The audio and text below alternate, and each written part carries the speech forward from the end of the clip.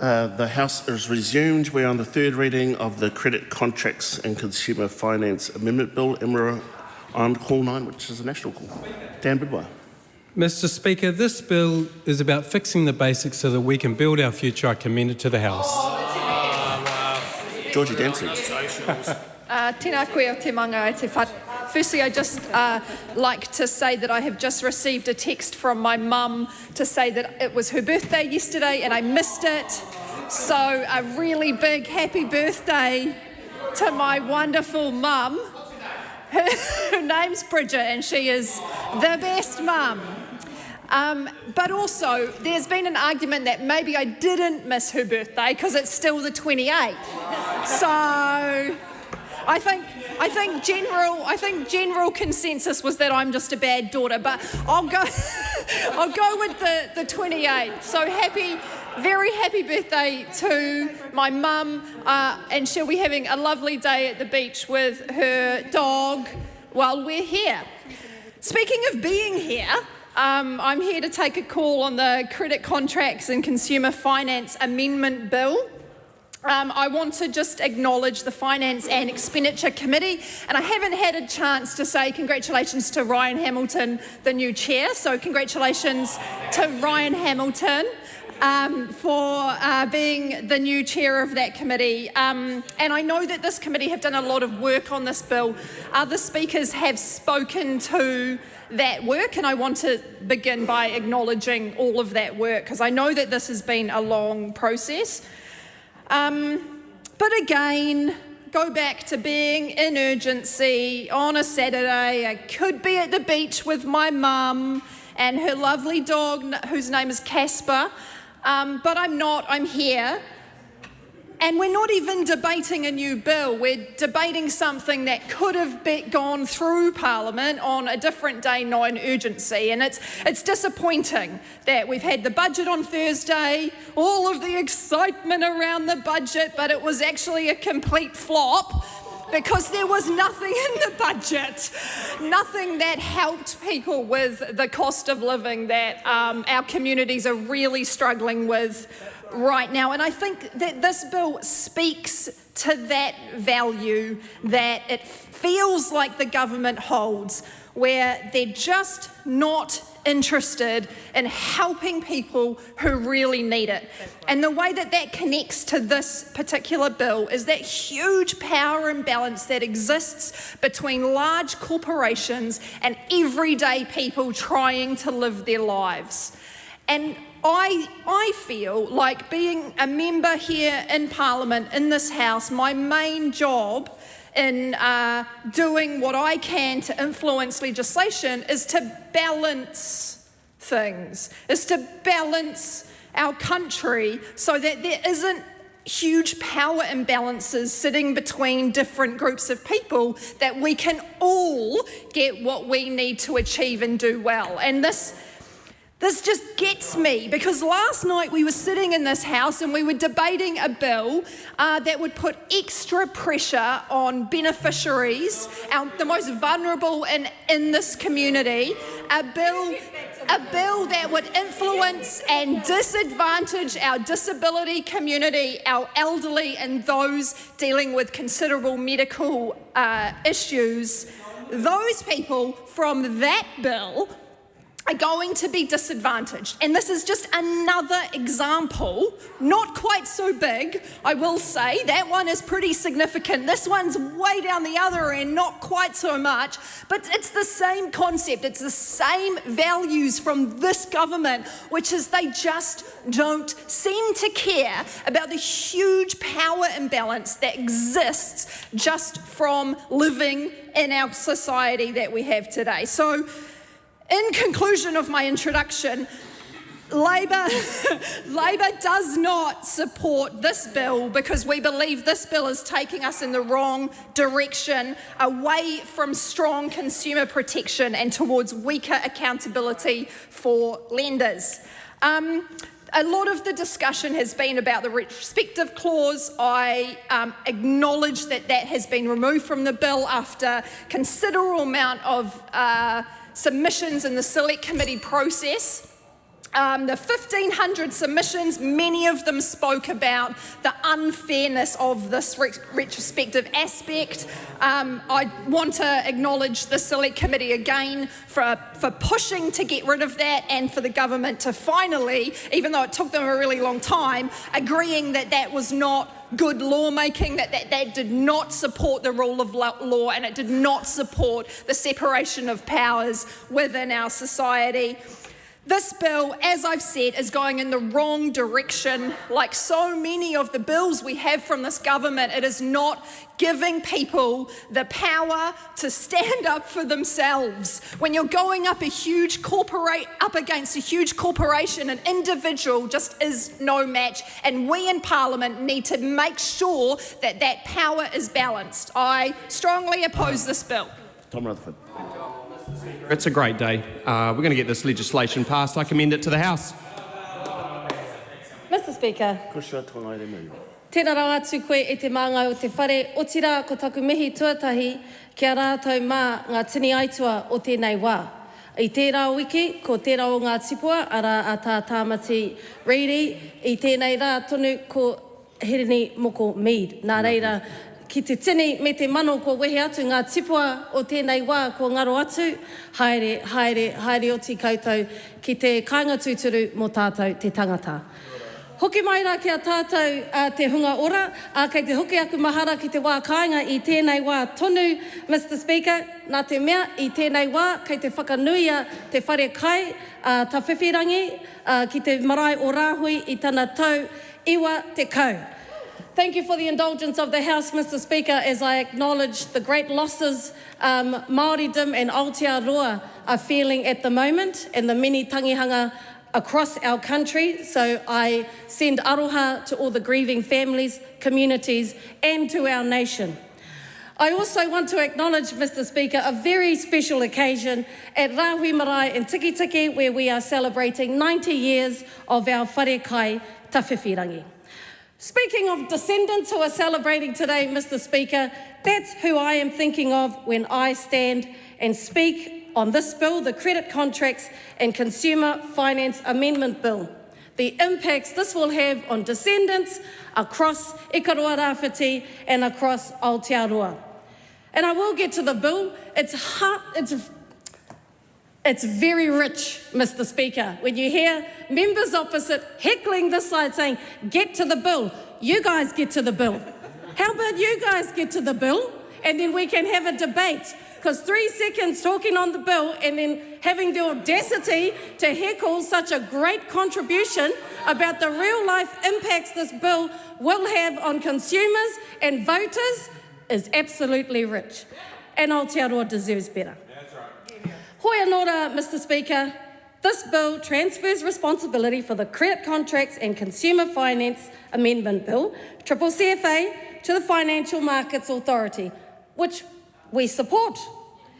We also support stronger consumer protections and clearer enforcement under the CCCFA. Until we can be guaranteed that Clause 47 cannot be added back, we oppose this bill. Clause 47 changes how old lending mistakes are dealt with, Mr. Speaker, giving lenders a chance to avoid large penalties for quote-unquote technical breaches, even if those loans were made before the new law existed. Now that, Mr. Speaker, is the risk for all everyday New Zealanders. The focus of Parliament must always be on the people we serve, the consumer. I did a quick ask around my whānau, Mr. Speaker, to see some real-life examples of how this would be affected. Didn't have to look far. My niece, Kellyanne, not her real name, I told her she could remain anonymous, but she went and got a loan for a vehicle. That's not unusual. Now, she's quite responsible. She's got different spending habits to her auntie and different financial management systems than her auntie. So she thought, I don't want to have this debt looming over me for too long.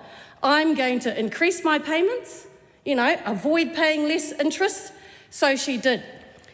In her mind, she had in her mind the date. That was going to be the day she celebrated that her vehicle was paid off and that debt was gone. Because she's got very responsible financial habits, she studied her bank statement and realised the payments were still going out. How can that be? And then she received a statement saying not only had in fact she not paid off the debt, she owed $10,000. She owed $10,000. Now, as I've said, this niece is quite financially savvy. She's got nous, she's got the inclination, and she's got the confidence to deal with lenders and banks. Many whānau do not, Mr. Speaker. The power imbalance that MP Georgie Danzy just mentioned is absolutely real. People assume that the lenders and the banks have all the power and somehow they must be wrong. They must have got their calculations wrong. And money is staying in the wrong pockets, Mr. Speaker.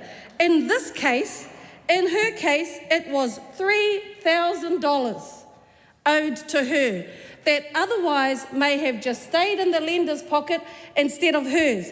And now, whānau in Ikaroa Rāwhiti and around Aotearoa know exactly the value of each and every dollar right now, Mr. Speaker. For her, that $3,000 will go a long way towards her $600 a week grocery bill. That's just on the basic groceries to feed her family of 5. $600, not $60. So that's why the 2015 disclosure regime was so important, Mr. Speaker. You know, it made sure that borrowers were made aware of the total amount being borrowed. And like I said, some people might just assume that everyone is, is savvy about these things, but not everyone is. Some people truly believe if they're borrowing $50,000, they will pay back $50,000. That's why these consumer protections are so important. It requires any security. People know the security taken over their properties, what their hardship rights are. Information, importantly, about dispute resolution. And, of course, severe penalties for lenders were they to breach anything. So, taking away those penalties is a major risk for consumers, Mr. Speaker, and that's what we on this side of the House want to protect, the rights of our consumers. There are many supporters of this bill who argue that it makes access to finance easier. And on the face of it, most people would say that's a great thing. You know, of course we want to make it easier to get a mortgage or, the latest Ford Ranger or whatever, whatever it is for you. Access to lending sounds like a really good thing. But what I know for a fact, Mr. Speaker, is what borrowing represents to a lot of whānau is hope. It represents security, the opportunity to put a roof over their whānau's head, the opportunity to provide what they believe, and it's their right to, is the best outcome for their whānau. However, when those agreements are entered into without the full knowledge and the full protections of these consumers, that dream can quickly turn into a nightmare, Mr. Speaker, where whānau are not aware of the interest payments, do not have the capacity to fulfil the repayments. Then not only are they left with dashed dreams, they are still left with the debt, with the shame and the heartache of houses being removed from their whenua, being removed from their communities, and they are still sat there with the debt further back than when they were when they started. And a few of my staff who serve Ikaroa Rāwhiti and eco offices around Aotearoa have been approached not just by families experiencing hardship, Mr. Speaker, but by the organisations who serve them. The organisations who come in the aftermath, who have to deal with the whānau, who have not only found themselves with a mountain of debt, but as I said, the disappointment of not even having the asset for which they borrowed. So while we are all about efficiencies and the main priority for us on this side of the House, Mr. Speaker, is to protect the rights of consumers so that whānau are not left overpaying by $10,000 or not actually having to navigate a system where people whose job it is to do this, people got to take time out of their day from their work to navigate these systems just to make sure they're not getting ripped off. Hei whakakapi, Mr. Speaker, it would be very remiss of me as the spokesperson for Sport and Recreation for the Labour Party not to acknowledge Ngāti Porou East Coast and Poverty Bay who are about to take the field for the King's birthday local derby in Tūranganui Kiwa. Go the coast, he wiwi, Ngāti. Ka rero atu mātou e whakai ki tēnei pere, Mr. Speaker. Mr. Speaker, it is my privilege to speak to commend the third reading of this bill. But before I commend it to the House, I have to say happy birthday to Minister Mike Butterick. I commend the bill to the House in building the future. Mr. Speaker, Dr. Colstrong. I commend this bill to the House. The question is that the motion be agreed to. Those of that opinion will say aye. Aye. To the contrary, no. The ayes have it. Party vote has been called for. The clerk will conduct a party vote. New Zealand National. 48 in favour. New Zealand Labour. 29 votes opposed. Green Party of Aotearoa, New Zealand. 14 votes opposed. ACT New Zealand. 11 in favour. New Zealand First. 8 votes in favour. Te Pāti Māori. Taku Te Whereas. 1 vote opposed. Mari Mino Kapakingi. 1 vote opposed.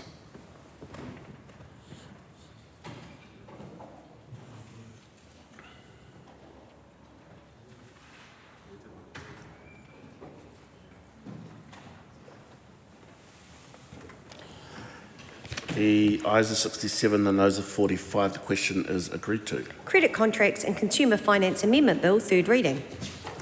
I call on Government Order of the Day number 9. Financial Service Providers Registration and Dispute Resolution Amendment Bill, second reading. Mr. Speaker.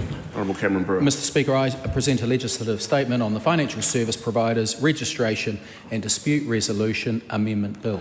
That legislative statement is published under the authority of the House and can be found on the Parliament website. Mr. Speaker, I move that the Financial Service Providers Registration and Dispute Resolution Amendment Bill be now read a second time. Mr. Speaker, this bill makes targeted but important improvements to New Zealand's financial dispute resolution system, a system that provides consumers with free, independent options to resolve disputes with banks, insurers, lenders, KiwiSaver providers and other financial service providers. I want to thank the Finance and Expenditure Committee for its careful consideration of this legislation. The committee received 63 written submissions and heard 13 oral submissions reflecting strong public interest in ensuring our dispute resolution framework is fair, independent and effective. I also want to thank all submitters, including consumer advocates, financial mentors, industry bodies, dispute resolution schemes, iwi and community organisations and individuals for taking the time to share their perspectives and lived experience. As the House will be aware, this bill forms a part of a broader financial services reform package by this government. This bill's purpose is focused and clear: to strengthen oversight of financial dispute resolution schemes and to ensure these schemes are governed and operated independently and effectively in the interests of consumers. The bill achieves this by improving government oversight of the scheme's independent reviews and providing a regulation-making power to set minimum governance requirements for scheme boards.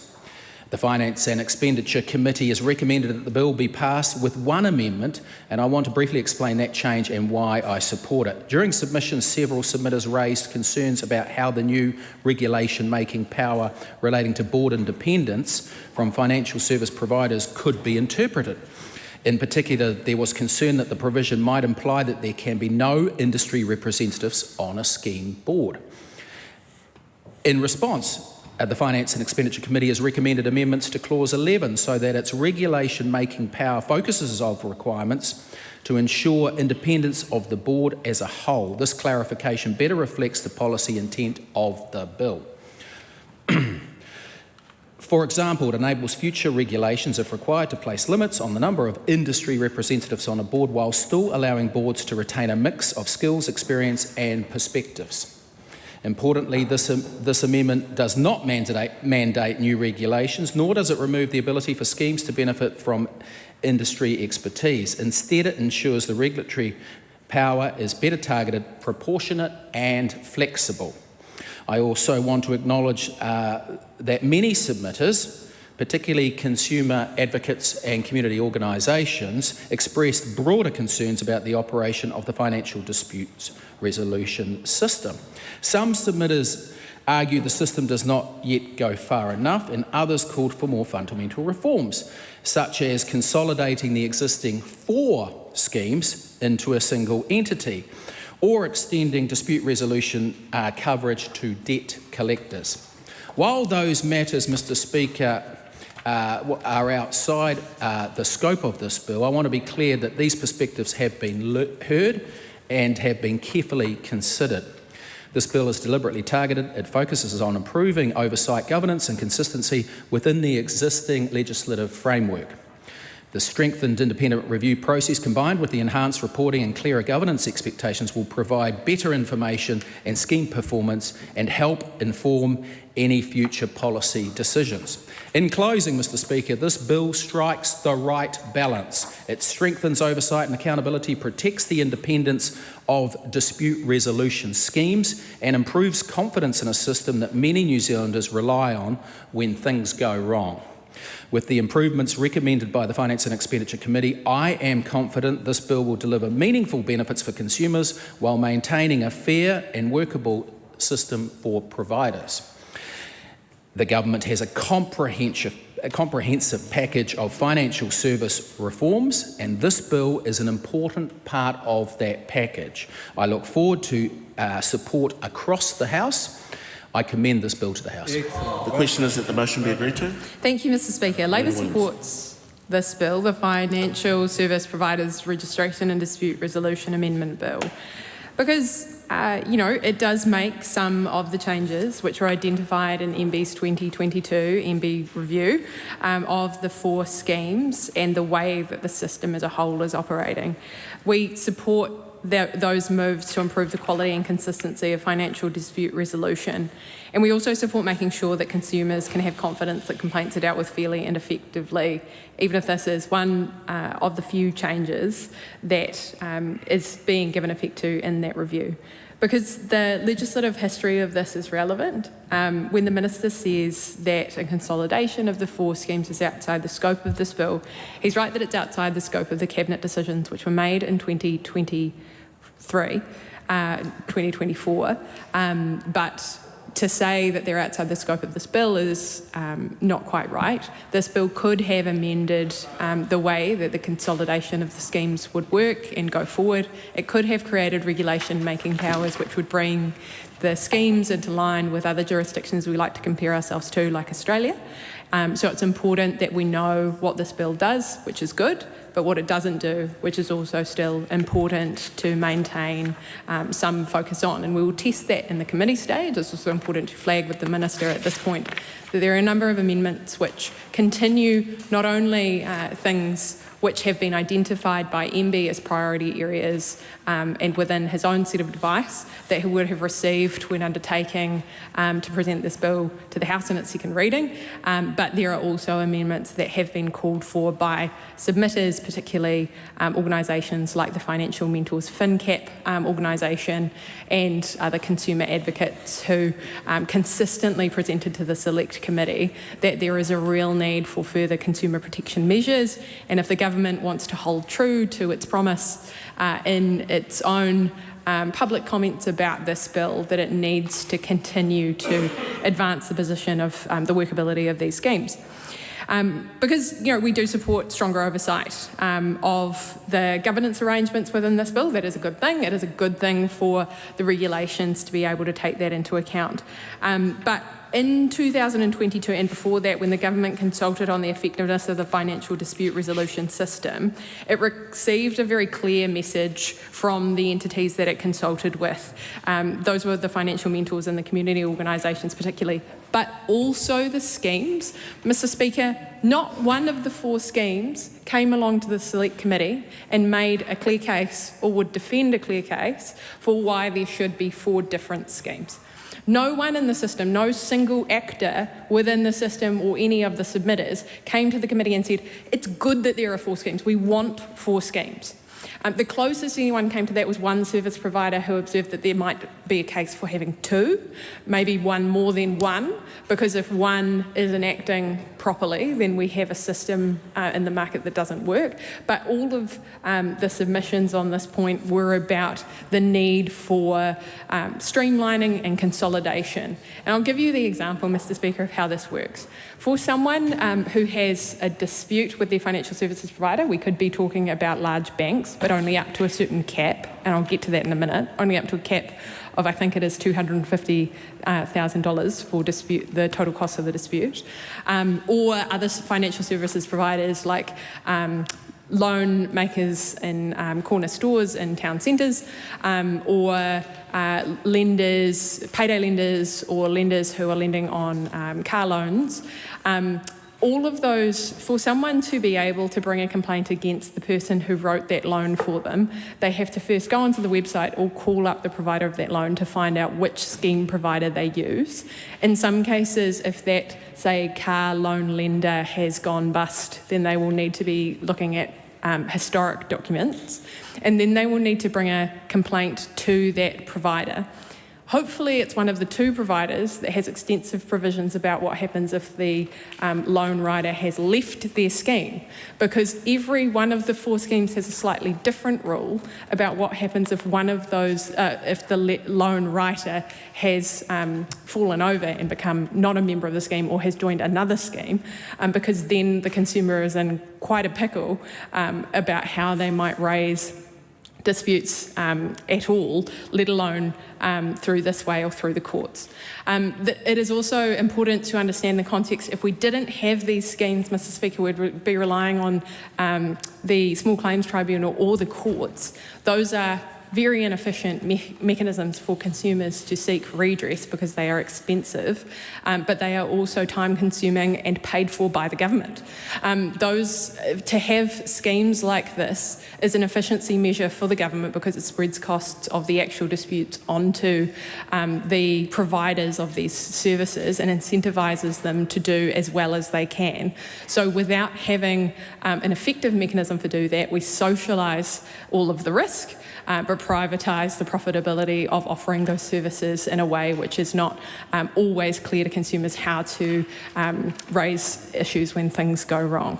Mr. Speaker, I want to put on record my thanks to FinCap for their advocacy around this. This will never be at the top of the priority list for MB, but they have consistently advocated over many years, beginning really around 2016 when this was first reviewed, and many of the findings were the same, that things like the caps for the ability for people to bring a dispute, even in 2016, were in question.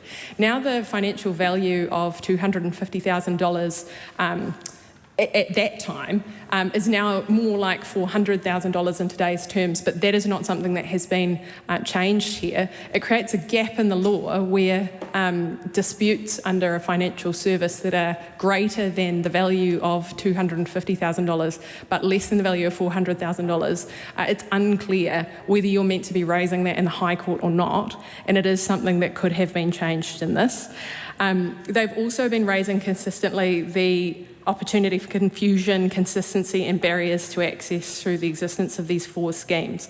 They came to the committee and gave an impassioned submission about what it is like for financial mentors to be working through these issues with a client. They can spend 9, 12, 20 hours of their time in a week just trying to help one client resolve a dispute with a financial service disputes provider.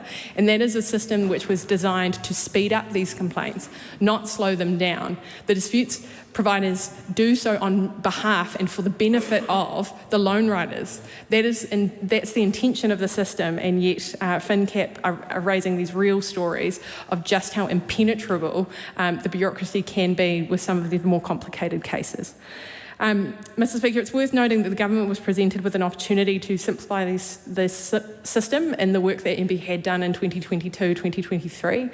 There were options. These were taken to Cabinet as part of the Commerce reforms, and ultimately it's a one-paragraph recommendation from the Minister of the time to his Cabinet colleagues that simply recognised that this was a big piece of work to take on.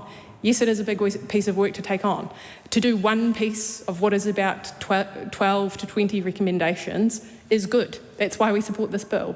But we have to know that we have left some of the things which are critically important to people being able to access fair and suitable credit for their needs. This goes alongside things like unfair contracting terms. We know in New Zealand that there are surprises in contracts for people who enter into consumer debt arrangements. We know that in other jurisdictions like Europe and like the UK, consumers with consumer debt contracts have much better protections about surprise fees, and especially fees that actually really look like penalties for people unsuspecting of that kind of conduct. We want to be a jurisdiction where consumers can rely on the law to protect them. There should be these sorts of provisions in our law in this hand, which there are not, but there should also be systems where they can raise disputes, where the law is on their side, and our provisions fall behind that of something like Australia, and so we need to keep working on this. Mr. Speaker, finally, I want to talk about how the experience goes for users of the four schemes: the Banking Ombudsman Scheme, the Insurance and Financial Services Ombudsman, the Financial Services Complaints Limited, and Financial Dispute Resolution Services. Those are people doing their best with limited resources in office buildings. It is not their fault that they are not able to process the number of complaints, and the number of complaints are growing.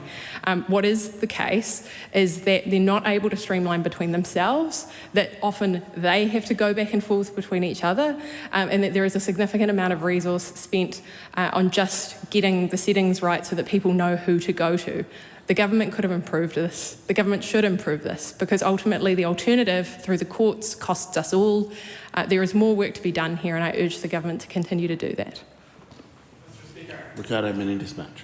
Thank you, Mr. Speaker. The Green Party is supporting the second reading of the Financial Service Providers Registration and Dispute Resolution Amendment Bill. On the whole, we think this bill does move in the right direction. We do question, nonetheless, the use of urgency to go through the potential remaining stages of this bill when the legislative procedures of this bill have actually occurred for quite some time. We could actually finalise this bill ages ago, and we still have time, as I understand it, before the commencement date for it to do so. So I think it's unusual that we are finding ourselves in urgency to debate the second reading, but I wanted to first of all talk a bit about my personal connection to the matters in this bill. Before being a Member of Parliament, when I worked at Auckland Action Against Poverty at the front lines, supporting people on the benefit, access their legal entitlements, we specialised on understanding another piece of legislation and its impact on everyday people, which was the Social Security Act. But the reality is the people that we served often also needed different ranges of support, and they needed financial mentors from organizations that would provide support for them to actually then engage with the very same institutions that this bill is trying to address and to allow the minister to carry out reviews on. And so I recognize the complexities that financial mentors across the Motu face when having to engage with these four main institutions. And I want to acknowledge particularly the members of the Finance and Expenditure Select Committee who partook in this debate and heard from submitters, including consumer advocates. And in this case, I want to acknowledge FinCap's submission. And I do want to traverse a bit from what they touched on, because FinCap is an organisation that does really important work. I've had the pleasure of connect with them since before being an MP because of what I just described earlier. And they talked about the reality is that in the course of the work, the financial mentors interact with different financial dispute resolution schemes, and they often talked about how they've reported that there are systemic issues with layman accessibility and consistency and quality across the 4 financial dispute resolution schemes. And FinCap was clear that as it stands right now, people have big barriers when it comes to being able to navigate the different services that these 4 schemes cover. And they also noted that consolidating them would actually bring us more in line with other countries. And I note, as the previous speaker, that there is an opportunity to potentially, in the next stage of this bill, amend it so that we actually can move towards that consolidation. And what they noted is that in the current status quo, this is actually taking a lot of time from those 4 big institutions to basically talk to each other, but it actually also ends up costing time for those very same financial mentors and everyday people who are trying to just navigate a system when they're having to go through a financial dispute resolution. And one of the things that FinCap also urged the minister, or sought more clarity on, is whether the minister should basically conduct, they were calling on the minister conducting an immediate review of all proposed schemes under the powers that will be granted on this bill. And I think this is worthwhile if the minister does not support an amendment to consolidate them all. And I think this is also important because one of the things that FinCap also noted in their submission, which I didn't get to personally participate during their submission themselves, so I've been sort of covering what they've brought to the Select Committee, is that they raise concerns that the bill itself doesn't signal any time frame for the minister to act on the changes and commission independent reviews or form regulations on minimum standards for governance. And what they noted is that once this bill passes, they would hope to see that these powers are immediately actioned upon assent, and that the minister conducts an immediate review of all proposed schemes by the same independent reviewer, and that there's certainty that this will happen at least every 5 years. And that there's also, and I want to quote, immediate consultation from officials to establish the regulations needed to ensure financial dispute resolution schemes are governed in an effective and independent manner. Now, Mr. Speaker, I wanted to also touch on sort of the broader ecosystem that this bill covers.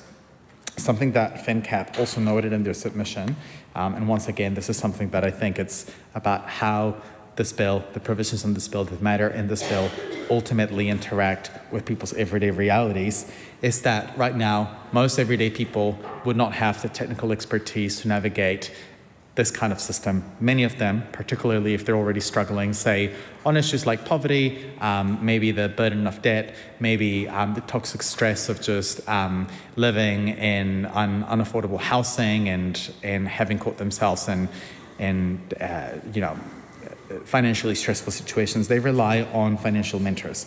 And what we do have is FinCap saying that we need to strengthen the support and the funding on those very same institutions, like, for example, community law centers, to ensure that they're very well resourced to carry out their functions to be able to support people navigate those very same systems. And I think this will be particularly important if the minister in the Committee of the Whole House does not support amendments to consolidate these 4 institutions into one. Because so long as we have 4 different institutions, the reality is that organizations like community law centers will end up having to spend far more time, far more energy, and therefore far more resources to be able to support people to navigate these different institutions. And I think at the end of the day also there will be more resources spent on those institutions connecting with each other and communicating with each other to actually ensure that people are adequately placed to be supported. So again, this is something that I think in the Committee of the Whole House, I hope the Minister can address. Because I also would like to make sure that we use that opportunity in the remaining stages, which I would assume will very likely happen today, unless the government decides to say finish urgency after the second reading, which they're more than welcome to do so. Because I think that would be the democratically responsible thing to do. But I can tell from the heckling on the other side that perhaps that won't happen. And the heckling on the other side also tells me that this government actually, through its record use of urgency, potentially will likely just continue to rush through the remaining stages of this bill. As I've mentioned earlier, the Green Party does support this bill. There's elements of this bill that are really commendable, but I think the use of urgency is really kind of not really justified or hasn't been justified by the minister. So I would also invite the minister to, in his remarks, whether it's in the committee of the whole House or in the third reading of this debate, to at least present to the House why he believes that the use of urgency for the remaining stages of the bill is justified. That is something that I don't think has been adequately addressed by the minister in this debate. And the other thing that I wanted to note is that the committee who evaluated this bill did consider amendments and did end up proposing amendments around the independence of that board and ensuring that independence of the board is paramount. And I think that's important. I think it's interesting that based on the report from the committee, the main group that was raising concerns about being effectively locked out was the New Zealand Banking Association. And I think where we've landed may be a good position. I think this is something that is worthwhile, again, exploring in the committee of the whole House stage. But I want to finish off ultimately by acknowledging that the real burden of the components of this bill and also the ones who will be eagerly awaiting the government's signals around the timelines of the reviews, the scope of the reviews that may happen under the powers of this bill, will be the organizations that ultimately are serving people most affected by issues around unsustainable debts of poverty, of people who may find the process of these disputes a matter of being able to be financially secure or otherwise. And so I don't want to disconnect, again, the sort of more technical natures of this bill from the everyday realities of people who ultimately engage with the likes of organizations on the ground who navigate with the main four institutions. The Green Party will be engaging on this committee of the whole House. I have seen already there's plenty of amendments being proposed, and I've noticed particularly, I think Member Adina William has put quite a few amendments. We look forward to evaluating those, getting behind those amendments, and I hope that whoever random member on the other side is heckling about the amendments engages with them too, and perhaps may want to consider having a quick caucus group chat conversation to see if they would be inclined to support any of these amendments moving forward. The Green Party commends this bill to the House. Thank you, Mr. Speaker. I rise in support of this bill. And isn't it slightly ironic that the previous speaker wanted to make a point around the use of House time, yet we're about to head into Committee of the whole House where there is irresponsibly close to 200 amendments that don't actually do anything. So I'd say it's kind of ironic. We're here for the long haul. Had a bit of a field day yesterday and I was out, so I'm refreshed and I'm ready to go. Commend this bill to the House. Mr. Speaker. Dr. David Wilson. I speak on behalf of New Zealand First for the Financial Service Providers Registration and Dispute Resolution Amendment Bill. I have personal experience of some of these things, in particular the banking ombudsman, and I am of serious belief that at the time that my complaint went through it was too heavily industry focused. But I note since then that they've moved far more towards independence. And so I'm pleased with the progress so far and I am encouraged by this bill. I commend it to the House. Dr. Lawrence Zena. Thank you, Mr. Speaker. Like my predecessor, one of the previous speakers, Ricardo Menendez March, said that we do support this bill, but I think there are a few important areas that I want to pick up on from his contribution, and we do look forward to the committee stage of this bill. And I think for me, one of the most exciting parts, and people it will not come as a surprise to anyone, but I love a good clause around regulatory making powers. particularly when it comes to secondary legislation. I'm sure any members here who are on the Regulations Review Committee, including the Chair Alana Williams, Deputy Chair Nancy Liu, I'm really hoping that we'll take a call on this and discuss some of the more nuances when it comes to RMP or regulatory making powers.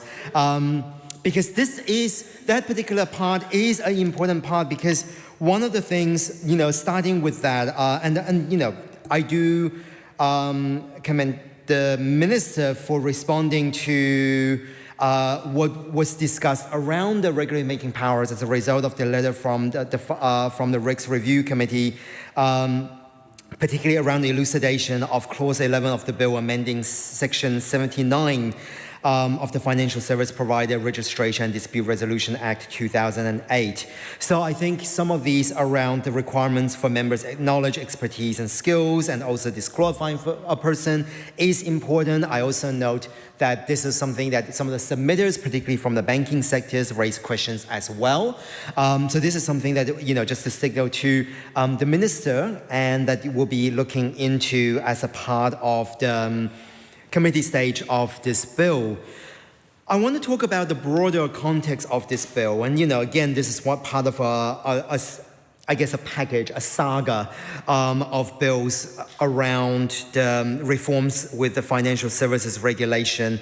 And this particular one to do with financial service to retail customers, which includes banks, insurance lenders, and Kiwi saver providers. And I think there are two areas I want to sort of pick up on, both from what the previous speaker, Alana Williams, and also Ricardo Menendez-March mentioned. And part of these is 4 schemes currently. There are 4 schemes: Banking Ombudsman Scheme, you have the Insurance and Financial Service Ombudsman, Financial Service Complaints Limited, Financial Dispute Resolution Service. That's a lot, and it is incredibly complex. And while many people will be familiar with banks, insurers, and Kiwi saver providers, I think lenders is an area that deserves some specific attention, particularly when we're looking at things that could be extended to those in the likes of loan sharks and etc., because those are the people who potentially would be struggling in various ways, as Ricardo Menendez-March mentioned. When we're looking at his work with the AAAP, when we're looking at places like the South Auckland community who are constantly being bombarded by advertisement, by things for them to borrow more, and increasingly having the need to go to loan sharks and lenders, etc. Something around this particular dispute resolution scheme and the way that those communities are often being taken advantage of is a really important aspect and deserves some close scrutiny when we're looking at this bill. On top of that, one of the things that I guess I disagree with, and this is an area that I want to commend FinCap for raising awareness to the fact of those 4 needs to consolidate into one. I am disappointed that the Select Committee didn't take that on board. However, I am looking forward to the Minister accepting one of, I'm sure, amendments that does consolidate all 4 into one, because one of the recent bills, when we're looking at the package, the saga around the anti-money laundering and countering financing of terrorism, precisely consolidate 3 supervisors into one to ensure that there's some sort of streamlining process and reassurance for the market, and that is the RBNZ, the FMA, and DIA. And the minister in charge at that time specifically mentioned how this would allow some of the duplicates when it comes to the way they're looking at without making an impact on their expertise. That is waiting to be said. So I disagree with the fact that, for example, the banking ombudsman, of course, in terms of their own personal interest, would not want any sort of consolidation. But I do think that is needed, particularly for consumers who may not understand the complexity of 4 schemes. We support this bill, and we're looking forward to the committee stage. Ryan Hamilton. It's a streamlined bill, Mr. Speaker, that takes it from 4 dispute resolutions into 1. It makes a lot of sense. The opposition support it and criticise us for going in urgency, and yet, ironically, the whip of the opposition will change words from things like maintenance to continuation and reorganisation to readjustment, such as the value of what they think and the importance of this House. I commend it to the House. Yeah. The Honourable Dr. Deborah Russell. Thank you, Mr. Speaker. This is in some ways a small bill. It deals with the sorts of issues that sometimes don't really get before this House in terms of financial matters.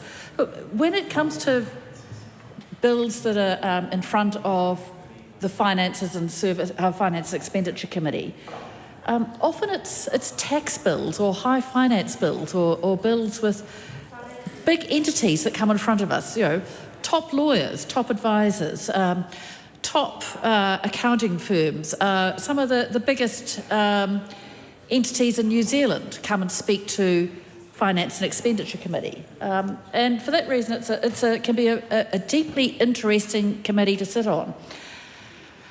This particular bill deals with a group of entities, of schemes that are set up in order to help the everyday people of New Zealand, the ordinary people, the people who don't necessarily have easy access to expertise, to highly trained lawyers, to sophisticated analysis.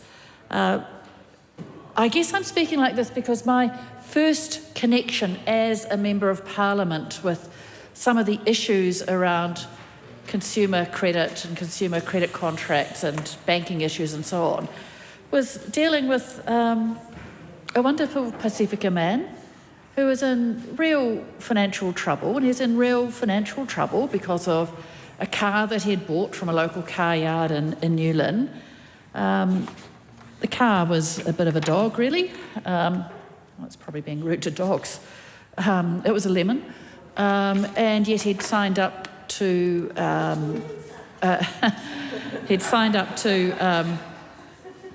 a contract for a finance contract for it, and the finance contract rapidly became very onerous.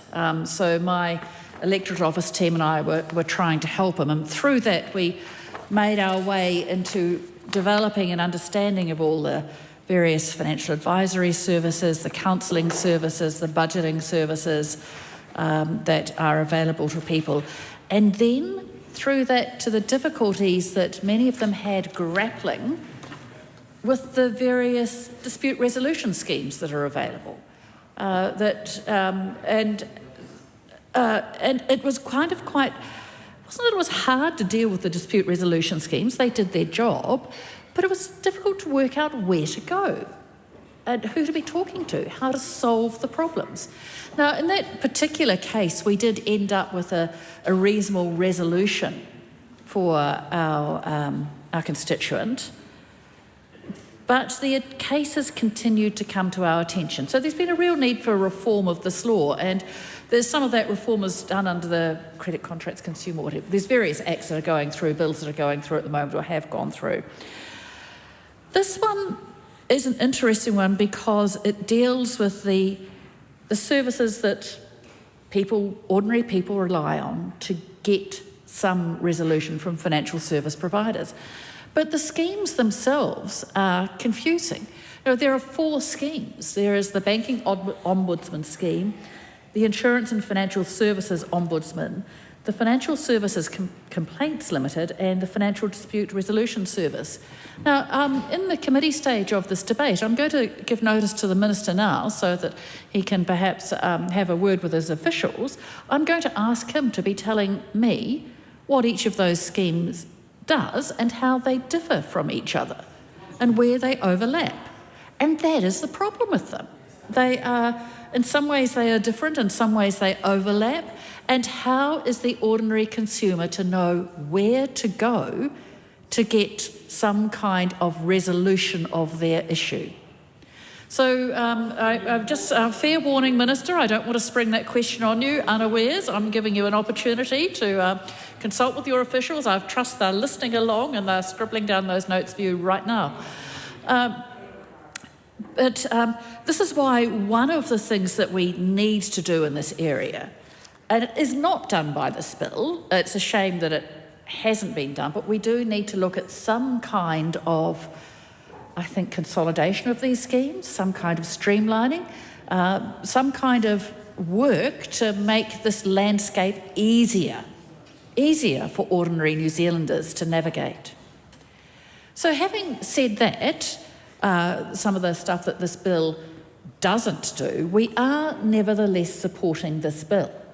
And we're supporting it for good reason. It's good work. It's part of a stream of work that has gone on under governments 10 or 15 years. It's always the stuff that's been happening. There's work being done on it under the previous Labor government. I think right back in my first term, it has continued. This work was being done under the second term of the Labor government. It's been picked up and continued by ministers in this term of government. So there's when people say, why doesn't Parliament agree on anything? Well, actually we do. And sometimes there are streams of work that just continue steadily under governments of various colours, and that work, it's not work that begins afresh every government, it's work that is picked up and continued. And we are glad to see that this work is continuing under this government as well, and I guarantee that after November we will continue the work when we are in government, gentlemen. So do not worry, your work won't all be lost. I do want to talk about some of the issues that are sitting within this bill.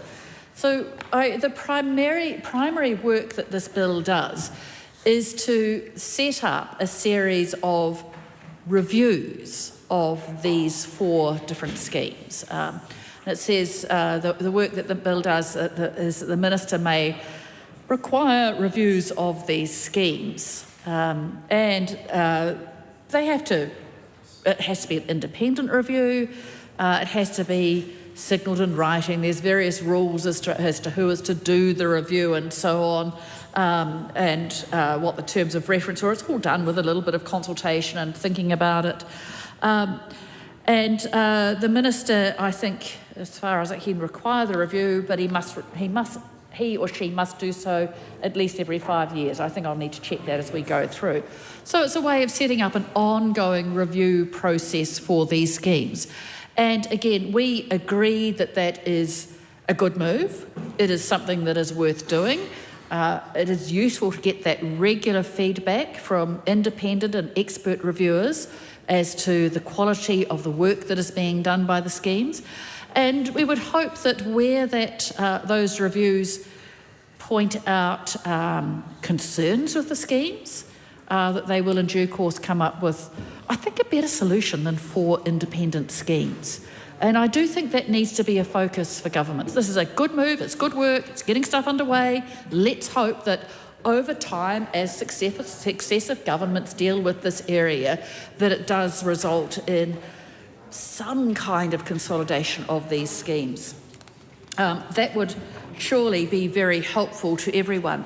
I think, getting back to this issue of consolidating the schemes, I think part of it is we have the banking ombudsman service in there, but of course banks offer multiple services these days. They offer insurance services as well. So what are you to do with your insurance services? Are you go to the banking ombudsman or to the insurance and financial services ombudsman? It's not immediately obvious. And that, I hope, is one of the things that these reviews will set up and do. I think the Select Committee did some really good work. In part, I can't remember when we started on this work, whether it was with Stuart Smith was chair or when Cameron Brewer became chair, in particular around the independence. Of course, we now have an excellent chair in Ryan Hamilton. Nothing like a bit of shade on did some work on the independence of reviewers and who must be the independence of the various boards and things that are involved in this. I think that's an important point to note. We want people who are expert in financial services but not involved in financial services. That's going to be a hard thing to come up with, but we can presumably at least get some work done in there to ensure the independence of those who are set up to review the schemes. So an interesting piece of legislation, a piece of legislation that we think is worth supporting, a piece of legislation where we will be examining what is going on in detail as a committee of the whole House. A piece of legislation that perhaps is not quite as full as we would have liked, but nevertheless it is worth supporting. So with that, Mr. Speaker, and I've got 2 seconds, Mr. Bidwell, you've done this before. Dan Bidwell. Wait till you get the call. Dan Bidwell. Mr. Speaker, this is a good bill and I commend it to the House. Reuben Davidson. Please alert the media. Dan Bidwell's speech ran to 4 seconds, but it was because he said it twice.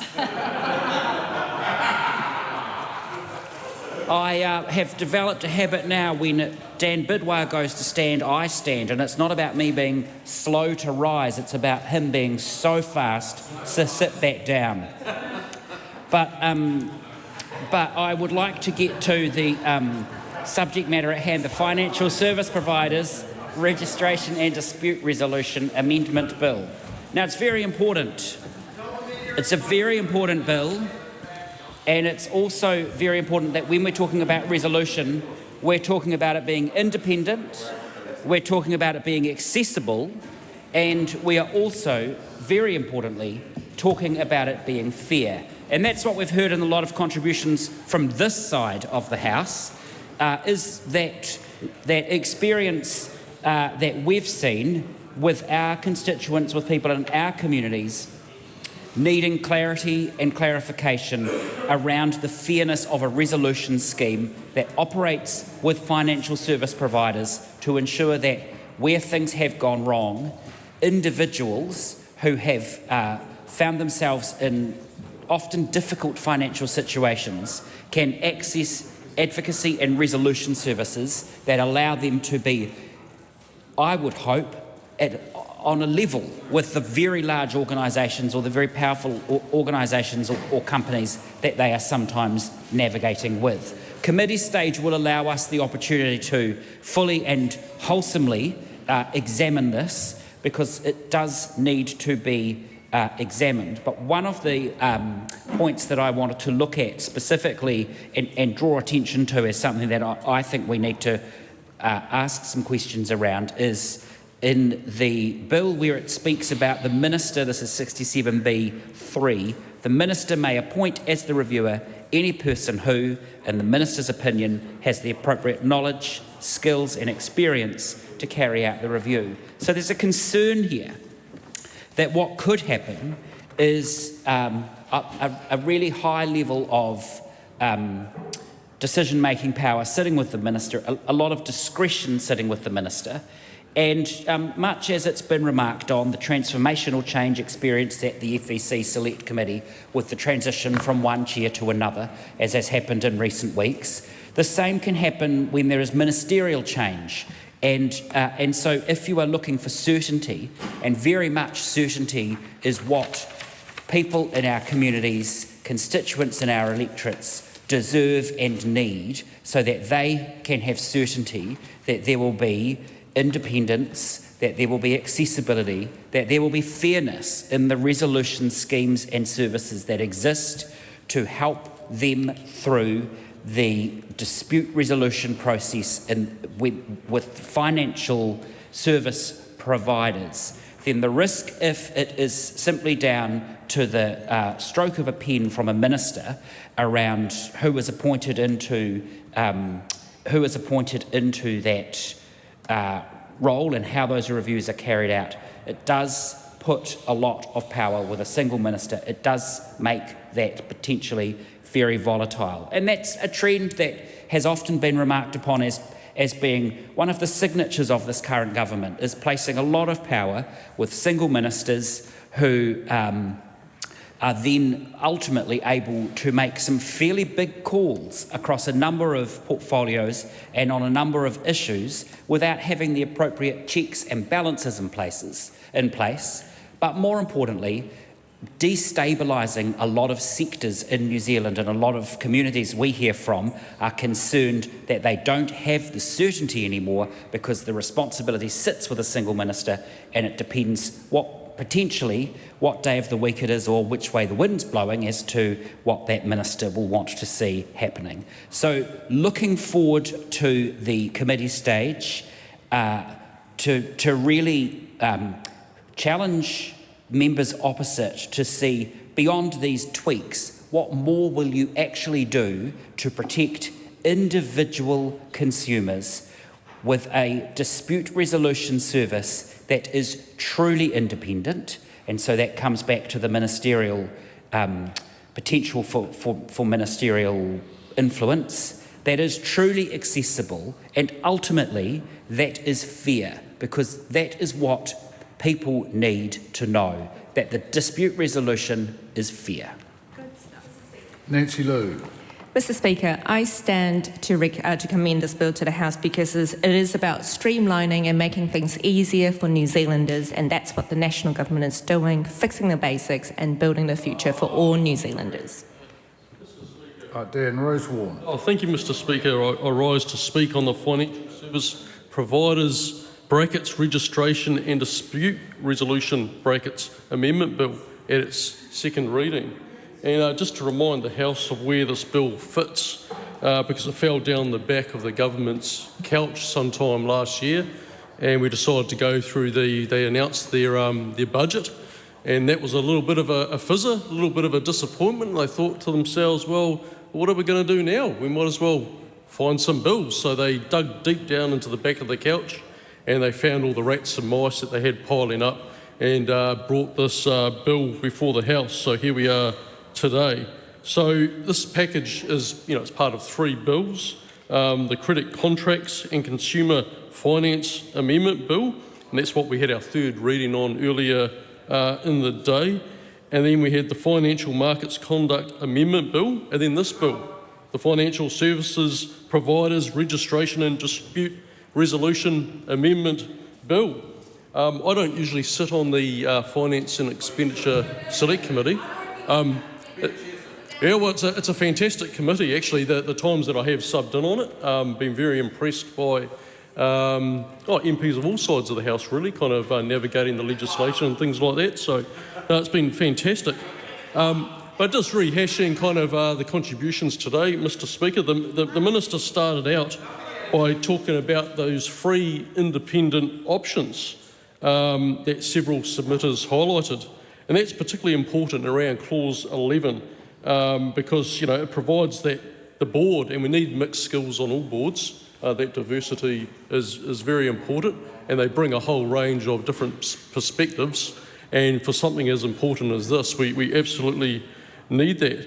My learned colleague, Arena Williams, said that this bill, it could have consolidated the schemes a little bit better in how they work.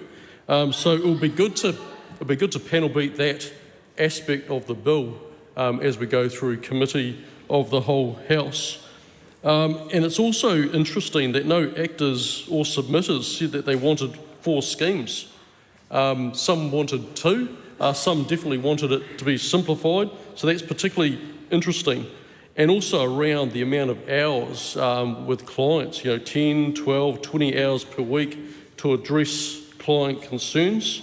And again, that is definitely something that we can flesh out during a committee of the whole House. I particularly like Ricardo Menendez-March's contribution. So he highlighted his personal connection to this bill on the coalface, assisting people and the challenges that they face in our community. And I think it's really important to remember that this bill works for all Kiwis, and we need to make sure that it is suitable for everyone, no matter where they are living and the circumstances that they find themselves in. And that leads on to Dr. David Wilson. So he touched on a complaint that he was navigating. So that actually highlights that anybody can be faced with a challenge, and they might have to go through the jungle gym of actually trying to go through the dispute resolution process. So it doesn't matter who you are, you might end up in this situation where you might have to weave your way through the system. And of course, Lawrence Zunan, always love his contributions. He named these bills a saga, and they absolutely are. Especially around communities, our vulnerable communities that are bombarded by advertising from loan sharks and that kind of more predatory kind of aspect of lending, insurance and that kind of thing. So very important that our legislation is fit for purpose to making sure we keep those more malicious actors at bay. And of course, Dr. Deborah Russell made the point that, people that usually present at our select committees, they have a, usually have a high profile, they usually top-end lawyers, senior officials, and they bring with it a certain type of perspective. And often the people in our communities aren't always the ones that provide their views. So it's very important that all of us, we get out into our communities and we make sure that we have those connections. And in the Waimakariri in particular, Mr. Ducey would know this very well. We have some fantastic people in our community that do a lot. I won't lose my train of thought there, but but it's very important that we do. Through that, that's pretty good actually. Yeah, but we do. We maintain that connection with our communities and those people on the ground that are doing that fantastic work to make sure that our vulnerable in our communities are able to enter the system and address their concerns around dispute resolution and things like that. Particularly around car dealers too. So I was actually quite surprised at how easy it is. So, you walk into a car dealer, you don't even have to pay a deposit in a lot of cases, particularly a young person, and they could be going away with a 3-5 year loan for an asset that depreciates. If that car breaks down, they're short on cash, and maybe they might they start reading the fine print, what the large print gives, the small print takes away. And then you read that fine print and you realise that the deal that you thought you got isn't necessarily the best deal. So people usually enter these situations unexpected. But as mentioned, Mr. Speaker, Labor will be supporting this bill. We're doing so carefully because this is one of those pieces of law that most people will never read, but they'll absolutely feel it when something goes wrong. This bill is about trust, and it's about whether everyday New Zealanders can trust the system when that financial service lets them down. And as mentioned, most Kiwis don't have a lawyer on hand. Most Kiwis aren't going to take, a bank or an insurance company to court. They rely on these dispute resolution schemes to sort things out for them. And most schemes do exist so people can get a fair hearing without spending thousands and thousands and thousands of dollars. So, if you have a couple signing up for insurance, they think they're getting a good deal. They might have gone through the paperwork, signed each page, and then as soon as they put in the claim, they realise, hey, they're not covered for the things that they thought they were going to be covered for. And they feel stuck, they feel frustrated, and they feel like they're going up against a system that's bigger and more powerful than them. And that's the moment where our dispute resolution schemes really matter. They're meant to be that place where people can go and get heard properly. Doesn't matter what walk of life that you come from. So that's why the system has to work and it has to be fair. And this bill makes some changes to how that system operates. It gives the Minister the power to decide how and when independent reviews of these schemes are carried out and who carries them out. Those reviews will still happen at least once every 5 years. The bill also allows regulations to be made about who sits on the boards of these schemes, and it sets expectations around their skills and their experiences and their independence from the industry that they're overseeing, and that's particularly important with that clause 11 as well. So on the face of it, yep, these seem like sensible changes. Better oversight is always a good thing. Clear standards for governance are always a good thing. And most people would expect that the people overseeing complaints about financial providers are properly qualified, but not too close to the industry. So if you think about that in simple terms, a bit like a referee in sport, you don't want the referee too close to one side. And rugby is a good analogy. Last night, Crusaders beat the Hurricanes 47-14. It was a fantastic win, so I thought I'd put that in. But again, you don't want that referee being too close to any one side. And I know the rest of New That's Zealand. coming close to out of order, Mr. Rosewarne. But, you know, everyone outside of Canterbury blames the ref when the Hurricanes win, but it's all right. But hey, the same principle applies here. This is where this side of the House looks forward to asking those hard questions during committee of the whole House, because this bill also puts more power into the hands of the minister. The minister can set the terms for reviews and appoint a reviewer. And so we just need to make sure that these reviews are genuinely independent. So for that reason, Mr. Speaker, I commend the bill to the House. Tom Rutherford. Mr. Speaker, I was going to commend that member for his contribution, and then he brought up the Crusaders. It went down very quickly from there, Mr. Speaker, but it's good to see some collegiality across the House, Mr. Speaker. We're a government focused on fixing the basics and building the future. Mr. Speaker! Mr. Speaker! Glenn Bennett. Kia ora, Mr. Speaker. To party Mary call, 5 minutes. Just like a sports game. Speed, not sound, actually. Thank you, Mr. Speaker. Just like a sports game, right? It's the fastest always wins, which was not normally me because I was really bad at sport. But anyway, I digress, and they've already drifted off the bill. Mr. Speaker, I will name the bill so you don't make me sit down, but the Financial Service Providers Registration and Dispute Resolution Amendment Bill. And Mr. Speaker, as we've heard through the contributions this afternoon and from the Select Committee and previously in the first reading, the aim of this legislation is around improving outcomes for consumers. Now, does it go far enough? Well, maybe not, but it is what it is. It is where it is, and that's why we are going to support it, because if it is about improving outcomes for consumers, then we're in, because we want to stand up for people in our communities and make sure that they're looked after. And we've heard a few examples this afternoon about who this legislation is for. And I want to reiterate in terms of within my community and the people in my life over many years. And one of the issues we had about a decade or so ago, or a bit longer actually, probably 15 years ago, was there was a bunch of Auckland second-hand car dealers.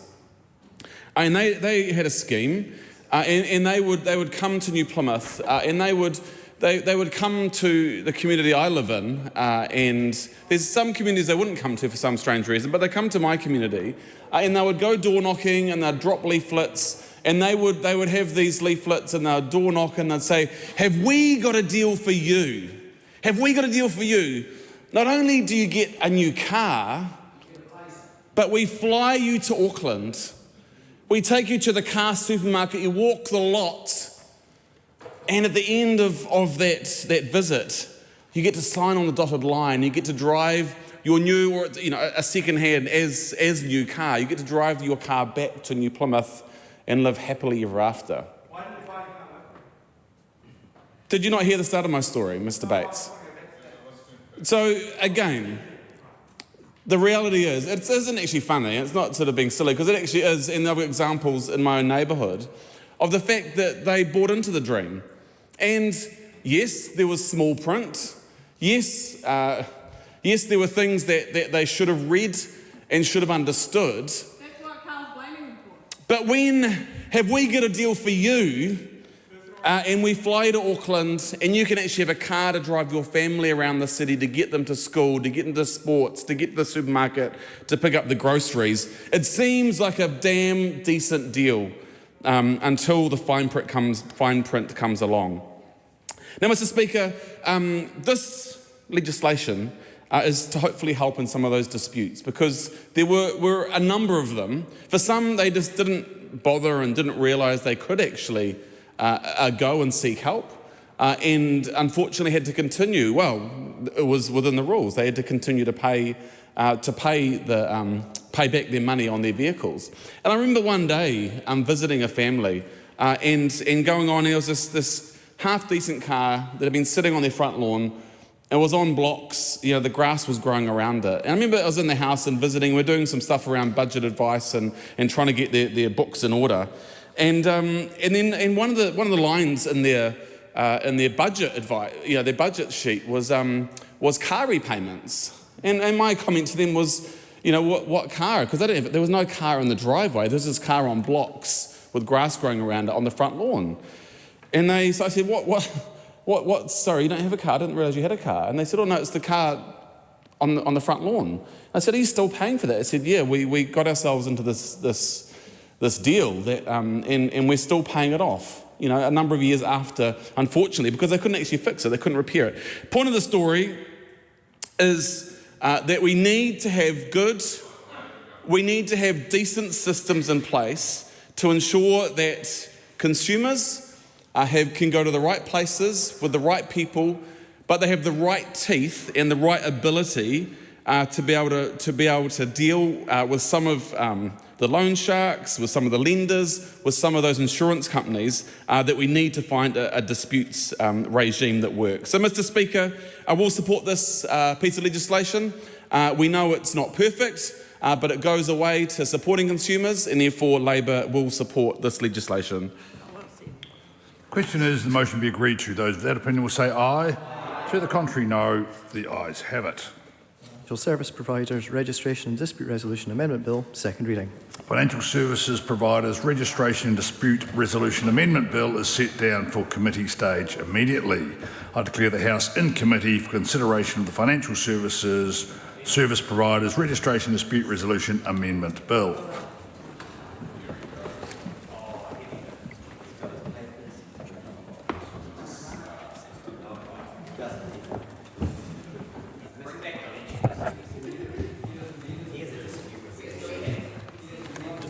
Good to go, Mr. Minister? You good to go, Minister? Right. Members, the House is in committee on the Financial Service Providers Registration and Dispute Resolution. Let me start that one again. It's still Thursday, mind you.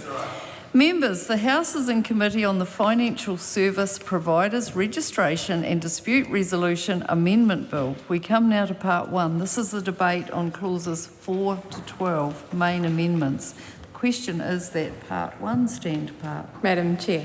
Arlene Williams. Thank you, Madam Chair. And it's a pleasure to take the first call in this committee stage. This is an important bill that makes changes which are largely cross-partisan, so it's important that we interrogate them carefully, especially under the conditions of urgency, which we first take the opportunity to thank both the Minister and his officials for being available on this Saturday, even though it is Thursday, Madam Chair.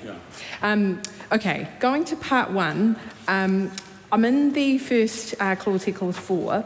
I want to ask the Minister just a quick question on the provisions that part gives rise to around financial compensation and non-financial. Can you remember which clause, sorry? Clause 4 has amendments to Section 52 of the original Act. Okay. This provision which makes prescribed requirements. It doesn't make mandatory requirements, even though that's what the title is. I want to ask him about the whether he considered raising up the rule within the original section on financial compensation, non-financial loss, stress and humiliation up to a certain amount. The reason I ask him about this is that that is the section which gives rise to that provision being a prescribed rule, not a mandatory rule, as the title says. But there were a number of submissions on this point, and in the not only to the Select Committee but also to MB's consultation in 2022. The reason why this was highlighted by organisations that advocate for consumers is that the rules for that kind of compensation are different across the 4 schemes, and so a prescribed rule or a mandatory rule is necessary to ensure some consistency across the schemes. What that rule is doing is that when real loss is not the entirety of the loss, say that your entire dispute might cost you $1,500, but perhaps you spent a year of your life trying to resolve that dispute in the kind of situation that my colleague Glenn Bennett described in the situation with car lenders in his area. If there was injury to a consumer that was non-financial but was stress-related, all of the different schemes have different rules for that. In the submission of FinCap to the Select Committee, they also highlighted this as an area for further improvement, and it is an area that I'm sure the Minister might have taken advice on in not only the formation of this bill but also in the changes that came from the Select Committee's considerations. I also want to ask him a separate question now, Mr. Speaker. On this is the section where he could have given effect to a new Section 56 provision, which would have created a system for one scheme to exist, a sort of transitional arrangement. Financial mentors have been making the case over many years for consolidating into either a single scheme or two schemes. A single scheme has already been implemented in Australia and the United Kingdom, as the Minister will know.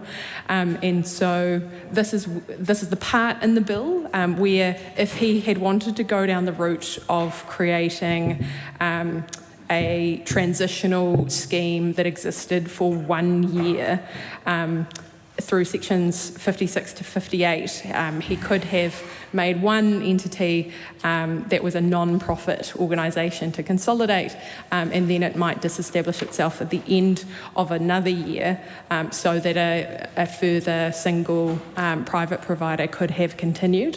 That would have required the amendments for the Minister to appoint the transitional entity with representatives from the 4 schemes. He might be familiar with this model because it was a model that was first canvassed with MB in 2016. It was a model that drew on the expertise of the consumer advocates who were working in the area about how you might create, not looking to create necessarily a state scheme, because the consumer advocates also acknowledge that the government has a role in ensuring that the right person pays for the cost of a scheme like this, and the right person to pay for a cost of resolving disputes at this level is certainly the private sector. So want to ask him whether he considered those kinds of amendments at Section 4. The other place you could do it is further in the bill at the transitional savings provisions, and I have got some amendments that I will ask him about when we get to that part. The Honourable Cameron Brewer. Thank you, Mr. Chair.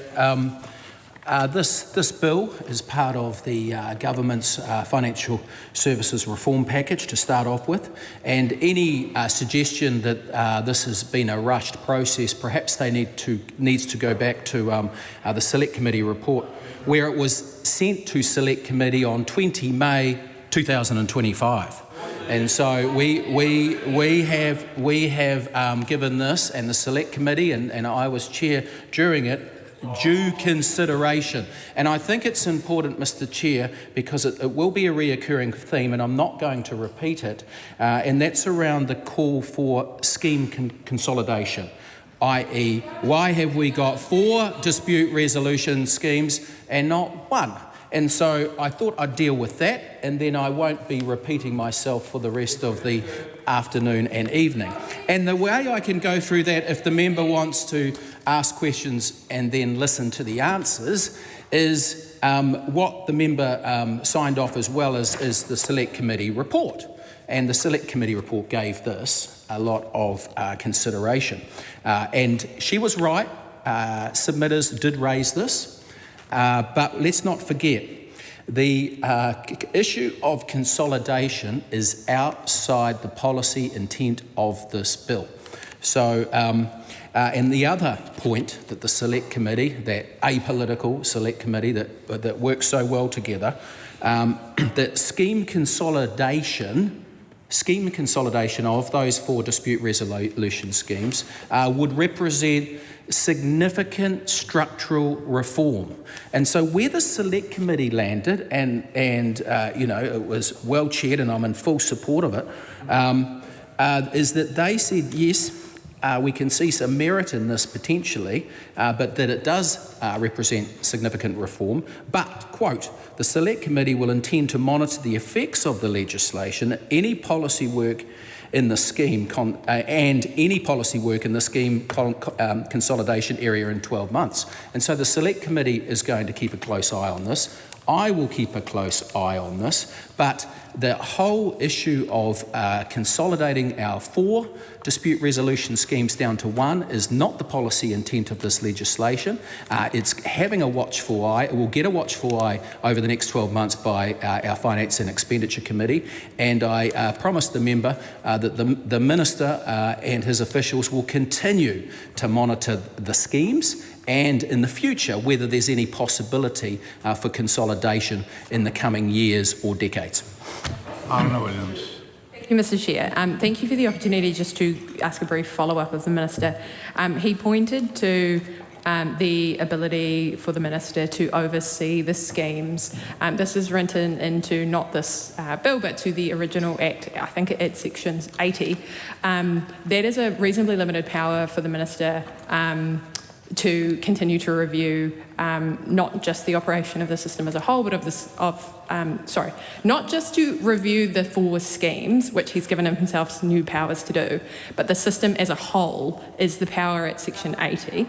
And I want to ask him whether he considered advice on establishing regulator oversight of the system as a whole. That's not something which is empowered in this system. It is empowered by the Australian Securities and Investment Commission's framework. So when you compare the operation of our schemes, not only are there 4 schemes instead of the 1 Australian scheme, but the Australian equivalent of the FMA has an oversight role there and a monitoring role. It's unclear what the FMA's role is for all 4 schemes, given that they have evolved out of a system which is like a supervisory scheme model, like the old model where you would have a supervisor of a public trust. Is what this is designed around, not having a financial regulator like the modern FMA. I just want him to clarify that, given that he's spoken about the oversight function of the Minister, which is on the 4 schemes, not in the system as a whole. Honourable Minister. Mr. Chair, what I was referring to there is pretty much what the members' select committee suggested I do. And that is that I'm not bequeathing myself statutory powers to conduct some oversight, but the Select Committee asks the Minister in their report for the Minister to undertake further analysis of costs, benefits and risks, broad stakeholder consultation and potentially a wider review of the Primary Act.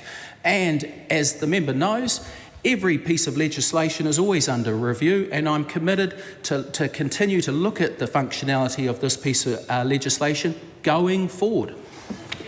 Dr. Lawrence Sunan. Chair, I have a short question for the Minister in clause 4 of this bill before moving on to other parts, because I think in terms of what we're seeing with Section 79A, CAA will be discussed much later in the piece, but I want to check with the Minister, because I wasn't part of the Select Committee for this. This particular clause has an interesting wording, which is whether the requirements prescribed, if any, are complied with. My assumption with the bracket, if any, pertains to if the required themselves need to be met, as opposed to if there are any requirements. Because surely if you're looking at Section 79.1 CAA, there are requirements. It's detailed in there. So can the Minister just confirm that bit of clarification that when we're looking at if any, that refers to if any of the requirements, and again we'll discuss the requirements later, if any of the 3 requirements in Roman numeral 1 to 3 need to be met, as opposed to if there are requirements. I want to continue on by just checking. I know that other members, and I see that the Honourable Dr. Deborah Russell have additional questions for some of these earlier sections as well. I just want to check in terms of Section 5. Now I'm also noting that when it comes to withdrawal of approvals, that there are additional sections that are being discussed later. I want to check if, other than withdrawal and consideration for approval, would any other potential part of the Principal Act that would actually be affected by, or rather, with the changes we're seeing in terms of Clause 7 with the new Section 67B to 67F? I will start with those 2 questions, but of course there will be lots of questions to come. The Honourable Deborah Russell. Mr Chair, just before we get too much further into the discussion on this bill, I am going to set that challenge for the Minister that I signalled was going to come to him in my second reading speech, and I think it is quite important for all those listening at home on a sunny Saturday afternoon, although I know it's not so sunny in some parts of the country, if the Minister could clarify the different schemes we are talking about. So to be clear, it's on the first page of this. It'll help of the bill as it came from the Select Committee. I'd like the Minister to clarify the schemes: the Banking Ombudsman Scheme, the Insurance and Financial Services Ombudsman, the Financial Services Complaints Limited Scheme, and the Financial Dispute Resolution Service, how those schemes differ and how they where they overlap. Just to give a little bit of guidance to our many, many devoted followers who are listening today. Thank you, Mr Chair. I'm happy to partake in this pop quiz, largely because we share some Taranaki heritage, and of course Dr Russell comes from a place called Whangamongama.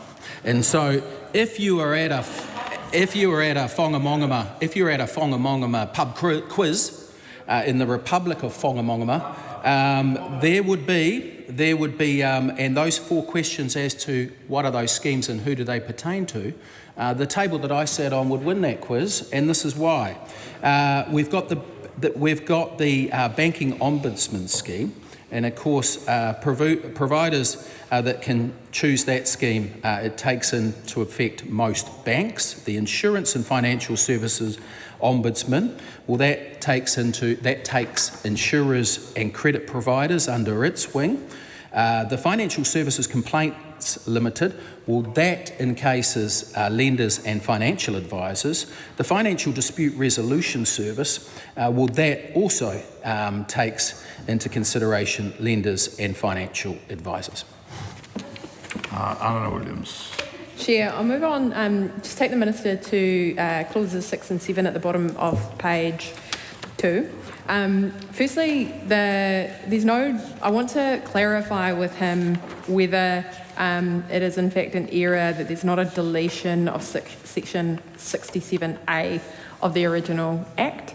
Section 67A is the provision which deals with mobile traders in other parts of the credit contracts system, and in the bill that we passed this week, there were modifications to ensure that mobile traders were treated by the FMA as the regulator in the same way as other lenders, and that they will not be licensed in a different way or subject to requirements of their services as a whole. They will just be subject to the requirement of lending products. So I want to ask him genuinely, would it be appropriate to vote for the amendment, which is a deletion of 67A? That is not a policy position, which is the Labour Party's policy position. There are some fierce advocates amongst my colleagues, one of them sitting to my left, and Dr Deborah Russell, around the harms of mobile trading and the need for regulation of mobile traders. But I'm simply asking him whether it was an oversight because this bill was drafted before his other suite of bills, which removed special provisions for mobile traders.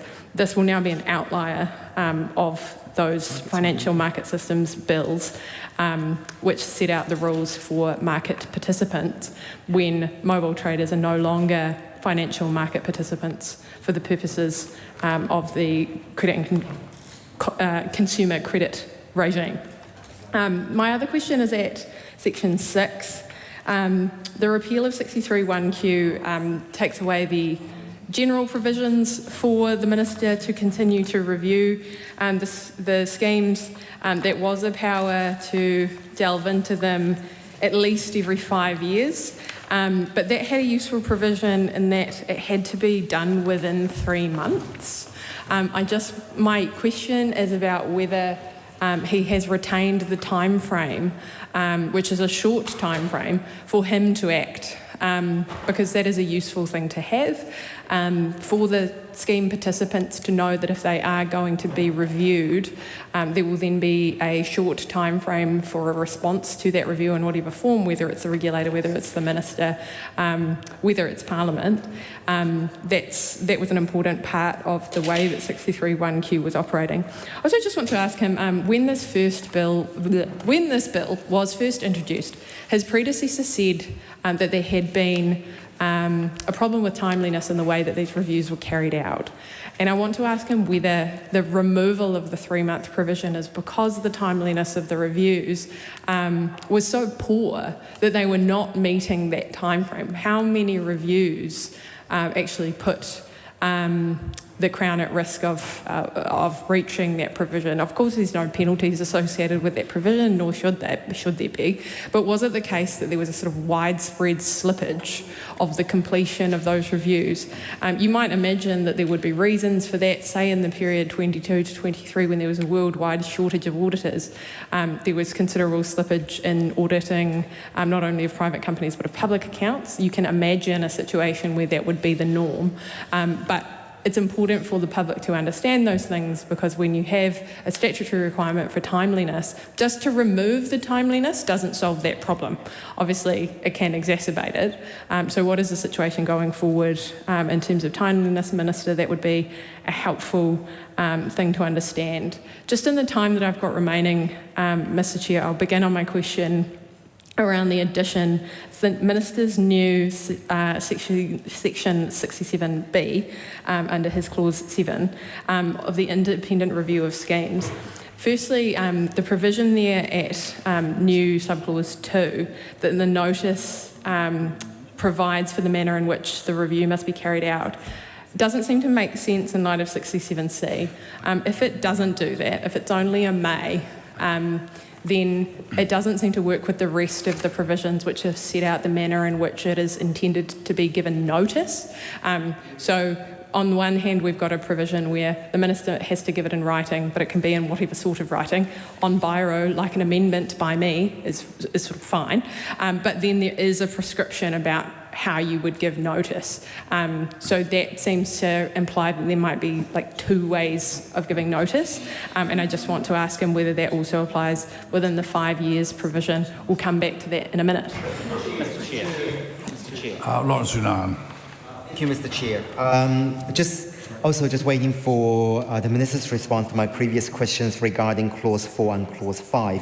I've got one more question on Clause 5 before I think I'm ready to move on to some of the substantial sections, but I respect the fact that some of the other members may still have questions between clauses 4 to 6. So I mentioned the changes to what we saw in terms of Section 56 amended withdrawal of approval, subclause 3 in Section 56(1)G replace Section 67 with additional inclusion of 67D1 and 67F. Now, I do want to check with the Minister that when we are looking at some of the other sections that potentially this relates to, and let's say, if you're looking at Section 77 of this bill, of the Principal Act, and it's always quite exciting when we have amendment bill because you can go back and refer and learn more about the principal legislation as well.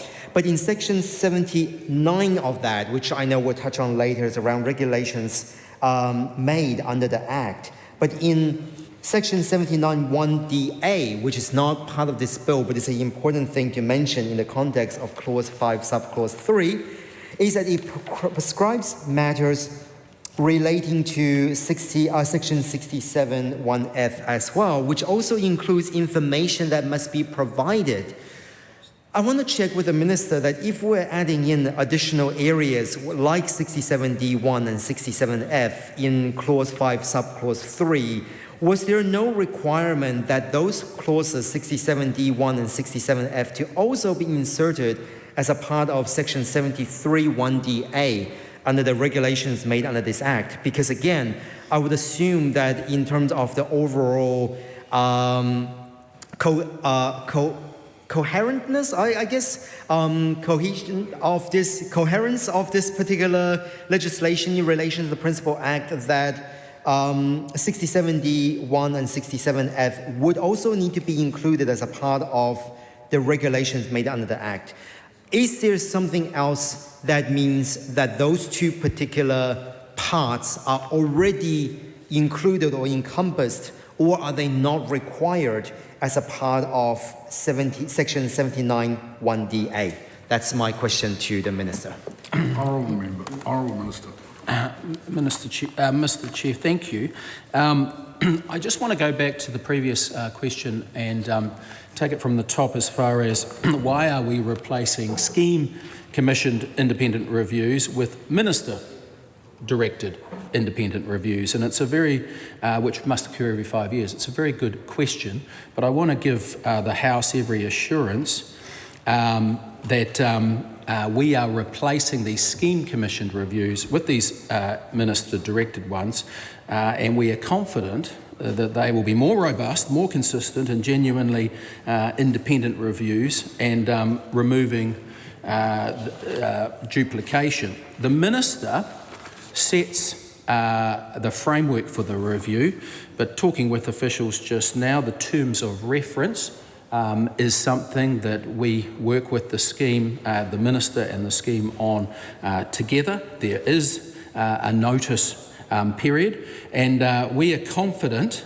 that with the intent of this bill to give the Minister more flexibility, that this will deliver improved consistency and transparency while reviewers remain independent and schemes remain operationally autonomous. So the independence of this, of the review of each of these schemes strengthens, but the Minister working with each independent dispute resolution scheme will work very closely on setting up those terms of reference and the framework for those reviews. Dan Rosewarne. Thank you for those answers, Minister.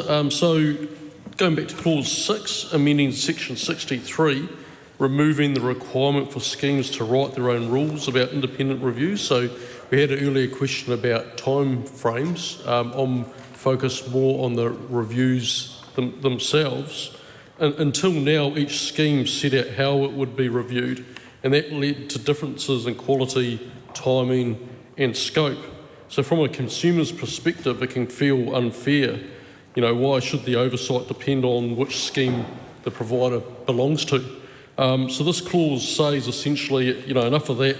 Reviews will now be driven centrally under a standard approach that should make outcomes easier to compare and easier for the public to understand. But at the same time, it does shift power away from the schemes themselves and towards the Minister. That may be justified, but it does mean that independence has to be protected in other ways. And I suppose the real-world test will be whether reviews feel robust and fair, not political, not box-ticking, and not overly distant from how schemes actually operate. So 2 questions for the Minister there. What specific problems with the old system led to this change, and how will independence be protected now that reviews are centrally directed? Thank you. Alana Williams. Thank you, Mr. Chair. All right, I want to come to my main question for 67B Act 2, and it is a question about the terms of reference for review. So, as I understand it from the Minister's helpful response before, the interaction between 67B and 67C is that the consultation must happen before the review is entered into. So those terms of reference must happen. So perhaps the reason why he has phrased this as the notice may provide the manner in which the review happens is because there is clearly going to be an understanding between the agency and the Minister and the complaints scheme. And I think that's fine. We do lose some level of transparency there if the Minister's notice simply says, I'm giving notice of a review and it's on the terms that we've agreed. there is a sort of lack of transparency there for any consumers who are aggrieved by this particular scheme, but you gain a sense of high trust engagement between the Minister and the scheme being reviewed. And so I want to ask the Minister then about how he intends for consumers to get the assurance that they need because of this, because I want to refer him to a very helpful piece of advice that Financial Mentors made public from January 2025 to January 2026.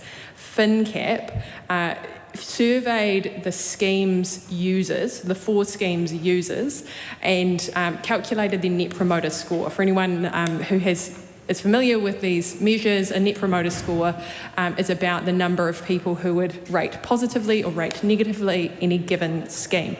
And Mr. Chair, I bring this up because the results are revealing. Some schemes had utterly fell short of public expectation for a scheme which is, for most people, they assume it is a public scheme and it is an alternative to the courts. What we must understand here is that this is intended to be something which is quasi-judicial, but for one of the schemes they had a negative Net Promoter Score of negative 30. Others had net 0 Net Promoter Scores in January, and then one scheme had a net positive promoter score of 12. So there was one scheme out of the 3 which had a very positive score, but the others fell well short of the expectations of the people who used them. In 2026, there was an improvement. I would suggest to you, Mr. Chair, that the industry was well on notice that MB was conducting these reviews, that there was a process for official feedback, and the Net Promoter Scores became, for 2 of the schemes, positive 30. That was better than any given scheme in the first year, and there was no scheme with a negative Net Promoter Score.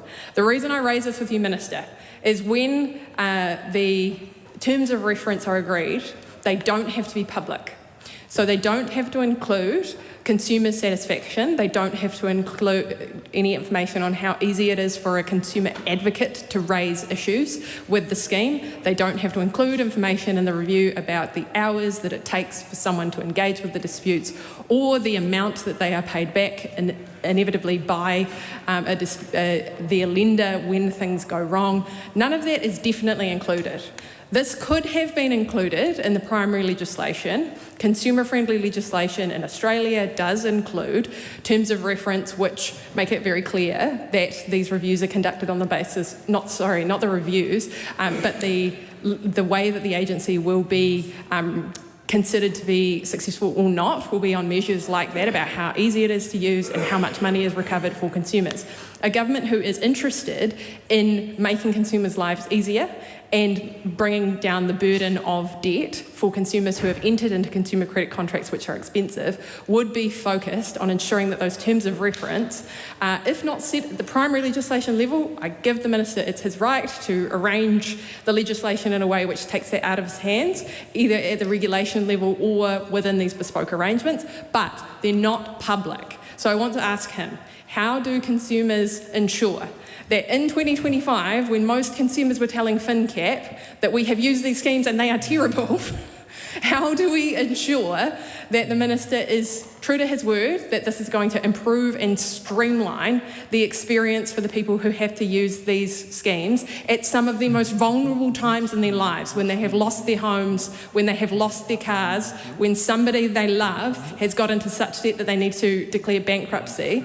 What is the insurance that these schemes are going to have terms of references that they are reviewed to his satisfaction, let alone the House's? Okay, Mr. Chair. The Honourable Minister. Mr. Chair, each of these dispute resolution schemes are publishing annual reports.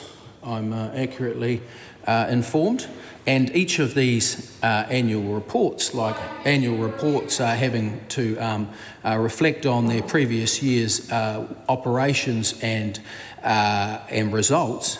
They will be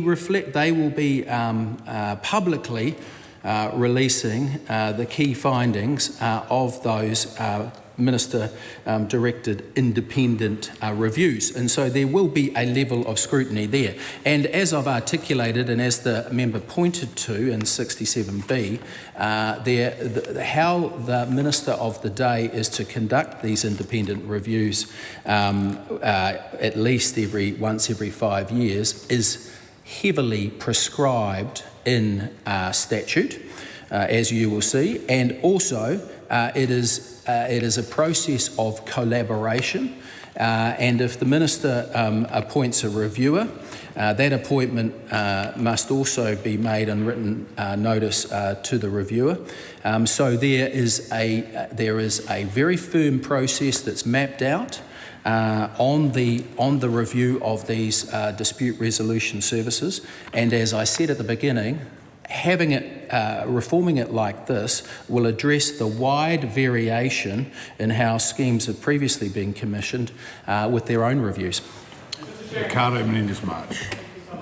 I've just got some questions on Clause 7.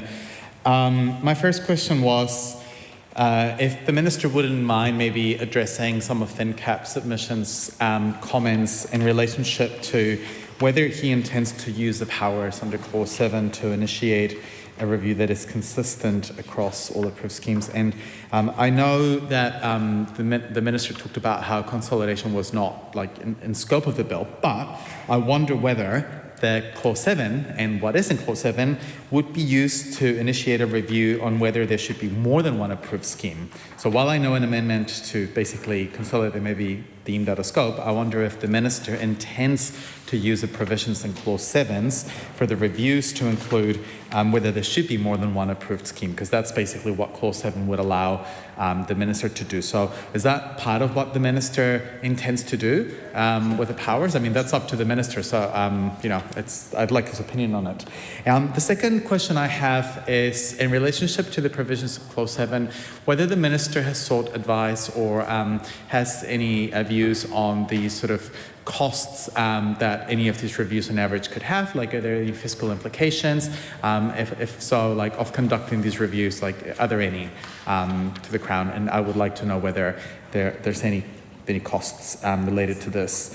Now on 67B3, my third question relates to on the ability for the Minister to appoint a reviewer who, in the Minister's opinion, has the appropriate knowledge, skills and experience. What safeguards are there for ensuring that, I guess, this isn't a sort of like jobs for mates kind of arrangement? Because, I mean, the way that it is written, it's simply just in the Minister's opinion, right? So I guess the Minister could just say, well, it is my opinion that this person has the knowledge, skills and experience, but are there any safeguards that the Minister thinks are put in place to ensure that these can be fairly evaluated? That this is useful because, I mean, I would like to trust that the Minister will be robust in, and I would like to take him at his word around, his intention as a Minister to appoint someone and to be robust in assessing their knowledge, skills and experience. But, a future Minister perhaps could just say, it's just my opinion, and then have no kind of a way of anyone else assessing whether that future Minister potentially may have actually done adequate or robust assessment of, say, for example, the person's skills. And that in and of itself then, I guess, undermining public trust on the reviewer's ability to carry out that work and undermining the provisions in Clause 7. The other question I had was in relationship to, and I know the Minister talked, kind of engaged with it a little bit, but on 67B4, that the appointment must be made by written notice to the reviewer. Are there any sort of like requirements for the Minister to actually seek the agreement of that person? Because, I mean, there's the notice that has to be given to the reviewer, but I don't see it much in terms of like, language of saying the Minister must receive confirmation that this person is actually interested in doing the work. And so I just wanted to know how would that work? There's the requirement to notify the reviewer, but is there sort of like a, I guess the reverse of that, where the reviewer must notify the minister that they're interested. So to recap, I'm interested to know if there's any fiscal implications of conducting the reviews per Clause 7. I'm interested to know what safeguards there are to maintain public trust in how the minister appoints the reviewers, and also whether the minister would like to address the calls from FinCap to conduct a review on whether there should be more than one approved scheme. Thank you. Mr. Chair. Mr. Chair. Honourable Minister. Look, this is the last time I'll canvass this, but the Minister did raise some good points. The member did raise some good points as far as Clause 7, and could there be a structural reform within the rounds of that. Clause 7 very much talks about the framework for reviews, and as I've touched on from the outset, a potential structural review of the system, i.e. perhaps a consolidation of 4 dispute resolution schemes down to 1, is outside the policy intent of this legislation. But as the Select Committee have asked me, and have asked the Minister of the day, and they have given an undertaking that the Select Committee themselves will continue to review this, is that, of course, structural reform, like anything in a legislative sense, is always on a policy agenda to continue to be reviewed. They are living documents, but reducing the number of schemes cannot be achieved within this statute. But that's not to say that we're not reviewing it. The Select Committee have asked me in a macro sense to keep an eye on it, and that's what I've given a commitment to do. On the reviews that the Minister sets, what the Minister of the day sets is the framework. The Minister does not set the outcomes. And as far as cost, how's all this funded? Well, the good news is the dispute resolution service, as is on the explanatory note, is a free service, but with the schemes themselves are funded by member fees. I have to say, members, it's hard to think how any more questions on folding the 4 schemes into one would constitute anything other than repetition. However, Arana Williams. Chair, just a quick question to the Minister. When he said that the Minister sets frameworks, not outcomes, was that a response to my question about 67B to C and the way that the review reference terms will be set, or was that a reference to something else? Now I want to take him to 67B3. It's generally industry standard for the reviewers of these schemes to do several different reviews. They are people who conduct reviews of schemes and disputes in other capacities. That's a good thing. These are people who are well resourced and have the proficiency to be able to carry out these reviews. But I want to ask him about whether he intends to take that practice forward, or whether he has a different intention about the kind of people that will be appointed as reviewers, given that it's now firmly within his ambit. The example that I want to put to him is the largest provider of dispute resolution schemes in the last financial year was reviewed by a commissioner of another dispute resolution scheme. So is it his intention that reviews will be conducted by people who are commissioners of other schemes? Yes, a peer review, you might say, Dr. Lawrence Junan. You could mount an impassioned argument for why that would be the most efficient way of doing it. But I think in the situation where most consumers are looking at dispute resolution schemes and raising the problems that the government was responding to in its reviews in 2016 and 2022, it would be quite hard for government to step back and say, now that it's within the provision of the minister, not with the agency, to continue appointments, which are his responsibility. They are not the responsibility of public service, so they have a degree of sort of governance independence, but also politicisation, whatever you say about them, that is the perception. Is it appropriate that then members of schemes would review other members of schemes? Whether or not that's members of dispute schemes for the provision of financial services, the members of dispute schemes for utilities, the members of dispute schemes for telecommunications. They are all quite a close network of expertise of a specific niche of corporate directors in New Zealand. And yes, you could also mount an argument that corporate director pool in New Zealand is shallow, and that there are not many people who could lead this kind of review. But again, the question is about how do we make sure that there is a level of robustness and consumers can see the public good of then lifting up the review provisions to the responsibility of a minister that is meant to be more public. It is meant to be more accountable by doing it that way. So is he sure that then his appointment provisions should not have an extra part there which says the minister may appoint as the reviewer any person who is not a member of another scheme within the system? I have presented him with a number of amendments that would also invite him to make a decision to appoint a consumer advocate. This is a different question, Madam Chair. It is a question about whether he thinks that the appointment of a consumer advocate or of FinCap themselves would be appropriate in the system. The reason for this, person obviously here could mean natural person or it could mean an organisation, a business, appointing a body that is in the business of every day, it is financial mentor's job to spend hours on the phone trying to resolve these disputes efficiently and quickly for the taxpayer and the client, who is the person who is in debt and is trying to raise the dispute. Is it not their expertise then to know what schemes are responding appropriately to consumer demand? Is it not the business of these schemes to take the burden out of the courts and out of the taxpayers' way and make sure that they are properly resourced by the financial dispute resolution services? With that lens, it would be obvious that you would want consumer advocates making the decisions about whether disputes resolution schemes were doing their jobs. So I want to ask the Minister, will he consider my amendments which suggest consumer advocates as the appropriate bodies, particularly the amendment which would appoint essentially FinCap or an organisation like FinCap as the default reviewer going forward? Madam Chair. The Honourable Cameron Brewer.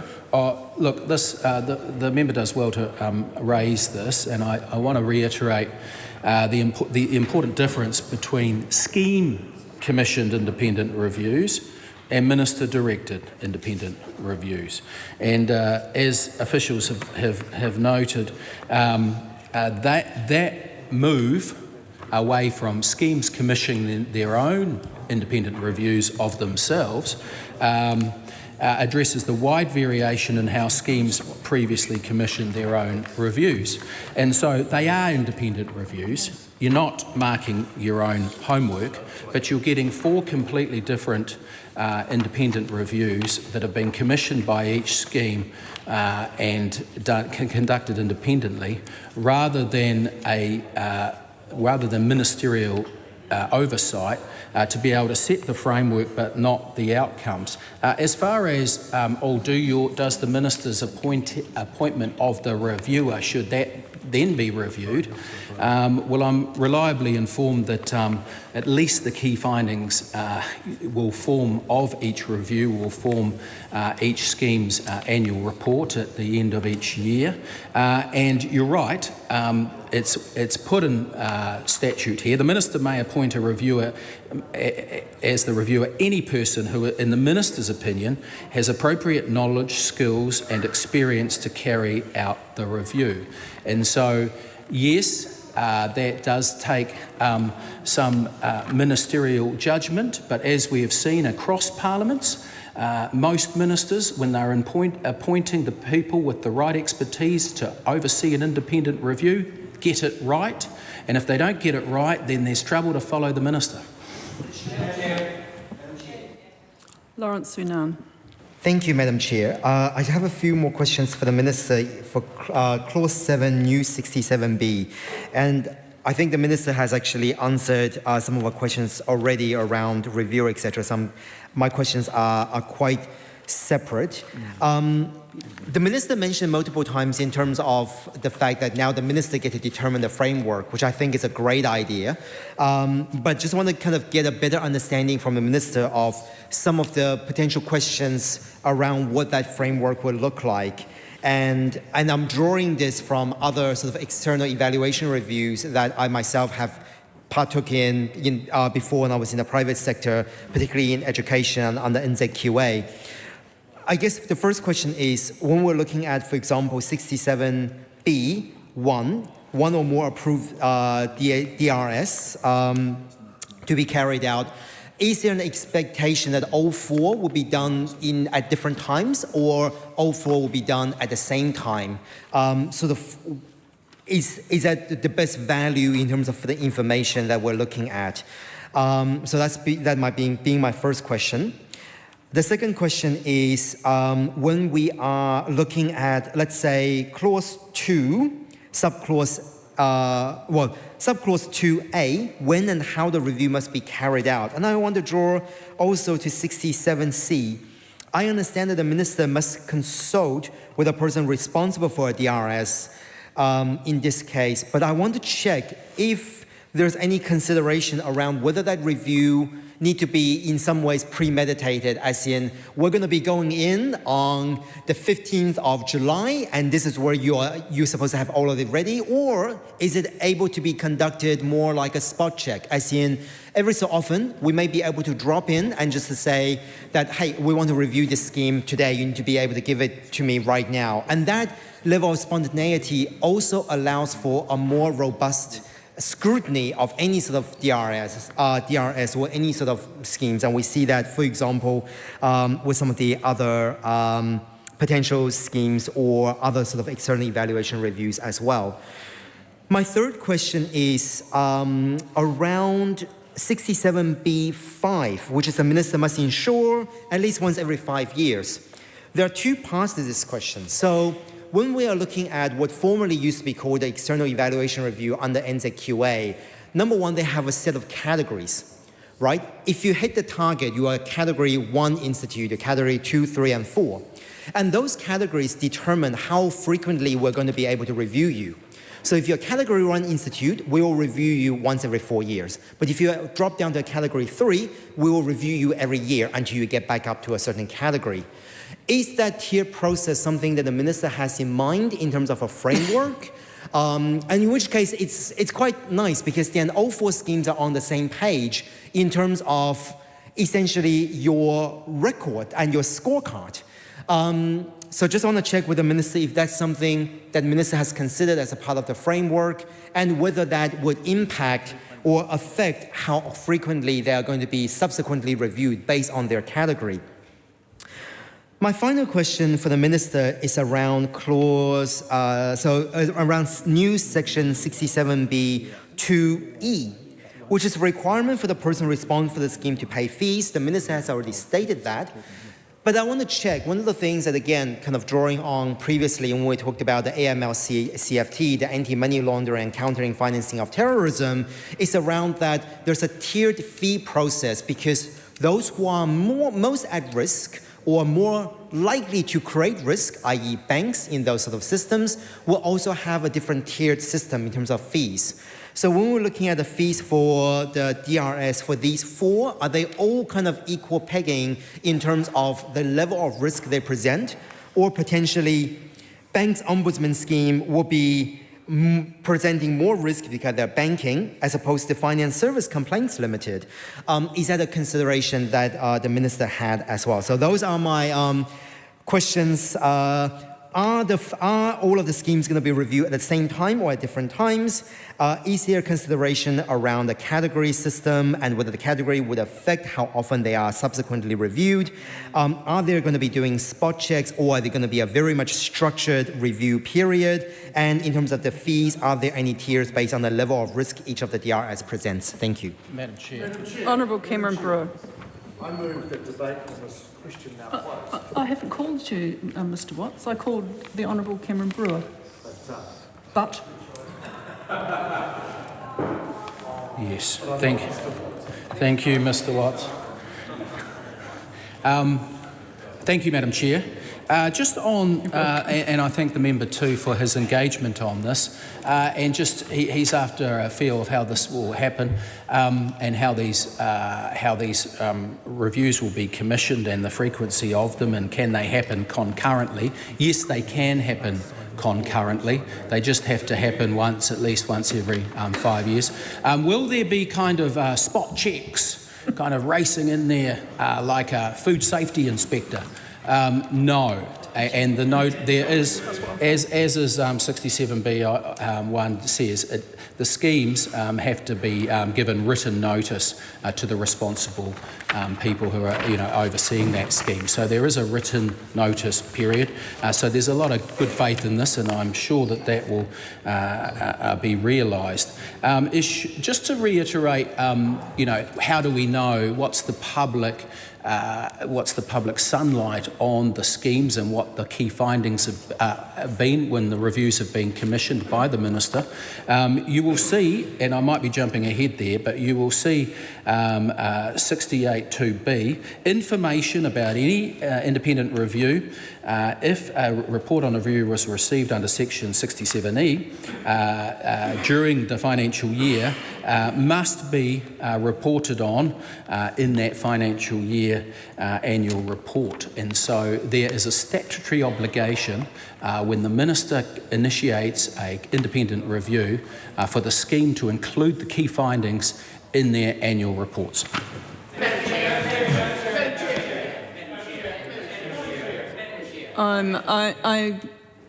I can see from the record that there is repetition. We are going over old ground. I'm going to invite members to talk to new material. Ricardo Menendez-March. I don't believe that 67F has been mentioned. Now, I want to talk about 67F2. This is in clause 7. I wanted to ask, so in this, the person responsible for the scheme must, within 5 working days after giving notice to the Minister, publish the following on an internet site that is publicly available. Now, does the Minister intend to explore whether there should be a repository on a government website, the link to these reports? Because potentially they could, because there are multiple schemes, does the Minister intend to, for example, host the information that the schemes must publish online on a government-collated website to, I guess, increase the accessibility from the public to actually understand, the notice and the report received under 67A. If not, I guess, does he feel like the layperson will be able to actually, and I received, for example, feedback from people that I know who were actually telling me that they didn't know that these 4 schemes existed. I think a lot of the, everyday person may not necessarily know that they do exist and how they can actually access. So does the Minister have any intention of allocating any resources to host these reports on a government or ministry website at all? And if not, why not? Well, just on that, because that is a good question. Hang on. The Honourable Cameron Brewer. Thank you, Madam Chair. I appreciate that. Thank you. Just a level of excitement from me here, because this is very interesting stuff. The schemes will be published, as you've. They publish the fact that there's been notice given, and that they also publish the report received. MB could link to it as well, and perhaps that's something that I work with MB just to give these reports and these reviews the sunlight that they will deserve. Ruben Davidson. Thank you, Madam Chair. Just to further explore the answer from the Minister that we've just had now around making things publicly available on websites, and this is 67E clause 2. The person responsible for a scheme must, within 5 working days after giving the notice to the Minister, publish the following on an internet, which was lowercase struck out, replaced with internet with a capital I, site that is publicly available. There's a few questions about this. The first really is around the use of language here, because internet site, it's a very strange way of saying website, but it also so it's curious language. The other thing is that it says is publicly available, but then in brackets, at all reasonable times. And so I'm wondering what an unreasonable time to be accessing a website to be looking at that would be, or whether that is implying that there could at times be, through no fault of the party responsible, an outage that prevented that resource from being available on a website, which would seem to me an unnecessary inclusion in the bill. So I'm just curious to know what the thinking behind that is, what the choice of that language around referring to something as an internet site. I've never heard anyone say, please go to my internet site and check out X, Y, or Z. Generally, people will talk about a website, or they'll say, you can find me on the internet. But internet site seems like a term that exists only in this bill. I've never seen it anywhere else. But it's really that question about reasonable times, what that is intended to capture, if the Minister could provide a little more information about that. The other point I wanted to make was that while we were back in 67B, and I'm not planning to go backwards here at this point, but we were looking at some of the content in 67B, particularly around 67B3, there was a reference from the Minister about how that connected in with something in future section 68. So I just wanted to bookmark for the Minister and Madam Chair, for you, that when we get to that, given that those two pieces of legislation are so connected and do speak to one another, that we may want to refer back to some of the connectivity within the bill between those two parts. What I wouldn't want that to be mistaken for was going backwards. It's certainly not my intention, but it is just to ensure that there's a cohesion between those two parts of the bill. But primarily the questions in this point from me are around that choice of language, being internet site rather than website, but also what the at all reasonable times language is intended to capture, what the Minister's thinking would be an unreasonable time, or just what the intention of that language is. So the member after me just saying, please provide new material, repeated the same question on the same issue as the previous speaker. I haven't got much more tolerance for repetition. Aaron Williams, have you got new material? Thank you, Madam Chair. I'll move the Minister to just a brief question on section 68. His new section 68, it's under clause 8 of the bill on page 4. The provisions at 1, A, B, C, they don't include a D there, which would have required reporting on consumer care requirements. That is something that arises in two pieces of legislation that he is responsible for and his advisors will be able to advise him on. The CCCFA creates those kind of reporting requirements for buy now, pay later, although those are on pause. And the financial advice providers provisions require them to report annually on their consumer care provisions as well. It's also a very long established part of the electricity retailers' annual reporting components. I want to ask him whether he has considered a new DE there, which would insert a requirement in the annual reports to give an assurance to consumers that compliance with consumer law and consumer care codes was in place. I'll also move him to clause 9, his new after 2(1)A. I want to ask him whether that provision for the timing specified for the Minister should be the old 3-month provision. If it's not the old 3-month provision, why not? Was that because of the industry wasn't able to do it in that time frame? And if it's not going to be 3 months, then is there a need for a better look at what is included in those reviews if they are that onerous that someone sufficiently qualified cannot prepare them within 3 months? I'll move him on to also clause 11. This one is the big one that the Select Committee gave some consideration to. It is around governance probity and is one of the most important changes that he is making. It also gives rise to regulation making powers, which the Regulations Review Committee was able to write to the Finance and Expenditure Committee on. So this is a useful one for him to clarify the level of independence. What his initial provision was, which required members of the boards to be independent. The committee considered that the better level of independence was the board's independence. So I want to ask him two things about this. Given that it's industry practice now for the reviewers of the boards that are initiated by the systems themselves are members of other schemes, how would those other schemes show independence from the board at the board level? Because if a board is independent from the reviewer, then is it the case that no one who is a member of another board, which does a similar sort of thing, can possibly be independent?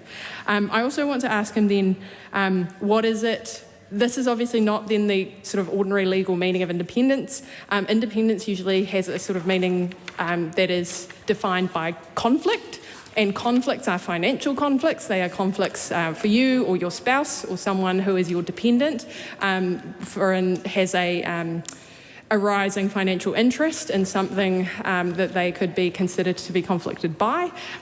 But if a board has that level of independence, then that's not what it is. So if we're stepping outside of the ordinary meaning of independence, has he sought advice on what that would be?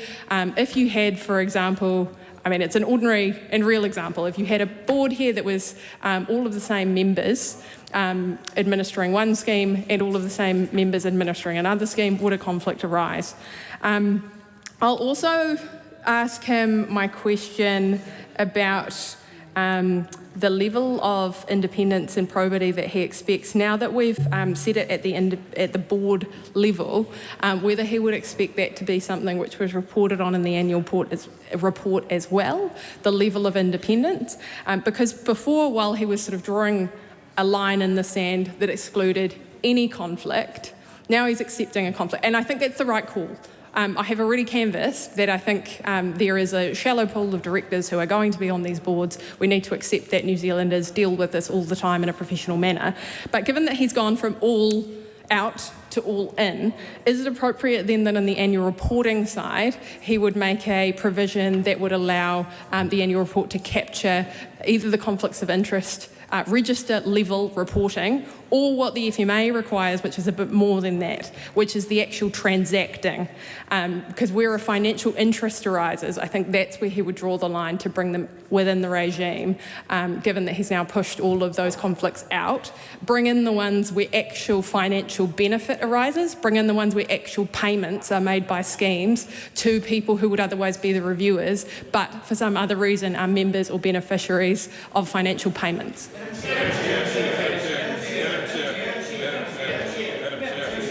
Dan Rosewarne.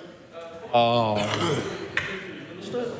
I just wanted to touch on Clause 8, the Section 68 replacement, because for consumers, transparency is very important and people should be able to see whether a scheme is resolving issues quickly and fairly or whether complaints are stacking up. However, raw data alone doesn't help most people. What matters is clarity and plain language. And if done well, these reports can empower consumers. If not, they just risk becoming a doorstop of paperwork that no one actually reads outside of Wellington. So my question on that piece is around how will these reports be made useful for ordinary people, not just officials? And then the other piece is it's not just individuals interacting with these entities. It could be sole traders and small businesses as well. And yourself, Minister, being the small business spokesperson, I just wanted to know if there was any specific metrics around small businesses and sole traders that you would like to see inside this annual report.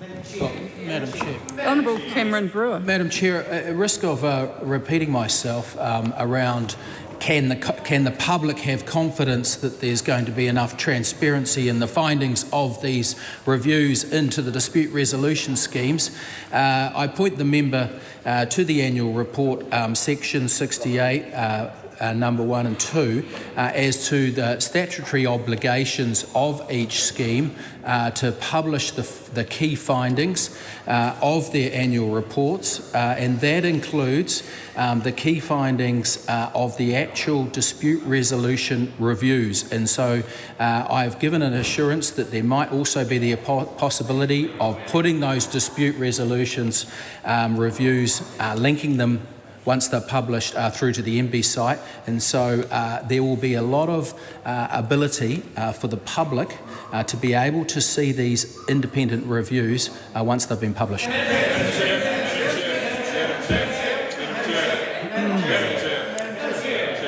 Aruna Williams. Thank you, Madam Chair. Just a brief question for the Minister. I would just really invite him. I had trouble hearing him, and I think he said that it was his intention. He can give me a nod if he likes. I think you said it was your intention to publish on the website? Once they've been published Yeah, great. online, yeah. Okay, understood. That's great. I think that settles the question. The question that I had was just around, I'm at clause 12. It's still very loud in the House, Madam Chair. I am sorry. I'm at clause 12, paragraph 35, where he's entering a new 9AAA into the Primary Act. My question is that should the validity point back to his new 67B?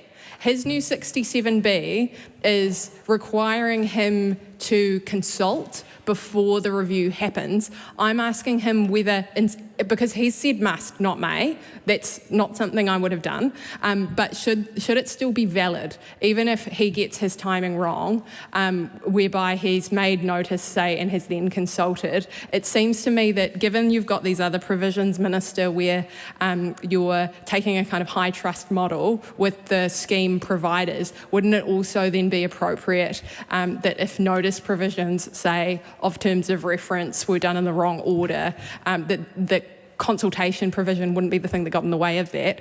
And I raise it because consultation provisions for government have been subject to litigation since bringing litigation against the government was enabled, and that is one of the things that can trip governments up.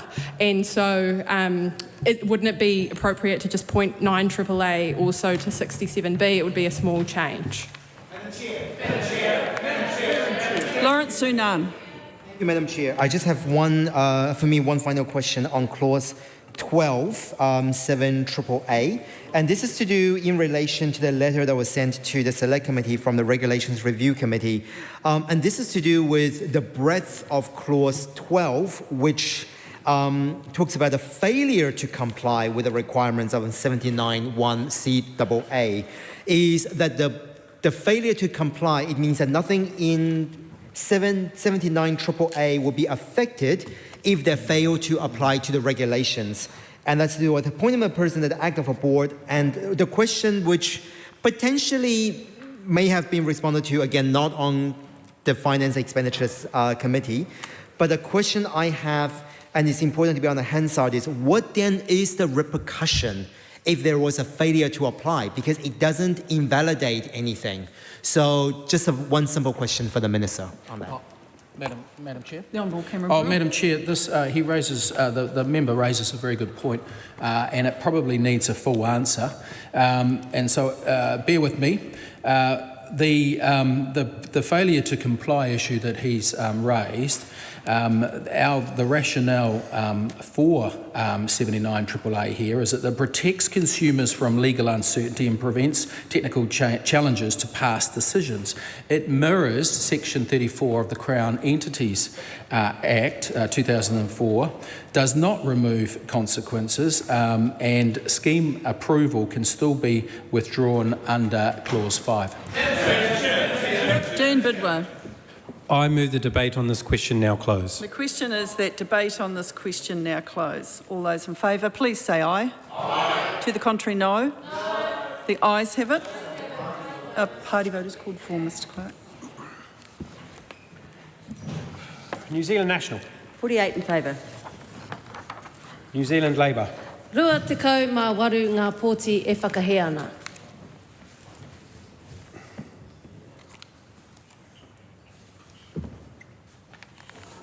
Green Party of Aotearoa, New Zealand. Te kaoma toro ngā pōti whakahei. ACT New Zealand. 11 in favour. New Zealand First. 8 in favour. Te Pāti Māori. Takuta Ferris. Kotahi te pōti whakahei. Mariamino Kapakingi. Kotahi te pōti whakahei.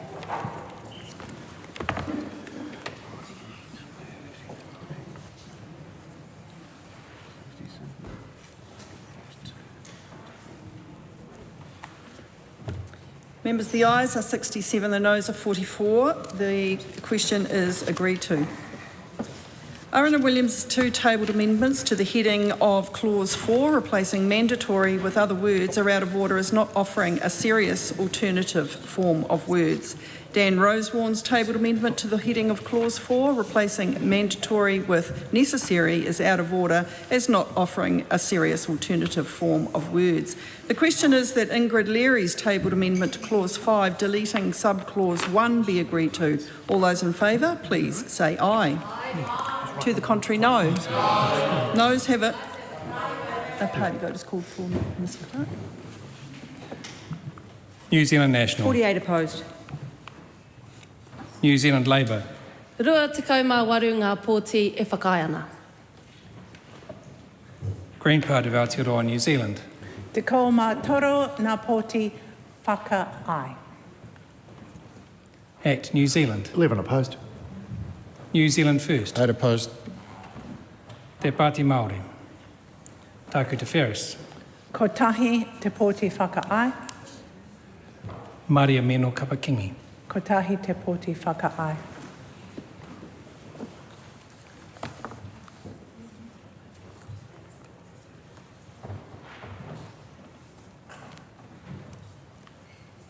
Members, the ayes are 43, the noes are 67. The question is not agreed to. The question is that Aaron Williams' tabled amendment to Clause 5, deleting subclause 2, be agreed to. All those in favour, please say aye. Aye. To the contrary, no. No. Noes have it. Party vote is called for, Mr Clark. New Zealand National. 48 opposed. New Zealand Labour. Rua te kaumā waru ngā pōti e whakaiana. Green Party of Aotearoa, New Zealand. Te kaoma toro ngā pōti whakaai. ACT New Zealand. 11 opposed. New Zealand First. 8 opposed. Te Pāti Māori. Takuta Ferris. Kotahi te pōti whakaai. Maria Meno Kapakingi. Kotahi te pōti whakaai.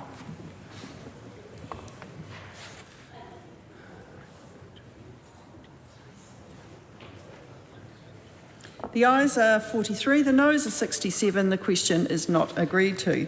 Aaron Williams' tabled amendment to Clause 5, deleting subclauses 1 and 2, is out of order as being inconsistent with previous decisions of the committee. The question is that Aaron Williams' tabled amendment to Clause 6 be agreed to. All those in favour, please say aye. Aye. To the contrary, no.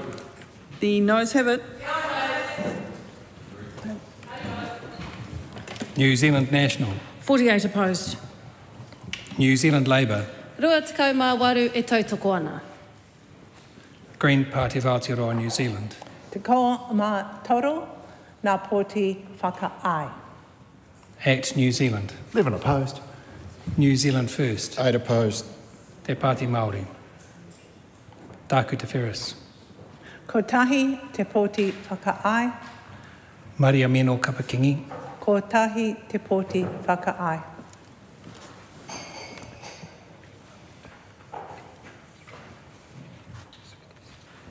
The ayes are 43, the noes are 67. The question is not agreed to.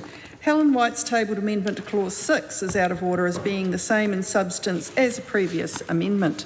The question is that Dan Rosewarne's tabled amendment to Clause 7, new section 67B1, replacing may with must, be agreed to. All those in favour, please say aye. Aye. To the contrary, no. Noes have it. Party vote, thank you. Mr Clark. New Zealand National. 48 opposed. New Zealand Labour. Rua te kaumā waru e whakaiana. Green Party of Aotearoa, New Zealand. Te kaumā toro ngā pōti whakaai. Act New Zealand. 11 opposed. New Zealand First. 8 opposed. Te Pāti Māori. Tāku Te Wheres. Ko tahi te poti whakaai. Maria Meno Kapakingi. Ko tahi te poti whakaai.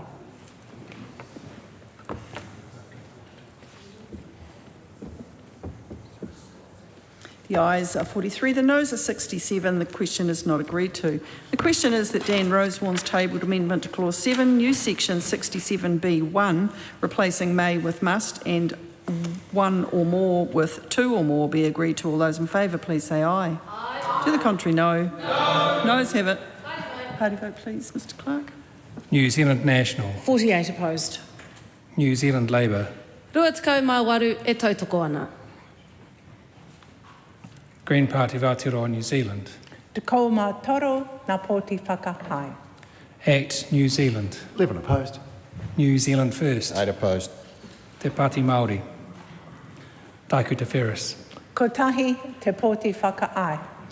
Maria Meno Kapakingi. Ko tahi te poti whakaai.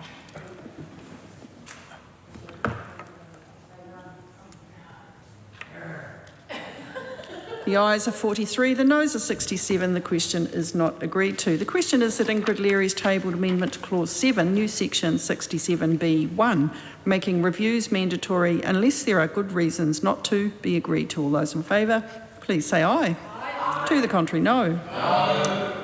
Noes have it. Party vote, thank you, Mr Clark. New Zealand National. 48 opposed. New Zealand Labour. 28 votes in favour. Green Party of Aotearoa, New Zealand. Te kou mā toro nā poti whakaai. Act New Zealand. 11 opposed. New Zealand First. 8 opposed. Te Pāti Māori. Tāku Te Wheres. Ko tahi te poti whakaai. Maria Meno Kapakingi. Ko tahi te poti whakaai.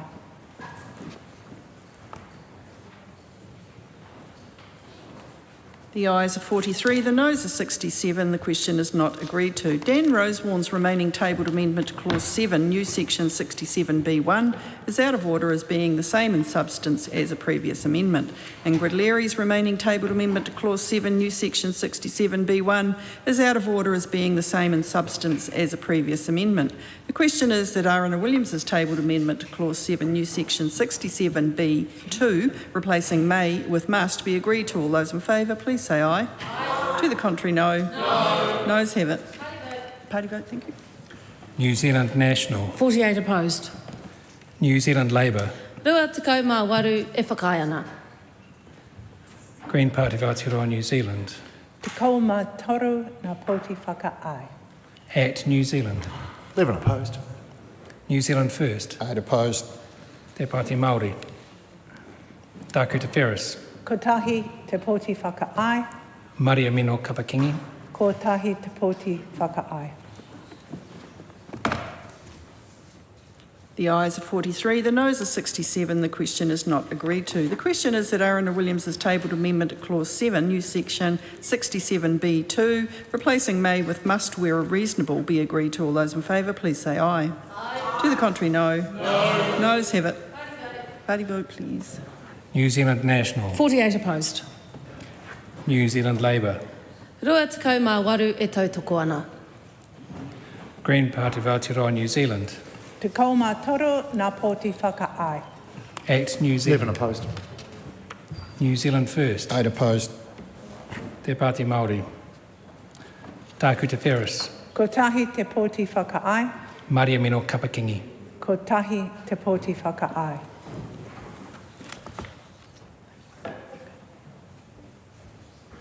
The ayes are 43, the noes are 67. The question is not agreed to. Dan Rosewarne's tabled amendment to Clause 7, new section 67B2, replacing may with ought to, is out of order as not offering a serious alternative formal words.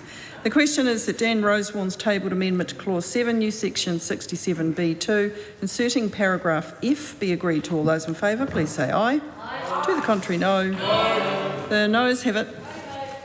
Party vote, please, Mr Clark. New Zealand National. 48 opposed. New Zealand Labour. Rua tekau mā waru ngā pōti whakai. Green Party of Aotearoa, New Zealand. Te kou mā toru nā pōti whakaai. Act New Zealand. 11 opposed. New Zealand First. 8 opposed. Te Te Pāti Māori. Tāku Te Wheres. Kotahi te poti whakaai. Maria Meno Kapakingi. Kotahi te poti whakaai.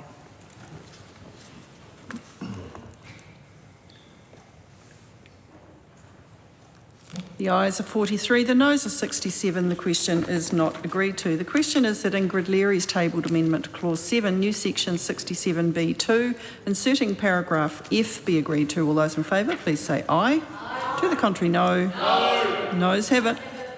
Party vote, please, Mr Clark. New Zealand National. 48 opposed. New Zealand Labour. 28 votes in favour. Green Party of Aotearoa, New Zealand.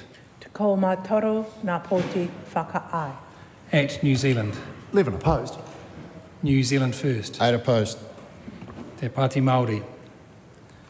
Tāku Te Wheres. Kotahi te poti whakaai. Maria Meno Kapakingi. Kotahi te poti whakaai.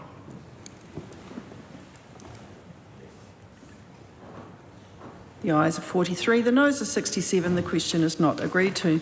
Members, we have 20 tabled amendments to Clause 7, new section 67B3, replacing the word person with different terms.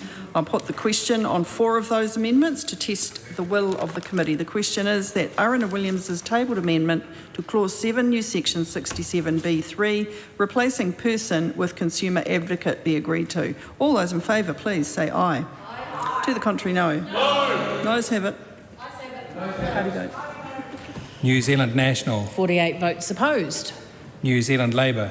Rua tekau mā waru ngā pōti tautoko. Green Party of Aotearoa, New Zealand. Te ko mātoro nā poti whakaai. Act New Zealand. 11 opposed. New Zealand First. 8 opposed. Te Pāti Māori. Tāku Te Wheres. Kotahi te poti whakaai. Maria Meno Kapakingi. Kotahi te poti whakaai. The ayes are 43, the noes are 67. The question is not agreed to. The question is that Dan Rosewarne's tabled amendment to Clause 7, new section 67B3, replacing person with reasonably capable and financially literate advisor, be agreed to. All those in favour, please say aye. Aye. To the contrary, no. No. Noes have it. Party vote, please, Mr Clark. New Zealand National. 48 opposed. New Zealand Labour. Rua tekau mā waru ngā pōti whakai. Green Party of Aotearoa, New Zealand. Te ko mātoro nā poti whakaai. Act New Zealand. 11 opposed. New Zealand First. 8 opposed. Te Pāti Māori. Tāku Te Wheres. Kotahi te poti whakaai. Maria Meno Kapakingi. Kotahi te poti whakaai. The ayes are 43, the noes are 67. The question is not agreed to. The question is that Ingrid Leary's tabled amendment to Clause 7, new section 67B3, replacing person with person who has recognised financial skills, be agreed to. All those in favour, please say aye. Aye. To the contrary, no. No. Noes have it. Party vote, please. New Zealand National. 48 votes opposed. New Zealand Labour. Rua tekau mā waru ngā pōti whakai. Green Party of Aotearoa, New Zealand. Te ko mātoro nā poti whakaai. Act New Zealand. 11 opposed. New Zealand First. 8 opposed. Te Pāti Māori. Tāku Te Wheres. Kotahi te poti whakaai. Maria Meno Kapakingi. Kotahi te poti whakaai. The ayes are 43, the noes are 67. The question is not agreed to. The question is that Lamoga Lydia Sassini's tabled amendment to Clause 7, new section 67B3, replacing person with financial advisor, be agreed to. All those in favour, please say aye. Aye. To the contrary, no. No. Noes have it. Party vote, please. New Zealand National. 48 opposed. New Zealand Labour. 28 votes in favour. Green Party of Aotearoa, New Zealand. Te ko mātoro nā poti whakaai. Act New Zealand. 11 opposed. New Zealand First. 8 opposed. Te Pāti Māori. Tāku Te Wheres. Kotahi te poti whakaai. Maria Meno Kapakingi. Kotahi te poti whakaai. The ayes are 43, the noes are 67. The question is not agreed to. The will of the committee, having been tested, the remaining 16 tabled amendments to Clause 7, new Section 67B3 are out of order as being inconsistent with the previous decision of the committee. The question is that Aaron Williams' tabled amendment to Clause 7, new Section 67C, replacing must with may, be agreed to. All those in favour, please say aye. Aye. To the contrary, no. No. Noes have it. Party vote, please. New Zealand National. 48 opposed. New Zealand Labour. Rua tekau mā waru ngā pōti e whakai ana. Green Party of Aotearoa, New Zealand. Te kou mā toru ngā pōti whakaai. Act New Zealand. 11 opposed. New Zealand First. 8 opposed. Te Pāti Māori. Taku Te Ferris. Kotahi te pōti whakaai. Marimino Kapakingi. Kotahi te pōti whakaai. The ayes are 43, the noes are 67. The question is not agreed to. The question is that Helen White's tabled amendment to Clause 7, new Section 67C, replacing must with may consult by email, be agreed to. All those in favour, please say aye. Aye. To the contrary, no. No. Noes have it. Party vote, please. Mr Clark. New Zealand National. 48 opposed. New Zealand Labour. Rua tekau mā waru ngā pōti whakai. Green Party of Aotearoa, New Zealand. Te kou mā toru ngā pōti whakaai. Act New Zealand. 11 opposed. New Zealand First. 8 opposed. Te Pāti Māori. Taku Te Ferris. Kotahi te pōti whakaai. Maria Meno Kapakingi. Kotahi te pōti whakaai. The ayes are 43, the noes are 67. The question is not agreed to. Helen White's tabled amendment to Clause 7, new Section 67C, replacing must with ought to, is out of order as not offering a serious alternative form of words. The question is that Dan Rosewarne's tabled amendment to Clause 7, new Section 67C, relating to having regard for consumer interests, be agreed to. All those in favour, please say aye. Aye. To the contrary, no. No. The noes have it. A party vote, please, Mr Clark. New Zealand National. 48 votes opposed. New Zealand Labour. Rua tekau mā waru ngā pōti whakai. Green Party of Aotearoa, New Zealand. Te kou mā toru ngā pōti whakaai. Act New Zealand. 11 opposed. New Zealand First. 8 opposed. Te Pāti Māori. Taku Te Ferris. Kotahi te pōti whakaai. Maria Meno Kapakingi. Kotahi te pōti whakaai. The ayes are 43, the noes are 67. The question is not agreed to. The question is that Dan Rosewarne's tabled amendment to Clause 7, new Section 67C, relating to having regard for consumer interests, including community fundraising enterprises, be agreed to. All those in favour, please say aye. Aye. To the contrary, no. No. Noes have it. Party vote, please, Mr Clark. New Zealand National. 48 votes opposed. New Zealand Labour. Rua tekau mā waru ngā pōti whakai. Green Party of Aotearoa, New Zealand. Te kou mā toru ngā pōti whakaai. Act New Zealand. 11 opposed. New Zealand First. 8 opposed. Te Pāti Māori. Taku Te Ferris. Kotahi te pōti whakaai. Maria Meno Kapakingi. Kotahi te pōti whakaai. The ayes are 43, the noes are 67. The question is not agreed to. The question is that Aaron Williams' tabled amendment to Clause 7, new Section 67D1A, replacing reasonable with necessary, be agreed to. All those in favour, please say aye. Aye. To the contrary, no. No. Noes have it. Party vote, please, Mr Clark. New Zealand National. 48 votes opposed. New Zealand Labour. Rua tekau mā waru ngā pōti whakai. Green Party of Aotearoa, New Zealand. Te kou mā toru ngā pōti whakaai. Act New Zealand. 11 opposed. New Zealand First. 8 opposed. Te Pāti Māori. Taku Te Ferris. Kotahi te pōti whakaai. Maria Meno Kapakingi. Kotahi te pōti whakaai. The ayes are 43, the noes are 67. The question is not agreed to. The question is that Glenn Bennett's tabled amendment to Clause 7, new section 67D1A, replacing reasonable with required, be agreed to. All those in favour, please say aye. Aye. To the contrary, no. No. The noes have it. Party vote, please, Mr Clark. New Zealand National. 48 votes opposed. New Zealand Labour. Rua tekau mā waru ngā pōti whakai. Green Party of Aotearoa, New Zealand. Te ko mā toro nā pōti whakaai. Act New Zealand. 11 opposed. New Zealand First. 8 opposed. Te Pāti Māori. Tāku Te Wheres. Ko tahi te pōti whakaai. Maria Meno Kapakingi. Ko tahi te pōti whakaai. The ayes are 43, the noes are 67. The question is not agreed to. The question is that Dan Rosewarne's tabled amendment to Clause 7, new section 67E, replacing as soon as practicable with within 3 months, be agreed to. All those in favour, please say aye. Aye. To the contrary, no. No. The ayes have it. Party vote, please, Mr Clark. New Zealand National. 48 votes opposed. New Zealand Labour. Rua tekau mā waru ngā pōti whakai. Green Party of Aotearoa, New Zealand. Te ko mā toro nā pōti whakaai. Act New Zealand. 11 opposed. New Zealand First. 8 opposed. Te Pāti Māori. Tāku Te Wheres. Ko tahi te pōti whakaai.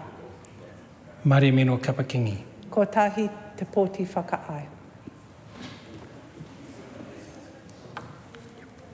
The ayes are 43, the noes are 67. The question is not agreed to. The question is that Ingrid Leary's tabled amendment to Clause 7, new section 67E, replacing as soon as practicable with within 6 months, be agreed to. All those in favour, please say aye. Aye. To the contrary, no. No. Noes have it. Party vote, please, Mr Clark. New Zealand National. 48 votes opposed. New Zealand Labour. Rua tekau mā waru ngā pōti whakai. Green Party of Aotearoa, New Zealand. Te ko mā toro nā pōti whakaai. Act New Zealand. 11 opposed. New Zealand First. 8 opposed. Te Pāti Māori. Tāku Te Wheres. Ko tahi te pōti whakaai. Maria Meno Kapakingi. Ko tahi te pōti whakaai. The ayes are 43, the noes are 67. The question is not agreed to. The question is that Honourable Jenny Salisa's tabled amendment to Clause 7, new section 67E, replacing each person responsible for with each person actively in charge of, be agreed to. All those in favour, please say aye. Aye. To the contrary, no. No. The noes have it. Party vote, please, Mr Clark. New Zealand National. 48 votes opposed. New Zealand Labour. Rua tekau mā waru ngā pōti tautoko. Green Party of Aotearoa, New Zealand. Te ko mā toro nā pōti whakaai. Act New Zealand. 11 opposed. New Zealand First. 8 opposed. Te Pāti Māori. Tāku Te Wheres. Ko tahi te pōti whakaai. Maria Meno Kapakingi. Ko tahi te pōti whakaai. The ayes are 43, the noes are 67. The question is not agreed to. The question is that Aaron Williams' tabled amendment to Clause 7, new section 67E, deleting all the words after to the minister, be agreed to. All those in favour, please say aye. Aye. To the contrary, no. No. Noes have it. Party vote, please, Mr Clark. New Zealand National. 48 opposed. New Zealand Labour. Rua tekau mā waru ngā pōti whakai. Green Party of Aotearoa, New Zealand. Te ko mā toro nā pōti whakaai. Act New Zealand. 11 opposed. New Zealand First. 8 opposed. Te Pāti Māori. Tāku Te Wheres. Ko tahi te pōti whakaai. Maria Meno Kapakingi. Ko tahi te pōti whakaai. The ayes are 43, the noes are 67. The question is not agreed to. Tangi Utikeri's tabled amendment to Clause 7, new section 67E, replacing must with ought, is out of order, is not offering a serious alternative form of words. The question is that Dan Rosewarne's tabled amendment to Clause 7, new section 67F2, replacing 5 working days with 10 working days, be agreed to. All those in favour, please say aye. Aye. To the contrary, no. No. The noes have it. Party vote, please, Mr Clark. New Zealand National. 48 votes opposed. New Zealand Labour. Rua te kau mā waru ngā pōti whakai. Green Party of Aotearoa, New Zealand. Te ko mā toru ngā pōti whakaai. At New Zealand. 11 opposed. New Zealand First. 8 opposed. Te Pāti Māori. Tāku Te Ferris. Ko tahi te pōti whakaai. Maria Meno Kapakingi. Ko tahi te pōti whakaai. The ayes are 43, the noes are 67. The question is not agreed to. The question is that Dan Rosewarne's tabled amendment to Clause 7, new section 67F2, replacing 5 working days with 20 working days, be agreed to. All those in favour, please say aye. Aye. To the contrary, no. Noes have it. Party vote, please, Mr Clark. New Zealand National. 48 opposed. New Zealand Labour. Rua te kau mā waru ngā pōti whakai. Green Party of Aotearoa, New Zealand. Te ko mā toru ngā pōti whakaai. At New Zealand. 11 opposed. New Zealand First. 8 opposed. Te Pāti Māori. Tāku Te Ferris. Ko tahi te pōti whakaai. Maria Meno Kapakingi. Ko tahi te pōti whakaai. The ayes are 43, the noes are 67. The question is not agreed to. The question is that Dan Rosewarne's tabled amendment to Clause 8, new section 68(1), replacing 3 months with 2 months, be agreed to. All those in favour, please say aye. Aye. To the contrary, no. Noes have it. Party vote, please, Mr Clark. New Zealand National. 48 opposed. New Zealand Labour. Rua te kau mā waru ngā pōti whakai. Green Party of Aotearoa, New Zealand. Te ko mā toru ngā pōti whakaai. At New Zealand. 11 opposed. New Zealand First. 8 opposed. Te Pāti Māori. Tāku Te Ferris. Ko tahi te pōti whakaai. Maria Meno Kapakingi. Ko tahi te pōti whakaai.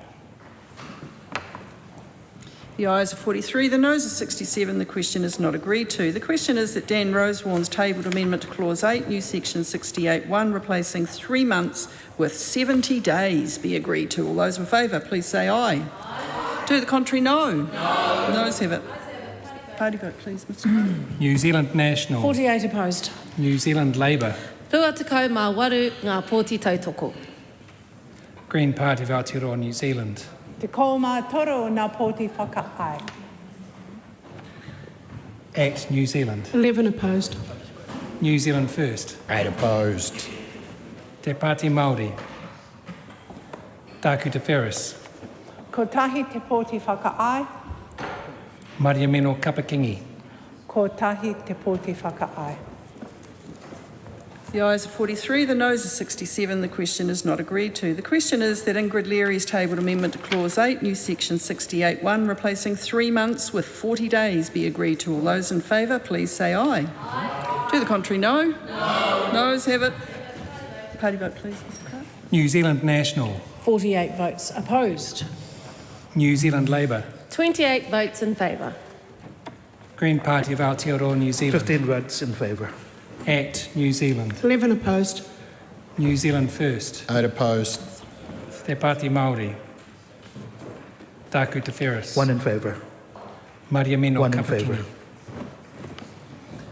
The ayes are 43, the noes are 67. The question is not agreed to. Helen White's tabled amendment to Clause 8, new section 68(1), replacing 3 months with 3 months, is out of order as having no legislative effect. Oh dear, I'm changing.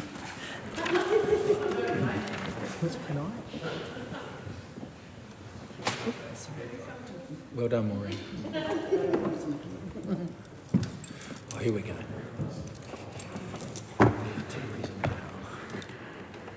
Getting there. Camilla Bellich's tabled amendment to Clause 8, new section 68(2)(b) is out of order as not being in the correct form of legislation. Ingrid Leary's tabled amendment to Clause 8, new section 68(2)(b) is out of order as not being in the correct form of legislation. Members, we have 21 tabled amendments to Clause 8, inserting new section 68(2)(d). I will put the question on 3 of these amendments to test the will of the committee. The question is that Dan Rosewarne's tabled amendment to Clause 8, inserting new section 68(2)(d), relating to small business complaints about interest rates, be agreed to. All those in favour say aye. Contrary, no. The noes have it. Party vote is called, please, Clerk. New Zealand National. 48 votes opposed. New Zealand Labour. Rua tekau mā waru ngā pōti whakai. Green Party of Aotearoa, New Zealand. 13 votes in favour. ACT New Zealand. 11 votes opposed. New Zealand First. I'd oppose. Te Pāti Māori. Taku Te Wheres. 1 vote in favour. Maria Mino Kapakini. 1 vote in favour.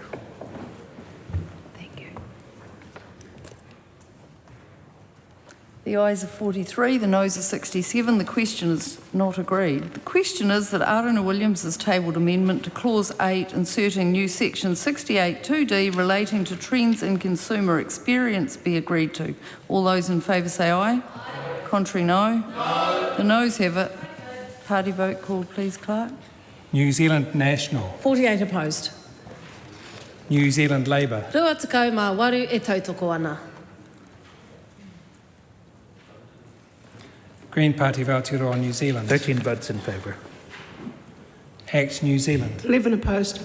New Zealand First. I'd opposed. Te Pāti Māori. Taku Te Wheres. 1 vote in favour. Maria Mino Kapakini. 1 vote in favour.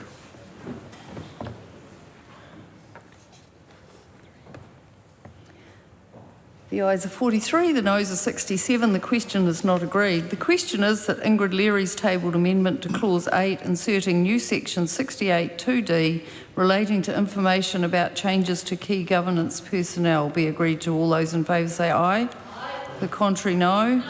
The noes have it. Party vote called for, please, Clerk. New Zealand National. 48 opposed. New Zealand Labour. Rua tekau mā waru ngā pōti whakai.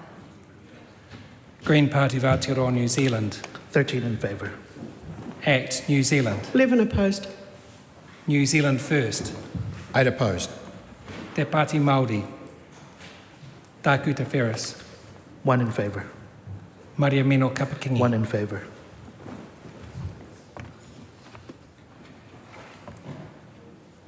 The ayes are 43, the noes are 67. The question is not agreed.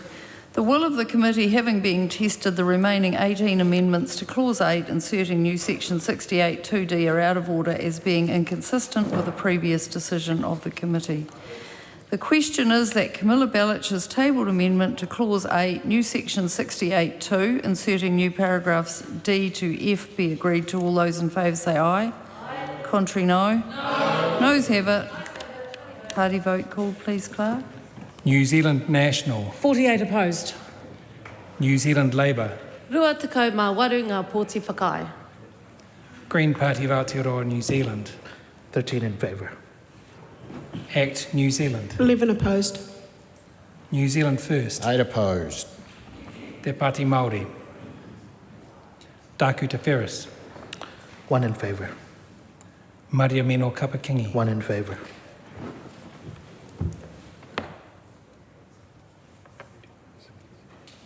The ayes are 43, the noes are 67. The question is not agreed. The question is that Ingrid Leary's tabled amendment to Clause 8, new section 68(2), inserting new paragraphs D to F, be agreed to. All those in favour say aye. To the contrary, no. The noes have it. Party vote called, please, Clerk. New Zealand National. 48 votes opposed. New Zealand Labour. Rua tekau mā waru ngā pōti whakai. Green Party of Aotearoa, New Zealand. 13 in favour. ACT New Zealand. 11 opposed. New Zealand First. I'd opposed. Te Pāti Māori. Taku Te Wheres. 1 in favour. Maria Mino Kapakini. 1 in favour.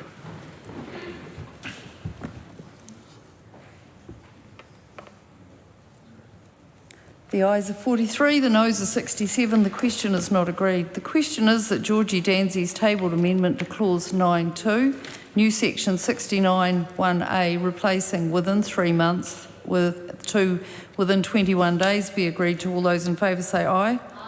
Contrary, no. The noes have it. Party vote called, please, Clerk. New Zealand National. 48 opposed. New Zealand Labour. Rua te kaumāwaru e whakae ana. Green Party of Aotearoa New Zealand. 13 in favour.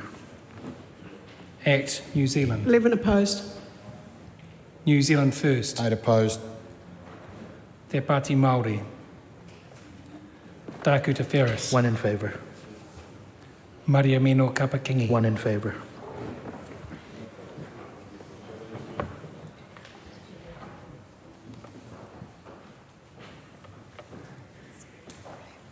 The ayes are 43, the noes are 67. The question is not agreed. The question is that Dan Rosewarne's tabled amendment to clause 9.2, new section 69(1)(a), replacing within the time, within a reasonable time frame, be agreed to. All those in favour say aye.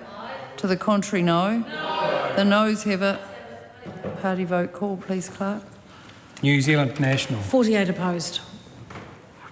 New Zealand Labour. Rua te kaumāwaru ngā pōti whakae. Green Party of Aotearoa New Zealand. 13 in favour. ACT New Zealand. 11 opposed. New Zealand First. 8 opposed. Te Pāti Māori. Tākuta Ferris. 1 in favour. Maria Mino Kapakingi. 1 in favour.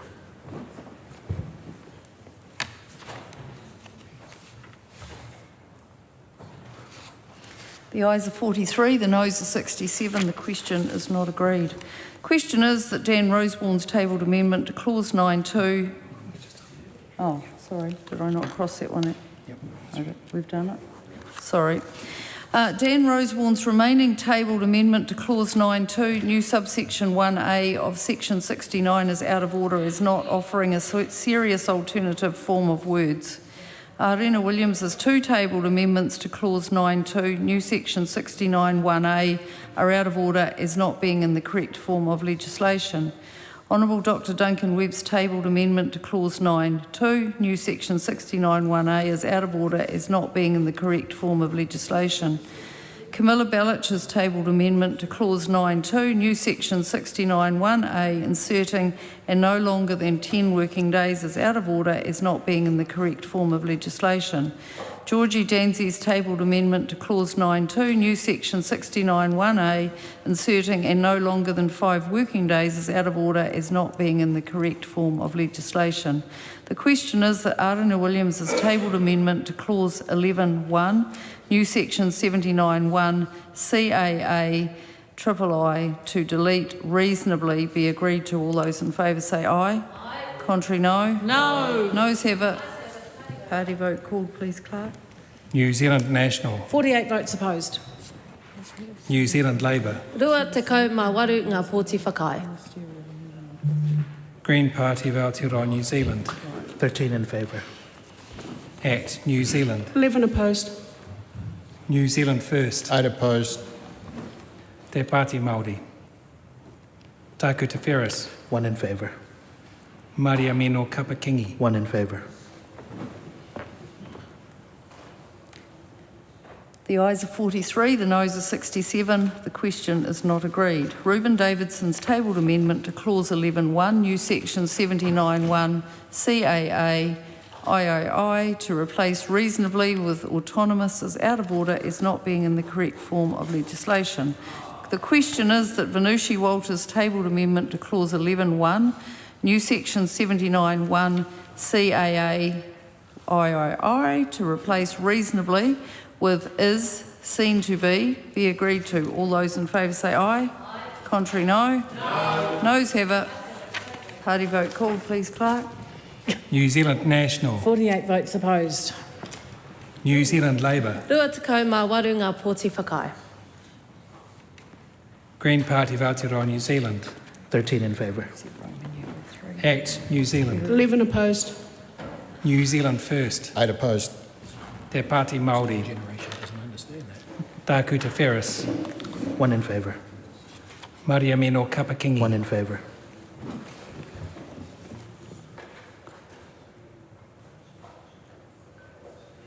The ayes are 43, the noes are 67. The question is not agreed. The question is that Camilla Bellich's tabled amendment to clause 11(1), new section 79(1) CAA, inserting new subparagraph Roman numeral 4, be agreed to. All those in favour say aye. Aye. Contrary, no. No. Noes have it.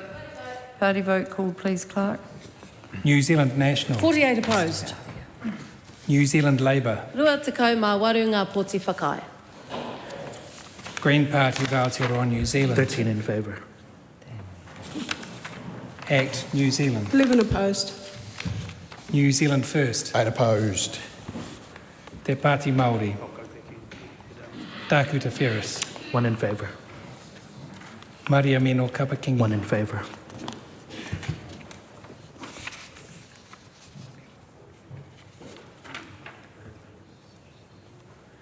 The ayes are 43, the noes are 67. The question is not agreed. Question is that Ingrid Leary's tabled amendment to clause 11(1), new section 79(1) CAA, inserting new subparagraph 4, be agreed to. All those in favour say aye. Aye. Contrary, no. No. Noes have it. Party vote called, please, Clerk. New Zealand National. 48 votes opposed. New Zealand Labour. Rua te kau mā waru ngā pōti whakai. Green Party of Aotearoa, New Zealand. 13 in favour. ACT, New Zealand. 11 opposed. New Zealand First. 8 opposed. Te Pāti Māori. Tāku Te Wheres. 1 in favour. Maria Meno Kapakingi. 1 in favour.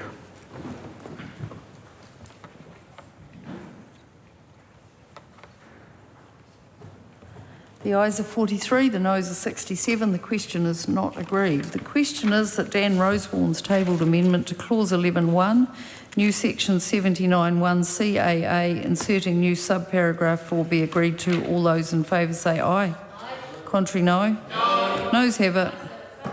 Party vote call, please, Clerk. New Zealand National. 48 votes opposed. New Zealand Labour. Rua te kau mā waru ngā pōti whakai. Green Party of Aotearoa, New Zealand. 13 in favour. ACT, New Zealand. 11 opposed. New Zealand First. 8 opposed. Te Pāti Māori. Tāku Te Wheres. 1 in favour. Maria Meno Kapakingi. 1 in favour.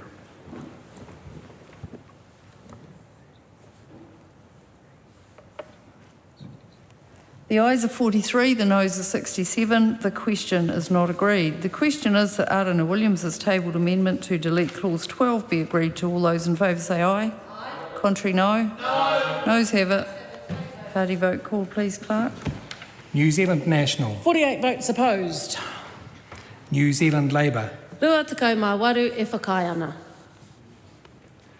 Green Party of Aotearoa, New Zealand. 13 in favour. ACT, New Zealand. 11 opposed. New Zealand First. 8 opposed.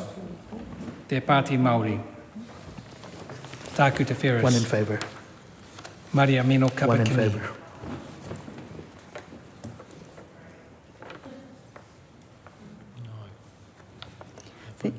The ayes are 43, the noes are 67. The question is not agreed.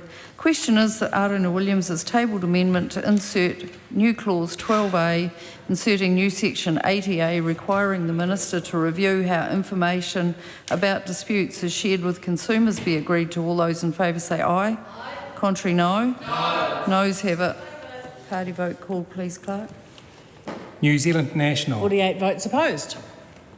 New Zealand Labour. Rua te kau mā waru ngā pōti whakai. Green Party of Aotearoa, New Zealand. 13 in favour. ACT, New Zealand. 11 opposed. New Zealand First. 8 opposed. Te Pāti Māori.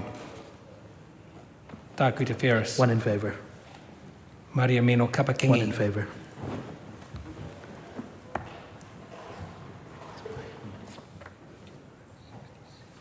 The ayes are 43, the noes are 67. The question is not agreed. The question is that Arana Williams' tabled amendment to insert new clause 12A, inserting new section 80A, requiring the Minister to introduce regulations to require the display of information about financial services disputes, be agreed to. All those in favour say aye. Aye. Contrary, no. No. The noes have it. Party vote called, please, Clerk. New Zealand National. 48 opposed. New Zealand Labour. Rua te kau mā waru ngā pōti whakai. Green Party of Aotearoa, New Zealand. 13 in favour. Act New Zealand. 11 opposed. New Zealand First. 8 opposed. Te Pāti Māori. Tākuta Ferris. 1 in favour. Maria Meno 1 in Kapakingi. favour.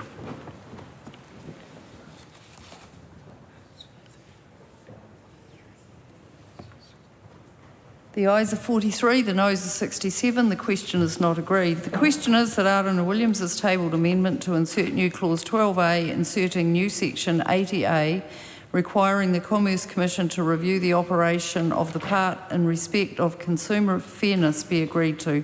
All those in favour say aye. Aye. To the contrary, no. No. The noes have it. Party vote called, please, Clerk. New Zealand National. 48 opposed. New Zealand Labour. Rua tekau mā waru ngā pōti whakai. Green Party of Aotearoa, New Zealand. 13 in favour. Act New Zealand. 11 opposed. New Zealand First. 8 opposed. Te Pāti Māori.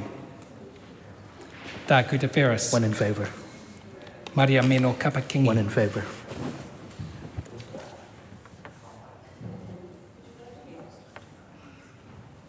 The ayes are 43, the noes are 67. The question is not agreed. The question is that Ricardo Menendez March has tabled amendment to insert new clause 12A, inserting new section 80A, requiring the Minister to review the operation of...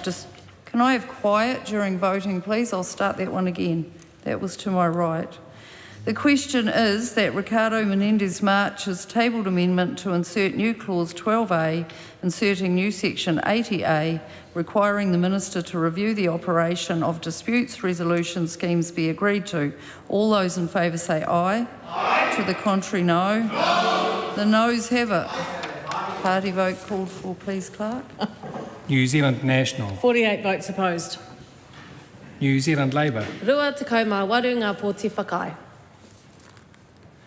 Green Party of Aotearoa, New Zealand. 13 votes in favour.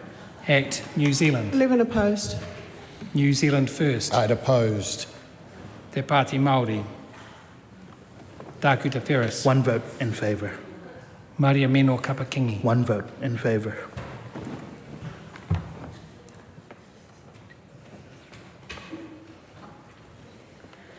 The ayes are 43, the noes are 67. The question is not agreed.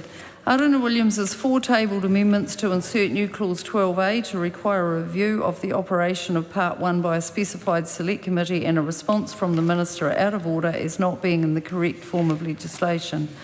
Aruna Williams has 4 tabled amendments to insert new clause 12A, inserting new section 80A to require a review of the operation of Part 1 by a specified select committee and a response from the Minister are out of order as being outside the scope of the bill. Ingrid Leary's 3 tabled amendments to insert new clause 12A, inserting new section 81 relating to reviews of the operation of Part 1 are out of order as being outside the scope of the bill. The question is that Part 1 stand part. All those in favour say aye. Aye. To the contrary, no. The ayes have it. Before we come to Part 2, members, I'm just going to make a comment here. I know we're in urgency. But we have a bill here that's been to select committee, so members have had a chance to participate.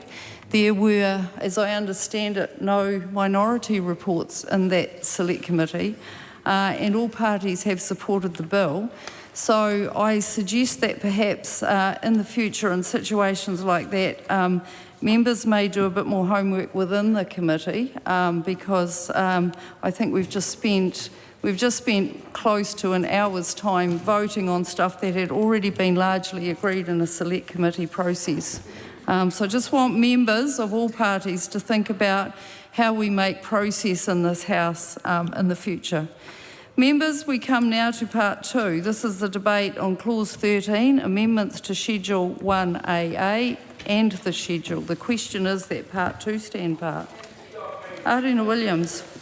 Madam Chair, thank you. I want to bring the Minister just to a couple of questions about how why this rules provision doesn't include the changes that he intends to make. So this is a relatively unusual way of drafting a regulatory change. You could either leave the change in regulations to the regulation maker, or you could complete the changes to the regulations as you envision them to be and include that in the primary legislation set out to change the regulation. But what this purports to do is just to say, just to exclude the effect of two particular rules from any other rules. And then any consequential changes are also legal. That is an unusual way of doing it because it means that anyone reading the provisions can't actually tell what they will say when the rule changes have been made. And so we as Parliament are being asked to verify that without that happening. I want to ask him, does he have in mind what the rules will look like when those changes are made? Has he seen that? Can we rest assured by him that he has considered how the rules will operate? And secondly, I just want to ask him why the regulations weren't able to be amended and included in this part in the normal way so that the primary legislation could have empowered that. And just on the general principle that the regulation should be known and knowable, even if they only do apply to these 4 schemes, those 4 schemes then have thousands of people that they represent. Madam Chair. Honourable Cameron Brewer. Oh. Sorry, my apologies, Minister. That's all right. Thank you, Madam Chair. Madam Chair, I'm just going to outline this once because, as we know, this is the size of Part 2, Exhibit A, Part 2. So I think I only need to stand up once and then we roll a line under it. This is a transitional provision. We're looking at Schedule 1AA here, amending that. This is a limited transitional measure to enable schemes to remove from scheme rules related to shifting to minister-directed independent reviews without necessary process or delay. Madam Chair, this is an administrative tidy-up to support transition to the new review framework. It's narrow, it's time limited. Let's get on with it. Dr. Lawrence Yunnan. Thank you, Madam Chair. I do appreciate the Minister's response to this, but I also want to, I guess in this case, remind the Minister, as well as remind the House, that when we debated on, for example, the Therapeutic Products Amendment Bill, I believe, or the Repeal Amendment Bill, that was a one-page bill that repealed 300 pages of primary legislation. So I guess in this particular case, while this section is small, the repercussion potentially could be quite significant, which is what the previous speaker, Ara Williams, was referring to. So I guess in this case, when we're looking at schedule, and particularly Part 3, Clause 5, Subclause A, and this is to do with what we have, what has already been repealed, 63(1)(q). My understanding, we're looking at Section 65 and Section 66 of the primary legislation is around notifications when it comes to the change of rules, as well as the criteria for the change of rules itself. Would it be correct then to assume that with the repeal of 63(1)(q), that it is exempted if changes are made as a result of that from both the reporting requirement and the changes requirement? And if the Minister wouldn't mind, again, I do not see this in the Select Committee report as well, so I don't know if this is something that officials provided as a part of that. But how many rules will this potentially have the possibility of capturing with a repeal of Section 63(1)(q)? I'm going to take one more question from Arana Williams, and it better be a good one. Okay. Madam Chair, I just want to ask the Minister, this is the place for the insertion of a new part into the schedule that would introduce a review from the Regulations Review Committee. The reason I ask it here is because there are rule changes here that are not specified in the primary legislation and are not They are also rules which are anticipated. So these are changes that anticipate a rule change that Parliament can't see. So I'm asking him to consider my amendments that would enable the Regulations Review Committee to review. It's well within its jurisdiction to review this. It is the correct committee to do so, and then to report on the House within a year. There are other pieces of legislation that delegate that authority to the Regulations Review Committee. I'm thinking here of the swirler orders, which the Minister will be familiar with, but other legislation does that too. It's not an unusual provision. The reason I ask it is because regulation should be explicitly empowered by primary legislation. This does it backwards. It explicitly empowers the change, but it doesn't say what the change is. So we should have something, either him or the Regulations Review Committee, which checks that the actual changes in the regulations reflect the initial legislation. This is a good place to put it. It is also a place where you could put it and apply it to Part 1, and he has considered my amendments around that topic. Ryan Hamilton. I move that debate on this question now close. The question is that debate on this question now close. All those in favour say aye. Aye. Contrary no. Noes ayes have it. Party vote called for. Just making sure you're all awake. New Zealand National. 48 votes in favour. New Zealand Labour. Rua tekau mā waru ngā pōti whakahe. Green Party of Aotearoa, New Zealand. 13 votes opposed. Act New Zealand. 11 votes in favour. New Zealand First. 8 in favour. Te Pāti Māori. Tāku Te Wheres. 1 vote opposed. Opposed? 1 vote opposed. Maria Meno Kapakingi. 1 vote opposed.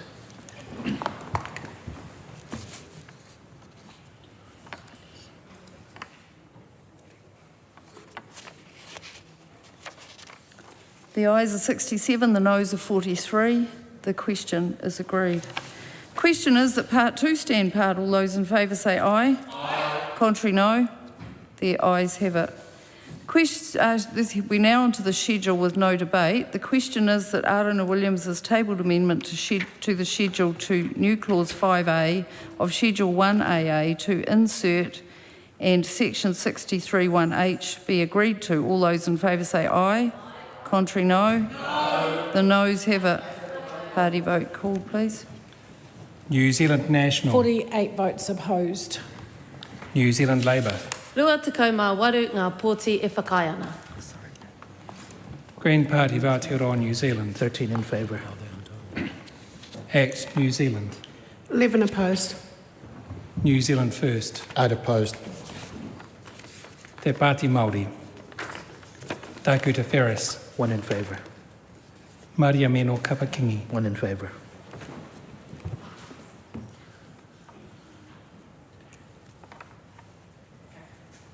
The ayes are 43, the noes are 67. The question is not agreed. The question is that the schedule stand part. All those in favour say aye. Aye. Contrary no. The ayes have it. Members, we come now to our final debate, clauses 1 to 3, the debate on title, commencement and principal act. Arana Williams. Thank you, Madam Chair. Madam Chair, may I start by reiterating my thanks to officials who have attended on a Saturday. It is going above and beyond, and we appreciate that advice that has been made available to the Minister. There are a number of questions to the Minister which were not canvassed in the Select Committee stage, and it has been helpful but to have a well-informed Minister to answer those. Madam Chair, I want to suggest to the Minister that the appropriate title for this bill, which we support, is the Financial Service Providers Retention for Dispute Resolution Schemes Amendment Bill. The reason I raise that as the appropriate title is that since 2016 the government has undertaken 2 reviews under governments of both stripes, blue and red, and has prioritised the needs of the consumers who are dealing with these dispute resolution schemes, sometimes in the most vulnerable situations in their lives, when they have lost their home, when they have lost their car, when they have come to the point in their credit where they cannot repay their loans and are considering bankruptcy. these are important moments, and so having a dispute resolution scheme that is clear and easy and simple to be able to access at the beginning and then can follow through with clear consumer targets is the goal. And we have known that since 2016, and we know that certainly from the MB's important and useful work in 2022, and yet we have continued to retain these schemes, and that may be the policy decision now, but it would be appropriate to call it that. If we know that we are retaining these 4 schemes to the detriment of consumers, then we should accept that this bill was an opportunity to make that change and we haven't taken it here.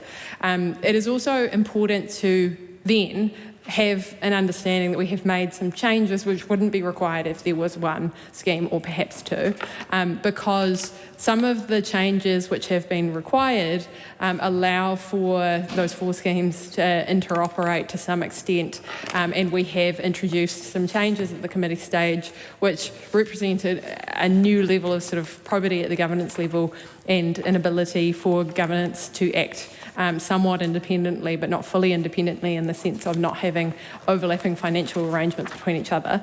That is an important thing to understand as well for the House when we talk about what is important for the Minister to do, because he himself has pointed to in this committee stage the need for him to respond to the Select Committee that asked him to continue to monitor this and monitor these schemes. Monitoring the schemes, Minister, in my view, means that you should be constantly looking for consumer credit trends and the ability of the schemes to continue to respond to changing needs. Things like buy now, pay later were not the issue that they are now in 2022 when it was reviewed, and certainly not in 2016. We will see more of this and more changing behaviour from consumers, and certainly more need for dispute resolution at the level of small credit. Small credit, Madam Chair, in the type of small loans that are being offered through buy now, pay later services that might be as low as $5 for things like groceries, essentials and petrol. Those things, if breached, can cost the consumer $50 or $68 depending on the provider, and those are things that are likely to continue to change the way that consumers deal with issues when they arise.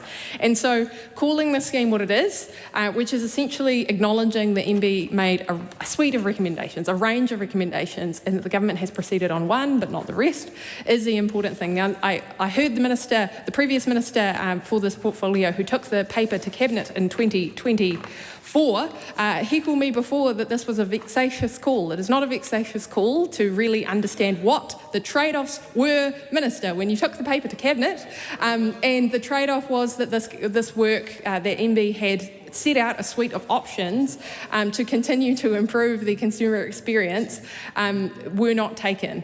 That is something that the committee saw in this bill as important to highlight with the current Minister and the Minister and the Chair as important work for him to proceed with. And so that is why the title should be amended, because we should be coming back. We should be coming back, Minister, and we should need a differently titled bill. And the next bill that you bring to the House should say, Financial Service Providers Following Advice of MB in a Cross-Partisan Manner Amendment Bill. The next bill can be pointing to a future where consumers have a straight and streamlined approach to their financial disputes. That is not necessarily what is being delivered here, and yet this progress is good. Minister, there are plenty of things in here which we should be pleased with, and that we continue to support in a cross-partisan way, but we can build on this cross-partisanship from here. Dr. Lawrence Yunan. Oh, sorry, we'll go to the Minister first. Thank you, Madam Chair. Madam Chair, we are now on to this title and commencement debate, as you've foreseen. But I just wanted to, because I don't think we can add much more to it, but I just wanted to set some context, because I won't need to get on my feet again. This is a name of a bill that came in under the Helen Clark government of 2008. Four administrations of both colours have kept the name of this bill. As far as commencement will take effect upon royal assent. That's standard as well. So there's nothing to see here, and frankly, nothing to debate. Let's get on with it. Dr. Lawrence Yunan. Thank you, Madam Chair. I know you're quick. And you are to the point. I just have two short questions for the Minister, one for Clause 1, one for Clause 2. I want to start by clause 2 with commencement. Yes, the commencement date is the day after royal assent, which is when this bill will take into effect. However, that's not the same thing as when the details of this particular bill is going to take effect. So I just want to check in terms of the related secondary legislation as well as sections we saw on independent review, if the minister have any plan on when that is going to take effect. And particularly when we're looking at the secondary legislation under Clause 11, Section 79.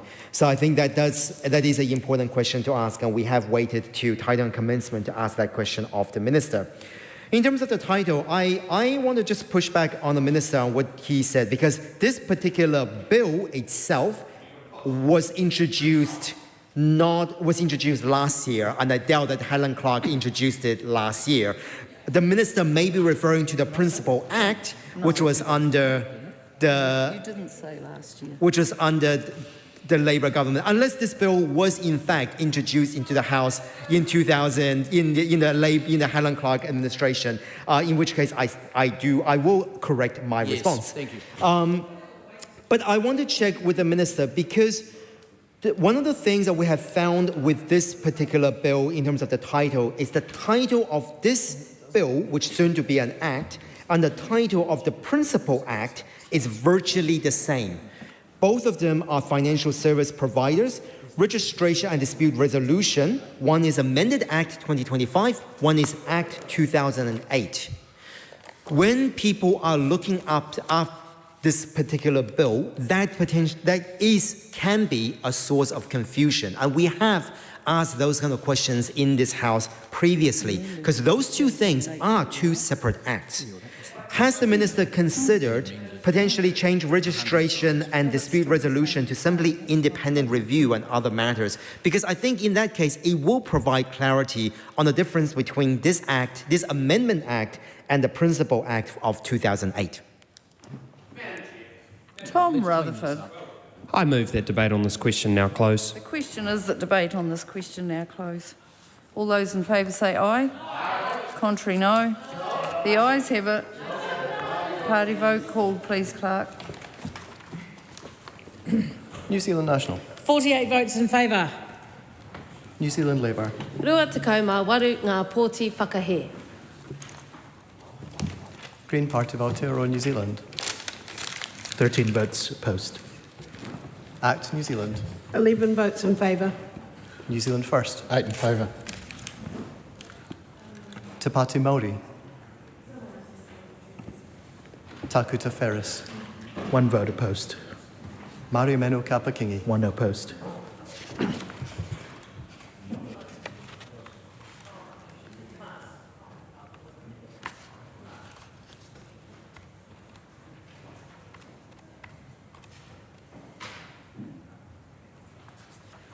The ayes are 68, the noes are 45. The question is agreed. Honourable Dr Duncan Webb's tabled amendment to Clause 1 to replace registration and dispute resolution with preservation of multiple financial dispute resolution providers that mainly assist banks is out of order as not being an objective description of the bill. Honourable Rachel Brooking's tabled amendment to Clause 1 is out of order as not being an objective description of the bill. Ingrid Leary's tabled amendment to Clause 1 to replace registration and dispute resolution with streamlining of 4 financial dispute resolution schemes is out of order as not being an objective description of the bill. Members, we have 36 remaining tabled amendments to Clause 1. I will put the question on 5 of these amendments to test the will of the committee. The question is that Arena Williams's tabled amendment to Clause 1 to replace registration and dispute resolution with adjustment to existing financial dispute resolution schemes be agreed to. All those in favour say aye. Aye. Contrary, no. No. The noes have it. Party vote call, please, Clerk. New Zealand National. 48 opposed. New Zealand Labour. Rua te kau mā waru e tautoko ana.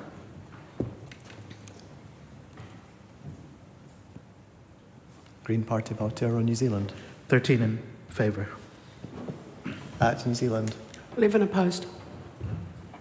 New Zealand First. 8 opposed. Te Pāti Māori.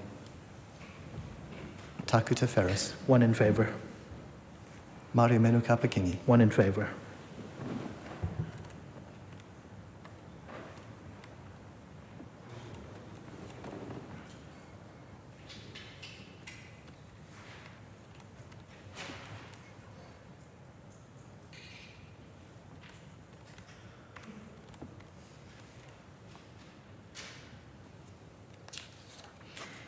The ayes are 43, the noes are 67. The question is not agreed. The question is that Ingrid Leary's tabled amendment to Clause 1 to replace registration and dispute resolution with keeping the 4 financial dispute resolution schemes be agreed to. All those in favour say aye. Contrary, no. The noes have it. Party vote called, please, Clerk. New Zealand National. 48 votes opposed. New Zealand Labour. Rua tekau mā waru e whakai ana. Green Party of Aotearoa, New Zealand. 13 in favour. At New Zealand. 11 opposed. New Zealand First. 8 opposed. Te Pāti Māori. Takuta Ferris. 1 in favour. Māori Menu Kapakingi. 1 in favour.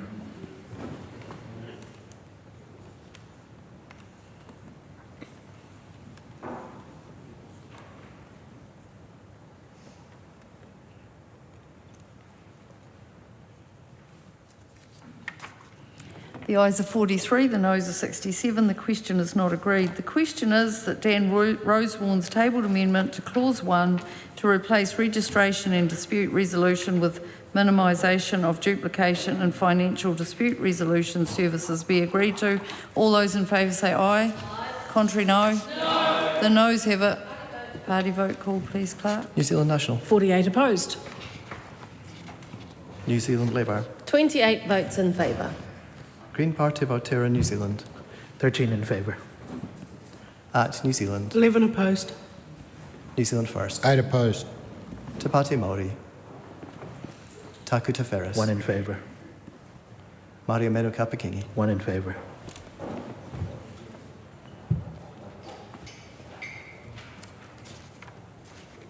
The ayes are 43, the noes are 67. The question is not agreed. The question is that Helen White's tabled amendment to Clause 1 to replace registration and dispute resolution with marginal adjustments to financial dispute resolution schemes be agreed to. All those in favour say aye. Contrary, no. The noes have it. Party vote called, please, Clerk. New Zealand National. 48 opposed. New Zealand Labour. Rua tekau mā waru ngā pōti whakai. Green Party of Aotearoa, New Zealand. 13 in favour. At New Zealand. 11 opposed. New Zealand First. 8 opposed. Te Pāti Māori. Takuta Ferris. 1 in favour. Māori Menu Kapakingi. 1 in favour.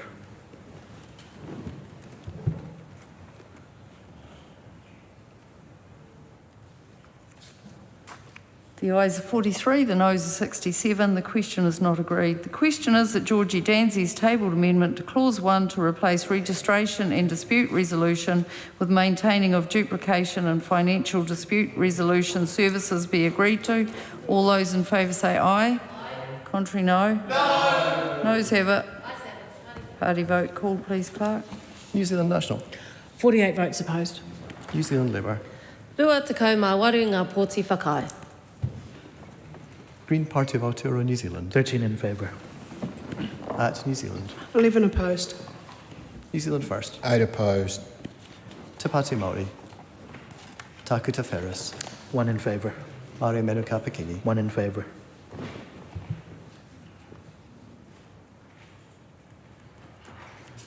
The ayes are 43, the noes are 67. The question is not agreed.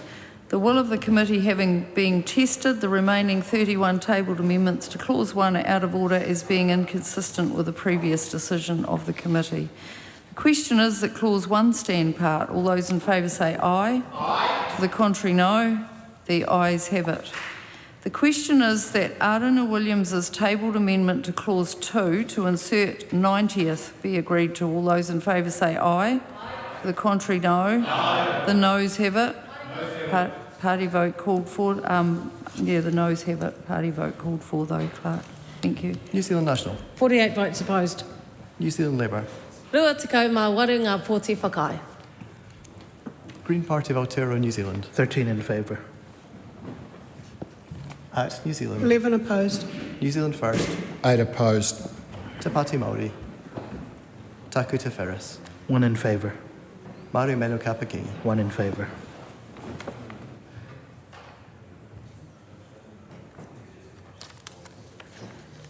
The ayes are 43, the noes are 67. The question is not agreed. The question is that Ingrid Leary's tabled amendment to Clause 2 to insert 75th be agreed to. All those in favour say aye. Contrary, no. Noes have it. Party vote called, please, Clerk. New Zealand National. 48 opposed. New Zealand Labour. Rua te kau mā waru ngā pōti tautoko. Green Party of Aotearoa, New Zealand. 13 in favour. At New Zealand. 11 opposed. New Zealand First. 8 opposed. Te Pāti Māori. Takuta Ferris. 1 in favour. Māori Mero Kapakingi. 1 in favour.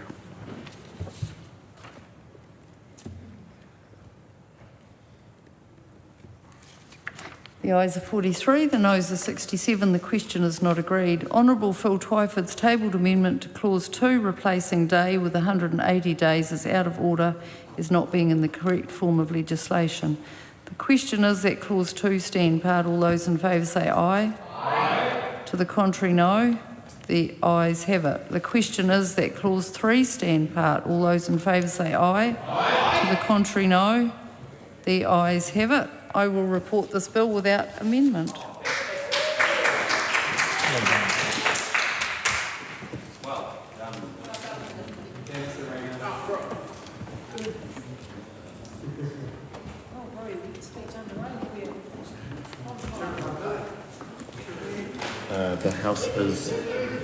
The House is resumed.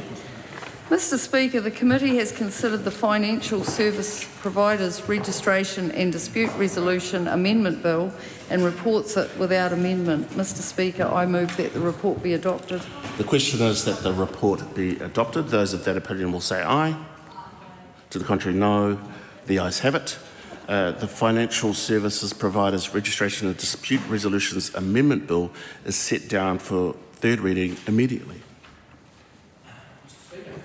The Honourable Cameron Brewer. Mr. Speaker, I move that the Financial Service Providers Registration and Dispute Resolution Amendment Bill be now read a third time. Mr. Speaker, over its passage through the House, the purpose of this bill has been clear and consistent: to strengthen oversight of financial dispute resolution schemes and to ensure these schemes are governed and operated in an effective and independent manner on behalf of New Zealand consumers and for the benefit of them.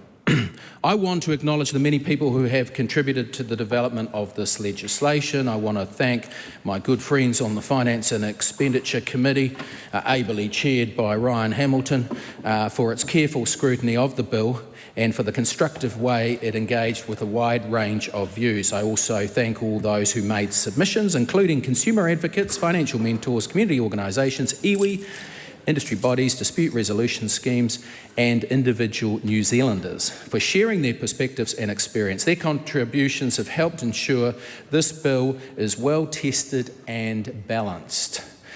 As the House is aware, the committee recommended one amendment which clarifies that the regulation-making power relating to scheme governance is focused on ensuring the independence of boards as a whole. That amendment strengthens the bill by providing greater clarity, which clarifies that the regulation-making power relating to the scheme governance is focused on ensuring the independence of boards as a whole. Mr. Speaker, more broadly, the bill demonstrates a considered approach to reform. It improves transparency and comparability through more consistent independent reviews. It safeguards independence and good governance through proportionate regulatory tools, and it does so without disrupting access to dispute resolution, undermining scheme independence or imposing unnecessary compliance costs. Mr. Speaker, many submitters raised wider issues about the financial dispute resolution system, including calls for structural reform. While these matters sit outside the scope of this bill, the strengthened oversight and reporting framework it introduces will provide better information and a firmer foundation for any future policy work. This change is about strengthening trust, accountability and confidence in a system that New Zealanders rely on when things go wrong. I am confident this bill achieves that. Mr Speaker, finally, this bill is part of the government's package of financial services reforms, which streamlines regulatory requirements and improves enforcement. I've been pleased that the House has unanimously supported the bill at first and second readings, and I hope to see that continue throughout the debate. I commend this bill. The question is that the motion be agreed to. Thank you, Mr Speaker. Here we are on Saturday night of budget urgency, debating a bill that the Minister has claimed was introduced by the Helen Clark government. It must be urgent if it's been on the order paper for most of my lifetime. Mr Speaker, actually, the bill was sent back to the House on the 20th of October 2025. It has been on the order paper for some time, and the government did not see fit to introduce it to the House above any of the other legislation that they have brought. So it is quite difficult for me, Mr Speaker, to accept the advice of the Chair. I very much respect of this committee when she says that we should think carefully about the time of this House as we spend it. Mr Speaker, this is a bill which has languished on the government's own order paper because of their own mismanagement of the House's time. This is a bill that is meant to help consumers, and yet where is it on the government's priorities? Absolutely scraping the bottom of the barrel. We find ourselves here on a Saturday night debating it because this is the only time that the Leader of the House is willing to give it. This is something we should have spent our time on. This is something that we should have responded to. It is a bill that misses the point. When a minister wants to make a big announcement about how he is advancing the interests of consumers, he should do that in his bill. When consumer advocates are saying consistently to government since 2016 that the current structure is not working and that it should be streamlined, we should give some thought to that, or not. If this was a bill that wasn't about consumers and was about helping the banks and was about maintaining the status quo and was about making it easier for loan sharks to peddle expensive loans on street corners in our town centres or in our regional communities where that is the only kind of loan you can get, then we should have been clear that this was a bill that was about the interests of lenders rather than consumers. But instead, the government somewhat brought it on themselves when they went out and told consumers that this was a pro-consumer bill. And so it seems fair that we will interrogate at every opportunity whether in fact the interests of consumers are being advanced here. Because then the minister has the gall to say again, after he took it back in the committee stage, that that is outside the scope of this bill. Scope has a meaning in Parliament. It means within the scope of a bill that is amending the piece of primary legislation that we are talking about. It is absolutely within the scope of this bill to make the kinds of amendments that opposition members have questioned the minister on whether he was prepared to make. It is outside the scope of his cabinet decisions. That's something that he should own. He went to cabinet and decided not to progress an option which would have made this better for consumers. Own your record, Minister. The record on this is that the national government is not progressing consumer reform in this way. And they should at least be clear in a committee stage that that is the choices that they have made. But what does it do, which is positive? It will make governance arrangements simpler and clearer. What the committee considered around making sure that appointments were people who had the right kind of expertise and also acknowledged that they might have overlapping interests with others on the boards is a useful thing to understand.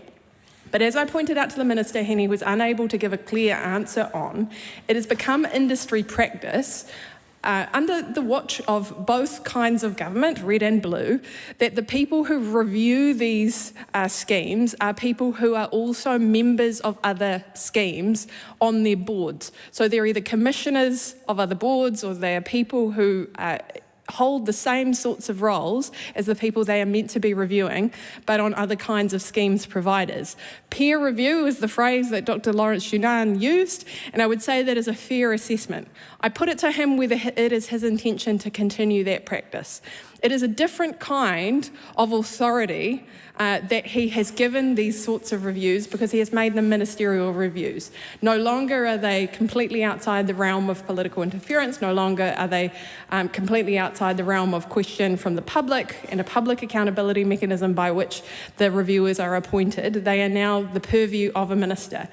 And I would invite everyone in this House to reflect on how much it is necessary to demonstrate to consumers that the people who are reviewing these schemes are not also financially benefiting from the fact that they are the reviewers or are involved in appointments that somehow also benefit from them being able to be appointed as reviewers. There is a problem there. It was unclear at the committee stage, and this remains a possible thing that we need to continue to watch. And it was right for the committee, the Select Committee, the Finance and Expenditure Committee, a hard-working committee, ably chaired now by Ryan Hamilton, who does want to see one scheme, and I commend him on his bravery for admitting that when it is not his government's position. But it is a committee that asked the Minister to continue to monitor these issues, and that is important. At no point did that committee hear one submission or the advice of officials which made a strong case for why there should be 4. It's important that we take that into account when we are designing the kind of review provisions and extra powers that the Minister will have to oversee these things. Because at the point at which no single participant thinks that the status quo is working, shouldn't you fix the status quo? And yet lots of scheme participants, the people who ring up on the phone and say, look, I think I've been charged much more interest than I agreed to, or look, this loan, I thought this was on a 12% interest arrangement, but I was coming to the end of those payments, but I found out that I have 4 months left of payments. I don't think that's correct. Can you help me resolve that? Those are the people who in 2025, when FinCap ran a study and a survey of people up and down the country, they were saying that none of these schemes were making the mark, that only 1 of the 4 was a positive net promoter score. There was a great deal of improvement once MB opened the lid and asked for public submissions on these issues and presented the government with a number of possible changes to improve this. Even shining sunlight on the present situation has improved things for consumers. But that won't go the whole distance. We know that people out there are getting a rough deal. We know that consumers who are entering into these sorts of credit contracts, whether it's with the banks, whether it's for car lenders, whether it's for phone lending, whether it's for personal loans that can have rates of up to 25% interest plus the fees, we know that people are getting themselves into situations which it's very, very hard to get out of. And now when they're raising disputes, there is a heavy burden of administration and bureaucracy to navigate through. Those are serious questions about what the government's commitment is to its public statements that it is doing this for the benefit of consumers. These are serious questions that the opposition should continue to ask, and they are serious questions which should occupy the minds of everyone in this House, because we will all have constituents who come to our electorate offices with these issues. We will all have whānau and friends who are caught up in credit contracts which are unfair and which they find it difficult to get out of, either because the point of sale is a rushed and stressful sort of a transaction where they are not reading the fine print, or where it's not like that, they are reading the fine print but they don't feel like they have any other options. That's why disputes is important. We should continue to monitor them, but it's not just monitoring them. It's also making sure that the whole system works as it is intended to work. Mr. Speaker, I also asked for a provision to make sure that in the annual reports of these organisations, consumer trends continue to be monitored. That is not unusual in legislation. That is an expectation of our electricity retailers, and that they also report against their compliance with consumer conduct codes. Consumer care codes are something which is used in industries like this in places like Australia. They are an important way of benchmarking what is industry fair practice. That sort of industry fair practice within, say, the banking and finance industry is an important tool and doesn't actually seem to apply to these sorts of dispute resolution schemes. They should also be subject to a high standard of professional conduct when, say, financial advisors are also required in their annual reports to point to their levels of consumer care and to monitor that not only as a trend but as actual numbers and actual cases that are made available at the board level and then publicly. That is an important part of this. Sunlight changed behaviour of the 4 scheme providers between 2025 and 2026 when MB had a close look. Sunlight will continue to change the provider's behaviour if we continue to make the requirements stringent. And I can hear the Minister saying that he has made the requirements more stringent, but he hasn't included some key consumer provisions which were available to him in 2 pieces of legislation that he is responsible for and he could have used as models. Finally, Mr. Speaker, I want to consider the work of the Select Committee on this. There was a number of submissions to work our way through. I think we have heard people on this that they want a more ambitious consumer program, not just in this, but right through the financial services sector. I'm proud of the work that the committee has done, but we want to see more. And so the Minister should take an invitation to come back to the Finance and Expenditure Committee and report to us on that. Members, the time has come for me to leave the chair for the dinner break. The House will resume at 7 p.m.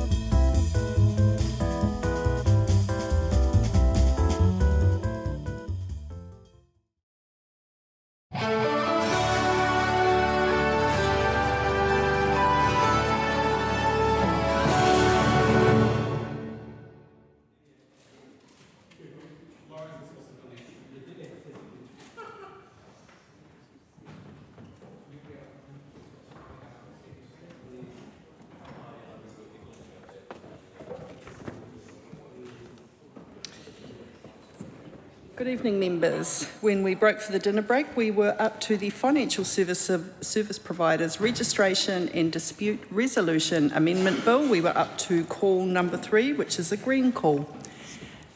Thank you so much, Madam Speaker. Madam Speaker. Ricardo Menendez-March. Thank you, Madam Speaker. I will keep this call short. I want to, acknowledge that ideally we would not be doing this bill under urgency, but here we are. I want to commend the organisations that have supported calling for better access to financial dispute services. I want to commend FinCap in particular for their submission, which I know has been referenced by several people here. I think what I really urge the Minister is to use the powers in this bill as soon as they come into effect to ensure that we improve the services that people have access to. And ultimately, I really urge the Minister to do additional work to actually consolidate the current 4 institutions that exist to deal with these matters. I think with the bills that we have had on issues such as this one, I find this to be one of the least problematic ones that the Minister has brought forward, and so we're quite happy to commend it to the House. Todd Stevenson. Good evening, Madam Speaker. Good evening. I rise to speak on the Financial Service Providers Registration and Disputes Resolution Amendment Bill. We're very pleased in ACT to be supporting this bill. It's one of 3 very important bills in the financial services area, which is modernising some of the rules and regulations, and then obviously some of the entities like the dispute resolution entities. So I commend this bill to the House. Dr. David Wilson. I rise on behalf of New Zealand First to speak to the Financial Service Providers Registration and Dispute Resolution Amendment Bill, 3rd reading. And I feel like the processes we've been through tonight have left no stone unturned. In fact, even some of the stones in the other paddocks have been turned over as well. So with that forensic examination that we've had, commend this bill to the House. The Honourable Julianne Genter. Tēnā koe, Madam Speaker. Tēnā koutou te whare. I rise to take our second call on the 3rd reading of the Financial Services Dispute Resolution Bill, and I don't think that's the exact title, but you know, it's about the dispute resolution of oversight and reviewing giving the Minister the power to do more regular reviews of the 4 entities that are currently available and responsible for free dispute resolution with respect to banks, insurance companies, financial services providers. Yeah, I was actually quite interested to read about all of that because I haven't, in my 20 years in New Zealand, had occasion to use any of those. I wasn't aware of those free services. So probably my message tonight for anyone who is watching Parliament TV on a Saturday at 7 p.m. is that there are these amazing free services for dispute resolution if you have issues with a bank or a financial services provider or an insurance company. And people should look into that. And hopefully, at some point in the future, these changes, the reviews will result in some improvements to that system. Ron Hamilton. Chair, I'd just like to say, go the Chiefs tonight. And I'd also like to say I commend this bill to the House. Honourable Rachel Brooking. Thank you, Madam Speaker. And I'd like to change the pace of the speeches that we've just had since dinner. Sorry about that. Not so sure about the Chiefs, but as long as they're not the Crusaders, that's the main thing, always. Always. And apparently East Coast did win, so Kushla Tangani Manuel is happy about that. But coming to the bill now, the Financial Service Providers Registration and Dispute Resolution Amendment Bill. Great to be able to speak on this 3rd reading of the bill. And what the bill does, we've heard through the committee stage, is it's got 3 components to it, as I heard in the committee stage. So one is review, another one is the regulation settings, and then the 3rd point is what's required in the annual reports. So we have, I'll go through those in a minute, and we have what Honourable Julian Genter just noted, that there are these 4 dispute resolution schemes, and these already exist, Madam Speaker, but what this bill is doing is changing some of the review provisions and regulations and annual reporting requirements of those 4 dispute resolution schemes.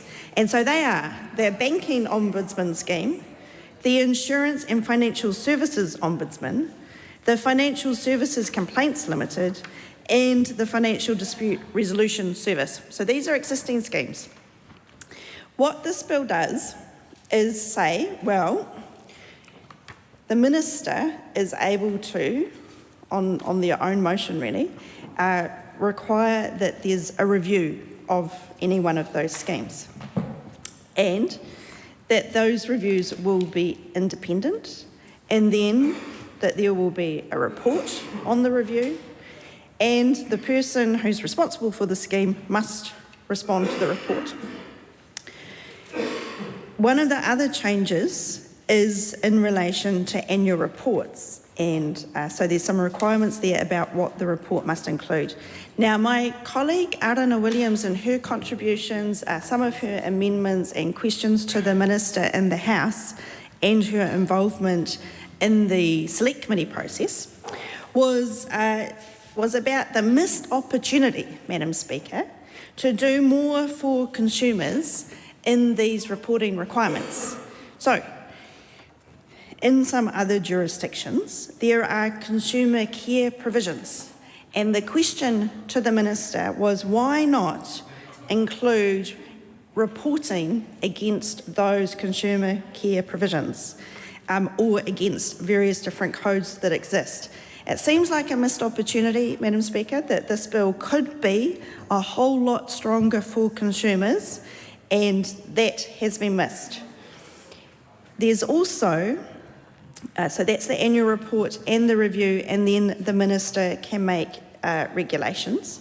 And I note that the Select Committee made a change. This is the most substantive change that was made at Select Committee, and that was around the level of independence of the board rather than the members of the various different schemes. Now, the Select Committee also looked at whether or not those 4 schemes should be combined into one, and I heard from members of that not the Environment Select Committee, sorry, the Finance and Expenditure, which I used to chair, that the government members had different views about whether or not the 4 should be combined into one or not. They are not being combined into one, but I do note that the Select Committee report says, right at the end, other matters considered, we intend to monitor the effects of the legislation and any policy work in the scheme consolidation area in 12 months. And Madam Speaker, this is interesting because this Select Committee report that we're talking to was reported back in October 2025. So within 12 months could be in October 2026. So that'll be interesting to see if it makes it onto the Finance and Expenditure Committee's work plan then. Obviously there'll be an election shortly after. But I do want to commend the Finance and Expenditure Committee for coming to that view, and I do hope that they do follow up on that issue. Now, Madam Speaker, why this is all important? Why is this important? Why do we care about these different dispute resolution schemes? Well, it is because many of these consumers find themselves in difficult situations. So I know in my constituency office in Dunedin, I speak with the Community Law Centre budgeting advising person and other services, and they tell me about the amount of disputes that they help with. And these are for people who might have got into different financial arrangements whereby, because they were in a stressful situation, Madam Speaker, And then they are having some ridiculous charges imposed on them. And it is not until they get the help from the budget services, which are very important, that then they can resolve the dispute. They can fix things up. And so I know that there's some great work that is done in Dunedin with various different dispute resolution schemes, resolving issues for consumers. And these are people who are not flush with cash, Madam Speaker. And so that's a very important role. Aotearoa Williams is our lead spokesperson on this, and I had a very interesting meeting with her in or around her electorate with the Christians Against Poverty, and they spoke to us with some passion about the additional insurances that people were getting when they were buying cars. So these are people who they need a car to be able to do their various different jobs or to transport their children, and they feel when they go to purchase the cars that they need to get these insurances that the vendor tells them are important.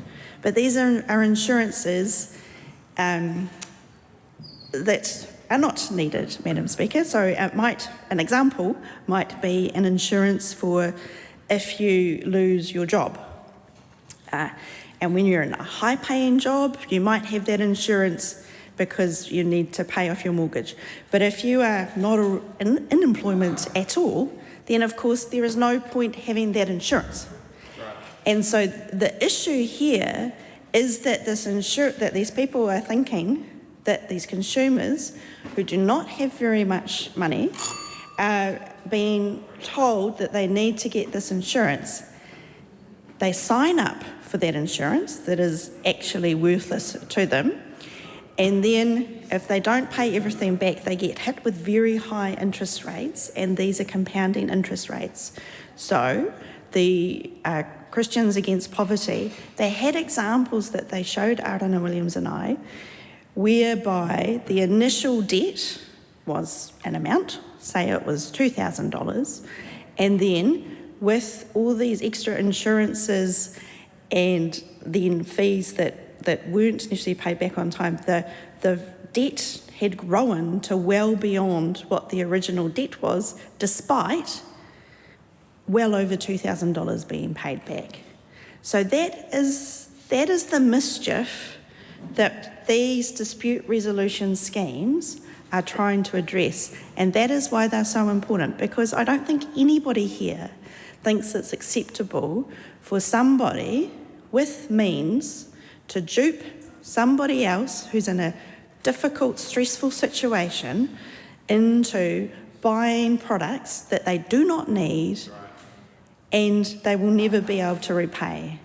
So that is the issue, and we think that there is the missed opportunity here, that it could have been stronger, Madam Speaker, in terms of referring back to those consumer care provisions and codes that Aotearoa Williams was speaking of. Now, I realise that we are here on a Saturday evening and that we have had the officials in the room up until just before dinner time when the committee stage ended, and that we have many people in Parliament now, and I want to thank them for all of their work. Dan Bidwell. Good bill. Go the Chiefs. Up the wires. I commend it to the House. The Honourable Kieran McAnulty. That speech and the contributions from this government makes a mockery of this entire process. Why are we here? Why are we here on a Saturday night? I think I've hit a nerve here. And the reason I think I've hit a nerve is I look over there on the seats and I see MPs in marginal seats.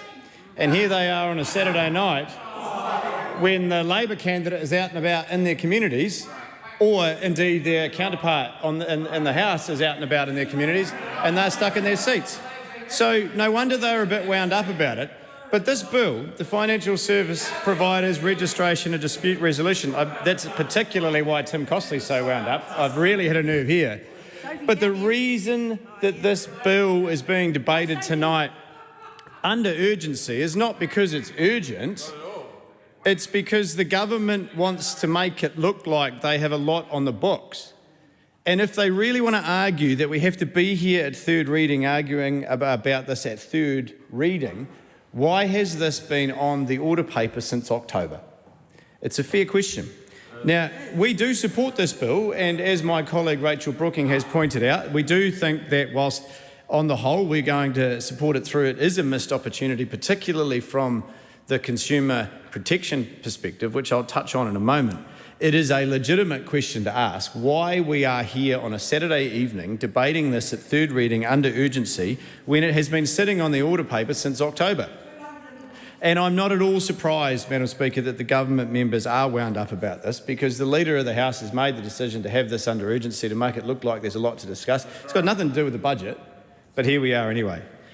Why would we want to rush this through when it has been on the order paper since October without having the opportunity to improve it properly, without a rush around, as my colleague pointed out, the missed opportunities around consumer protection? What is the point in having a dispute resolution scheme if the consumer is not at the forefront of the purpose of that? And I was particularly intrigued by the example that Rachel Brooking did use, in that those that are informed that they have to take out insurance and it turns out that they don't need that insurance and they've fallen behind, what are the provisions around that? Now, this bill does improve that. It does improve the processes by which they can pursue that. But as we know, there are communities that aren't able to access those provisions as easily as others. I'm talking about rural communities, older people, particularly older people in rural areas that don't have access to broadband as easily as others do. But it's also Māori, Pacific, migrants, etc. Now, I'm not convinced that the way that this bill has gone through, that it has actually taken every opportunity to take on board the proposals that were put forward by my colleague Aotearoa Williams. Now, objective observers of Parliament will know that Aotearoa Williams is a extremely diligent member of Parliament and takes her role incredibly seriously and reads every single word of almost every single bill. And she's gone through this and put forward some. You're right, Todd? You're waving a piece of paper. What's up?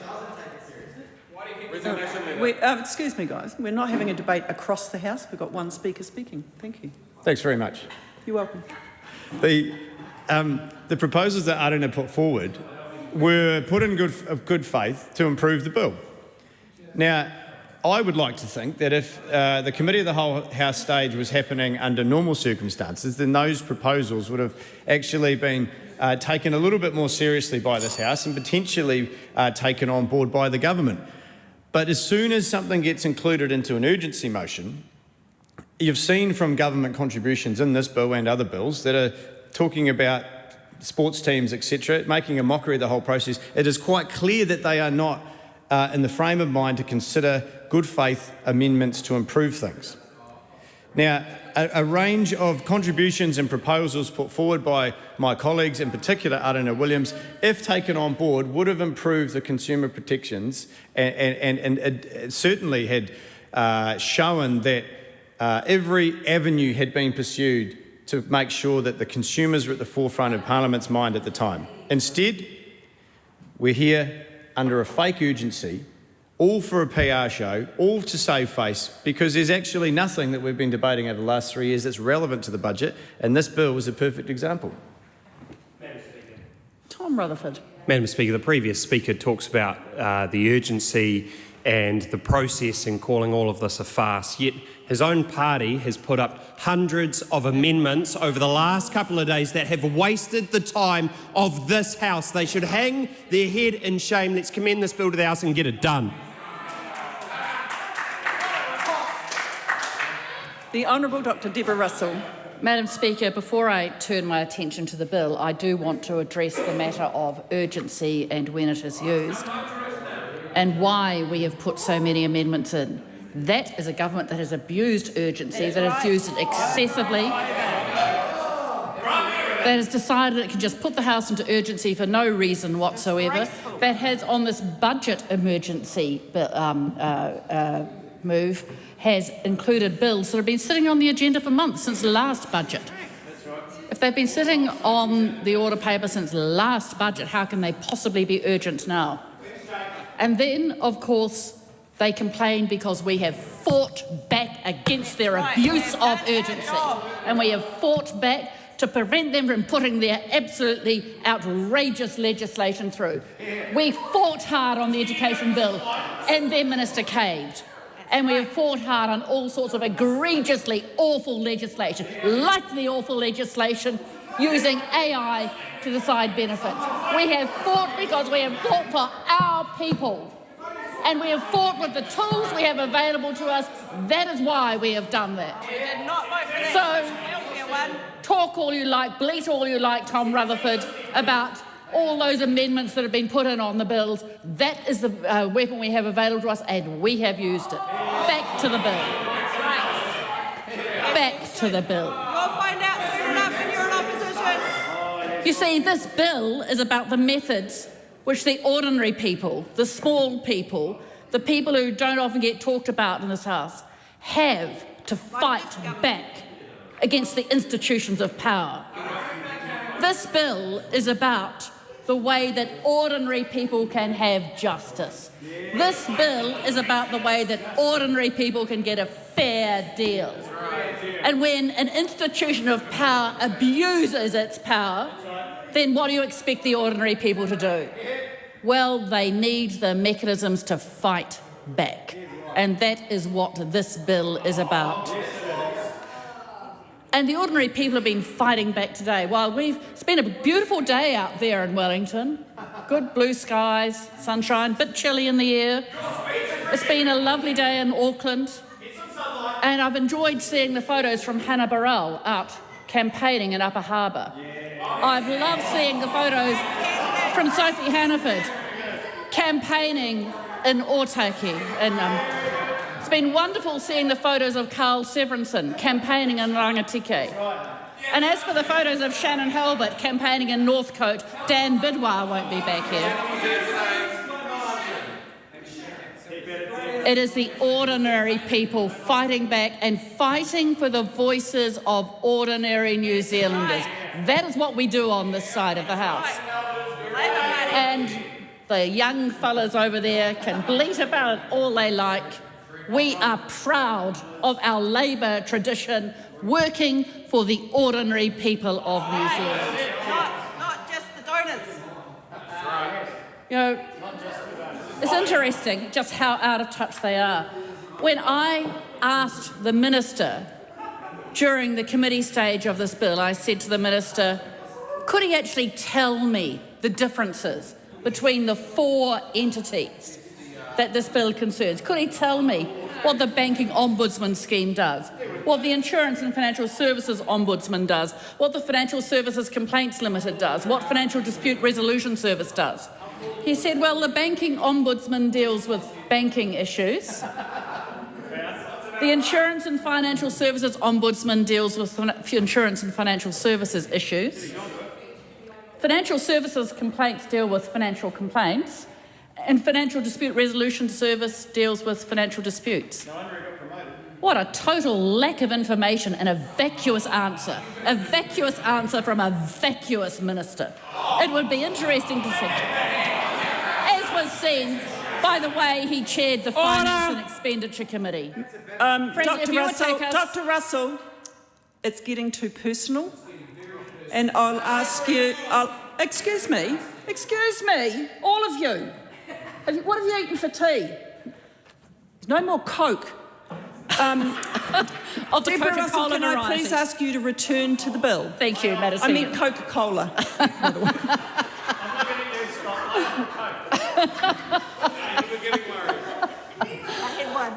Thank you for that intervention, Madam Speaker. It was a kindly reminder. Back to the bill.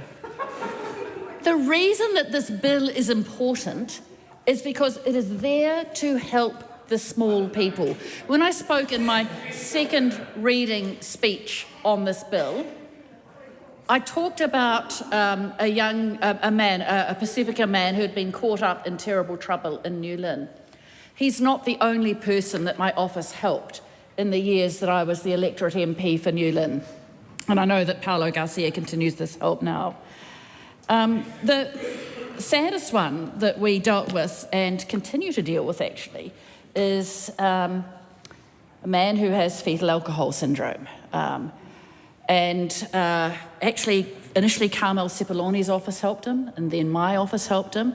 And interestingly, a staffer of mine, Amanda Snow, for whom I have the greatest affection and greatest regard, got to the stage where she helped him continuously with issues. And one of the biggest ones she dealt with was where some pretty predatory loan sharks found him in his boarding house and sold him all bangs and whistles, huge TV on credit. And he ended up in the most terrible financial strife. It took months of work to unpick that, particularly for a man who has fetal alcohol syndrome and couldn't necessarily understand what was going on. That is why these particular schemes are very, very important. But we know that they have been failing in many ways. We know that those competing jurisdictions actually confuse people. So we are pleased to see this legislation going through because we do think that it needs to be some ongoing review of these schemes. We do think that the process of kicking off a ministerial review of the schemes on a regular basis is a good idea. We do think that the changes that the Select Committee put through in terms of independence for those reviewers are very, very useful. So reviewing those schemes is actually a very important thing to do. We do know, however, from the money managers, Tangi Utakere, I spent time in Tangi Utakere's electorate recently. We visited MoneyWise, and they talked about sometimes the amount of time it takes just to sort out some of the issues. I've visited budget advisors in West Auckland, and their stories are the same. It takes time and effort to sort out some of the difficulties of the people that are coming to them. These are people who are on wages. They're not necessarily people on benefit. They're people in jobs who need assistance. Those money managers, the money counsellors, the budget advisors do a great job, but they have to negotiate their way through these different schemes, and they don't always find them helpful. So this process of review is very helpful. But this is a bill of lost opportunities.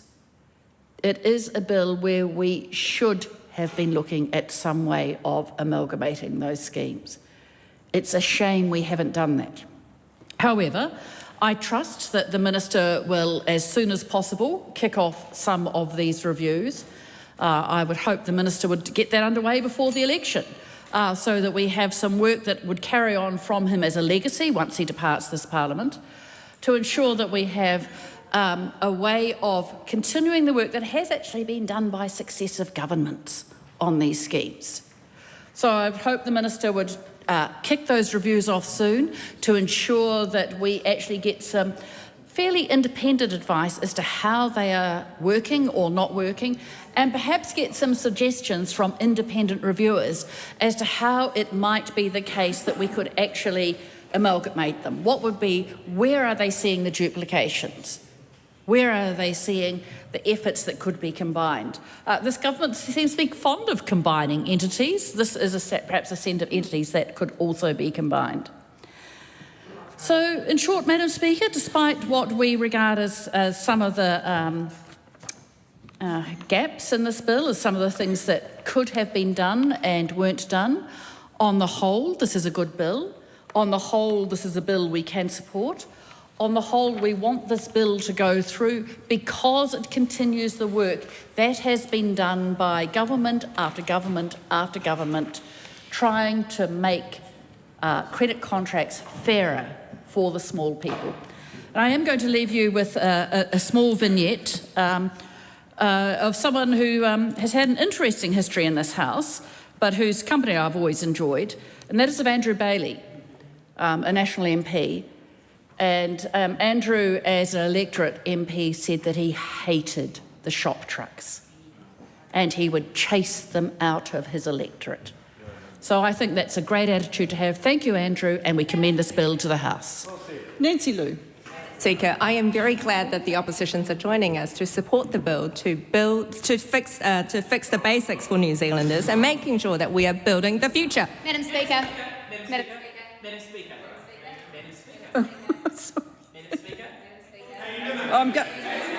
I'm sorry. I did see Katie Nimmin first. Thank you. Thank you, Madam Speaker.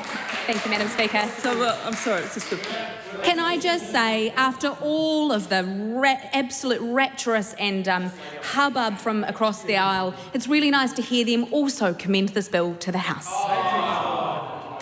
The question is that the motion be agreed to. Those of that opinion, please say aye. Aye. To the contrary, no. The ayes have it. Financial Service Providers Registration and Dispute Resolution Amendment Bill, third reading. I call on Government Order of the Day, number 12. Patents Amendment Bill, second reading. The Honourable Cameron Brewer.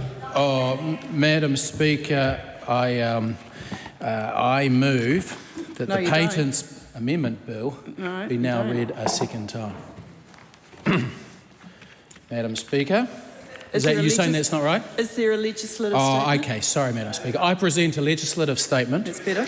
on the Patents Amendment Bill. That legislative statement is published under the authority of the House and can be found on the Parliament website. Thank you, Madam Speaker. I move that the Patents Amendment Bill be now read a second time. Madam Speaker, I acknowledge my predecessor, the Honourable Scott Simpson, and Scott Bailey. We've merged the two. And why don't we acknowledge, frankly, the Honourable Andrew Bailey too, for all the work that he has done in the reform of financial services and all the ongoing work around the reform of the capital markets. And so I honour and pay tribute to my two predecessors, Scott Simpson, the Honourable, and Andrew Bailey. Right, let's move right along. Mr Simpson was responsible for bringing the bill back to the House and progressing it through its initial stages. I also thank the Economic Development, Science and Innovation Select Committee for their work on the bill. This is pretty technical stuff, so I appreciate the efforts there. Submitters on the bill shared a wide range of views at Select Committee, and I thank all who participated in the process. This bill is a modest but meaningful reform. It's a necessary and practical step to keep our intellectual property system fair, modern and fit for purpose. Madam Speaker, this will lift productivity by reducing unnecessary costs and giving businesses the certainty they need to innovate and invest. A well-functioning patent regime is essential to a productive, competitive economy. New Zealand has a rich culture of practical problem solving. Many ideas have been commercialised successfully because inventors could rely on a patent system that protected their work. Patents give inventors the legal right to stop others from making, using or selling something they have invented for up to 20 years. A well-designed patent regime doesn't just help individual inventors, it helps build industries, attract investment and encourage the next generation of innovators. The bill ensures our patent settings continue to foster that kind of innovation by closing outdated gaps in the system. With that context, I now turn to the technical details of the bill. Madam Speaker, the Patents Act 2013 replaced the Patents Act 1953, a very important year in our country, introducing stricter standards for patent examination, including that there had to be an inventive step. Those were important improvements to modernise the patent system. However, transitional provisions allowed applications filed under the 1953 Act and any related applications called divisional applications filed later to continue under the old rules. Because the 1953 Act did not require an inventive step examination, patents could be granted for ideas that would not meet today's expectation of innovation. That's created a loophole that needs closing. This loophole may seem narrow, but in practice, it has created real risks. As long as divisional applications related to 1953 applications can be filed under the older, lower standard, there is potential that undeserving inventions are granted a patent. These patents create uncertainty for businesses and impose unnecessary legal costs if they choose to oppose them. This bill closes that gap by amending the transitional provisions so that all new divisional applications must meet the 2013 Act's stricter criteria. Again, thank you to the Economic Development, Science and Innovation Select Committee for all its work on the bill. I note that they recommended to the House that the bill be passed without amendment. By closing this loophole and aligning all future divisional applications with the 2013 Act standards, this bill strengthens the integrity of our intellectual property regime. As I say, it's a modest but meaningful reform. It improves certainty for businesses, removes outdated rules and reinforces the principles of fairness and quality that underpin our intellectual property framework. It is a practical support that supports innovation, productivity and growth. Madam Speaker, I commend this bill to the House. The question is that the motion be agreed to. The Honourable Rachel Brooking. Madam Speaker, there are some curious elements to why we are here on Saturday evening discussing this bill, Scott Bailey's fault. the Patents Amendment Bill. And the main one is that the Select Committee report, I've just heard the Minister said they came back with no amendment, but I'm just not sure when that was, because it does appear to have been on the books for quite some time. Yeah, and so it'd be good to hear contributions from the other side about when that was. And I'm hearing, oh, it went through your cabinet, so that is quite some time again. Why it is that this government has decided now that it needs to be bundled into budget urgency with other things when it could have waited on the legislative agenda, and why it has not come up earlier, because we know, of course, that the regulatory impact statement was made on 14th of February. Oh, it's Valentine's Day, isn't it? 2020. That February 2020 was an interesting time. Some other things were happening then, I guess, which is why there were some distractions with the COVID. Anyway, Madam Speaker, we are here, we are supporting the Patents Amendment Bill, obviously, for the reasons just put to me from the other side, that this bill has been in place for quite some time. Now, I've got some questions that I will, of course, be asking the Minister in the committee stage, but the premise seems to be that we have an old law from 1953, and then we have a newer law from 2013. And the old law was a bit lax with how it was that you could prove that your invention was significant enough to be deserving of a patent. And a patent, of course, is an intellectual protection, and other people can't use the invention without having an arrangement with you. So the mischief of this bill appears to be that anything that was applied, that the old Act applied to, so the 1953 Act, where it applied to inventions, it is looser, but it extended to the divisional patents. So the things that you can say are related to the patent that was filed before 2013 can be extended. So this is the divisional applications. And the mischief is here, as I understand it, but I look forward to asking the Minister about this when he's in the chair. The mischief is that the divisional applications can be far too broad. And then what happens is that something has intellectual property surrounding it and a bundle of rights that means that other people can't use that knowledge, that invention, and that stops good new entrepreneurs. That I think is the base of the problem and the mischief that we are trying to fix here. So it will be interesting to ask the Minister for some examples, and I'm telling him now, he's got some time to think about it, for some examples of what the type of patent, the divisional patent that applies that has been causing some upset in our entrepreneurial and for our inventors and people who make things, how bad it is. Because this bill does have arguably a retrospective aspect to it.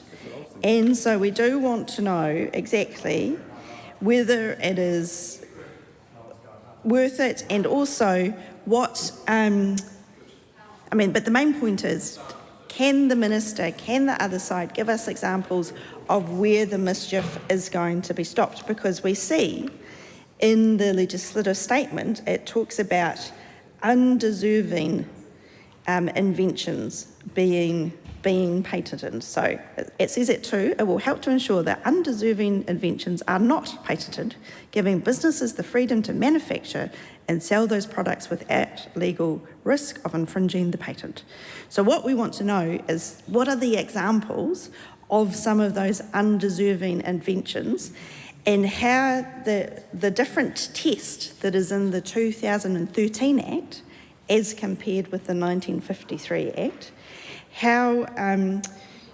where will that line go in terms of these undeserving inventions, and what do we imagine the impacts will be for those businesses that want the freedom to manufacture and sell those products. Excuse me, Madam Speaker, for a second.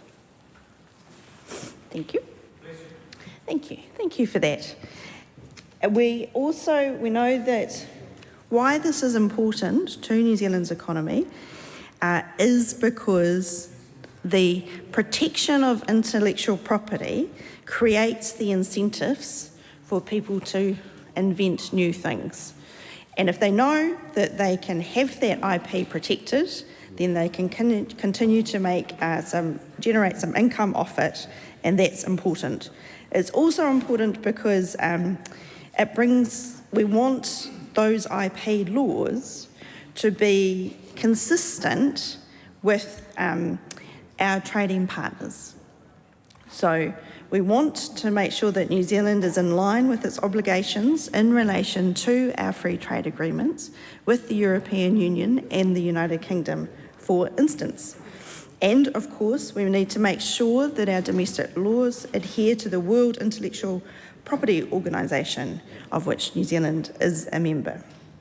So it appears that this has been canvassed some time ago by the community in New Zealand, the business community that does manufacturing, that they in fact asked for this change to be made because there is a mischief.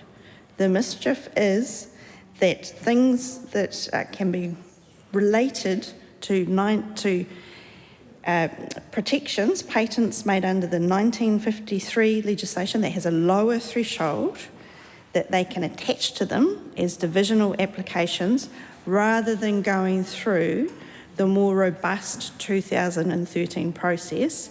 And that has meant that some other businesses in New Zealand can't use that IP, and they think that that is unfair. So very keen when we get to the committee stage to hear some examples of what we're talking about, because it's quite difficult to explain in a speech on a Saturday night. Thank you very much, Madam Speaker. Scott Willis. Thank you, Madam Speaker, and it is my pleasure to rise on a Saturday night to talk about the Patents Amendment Bill, a fascinating bill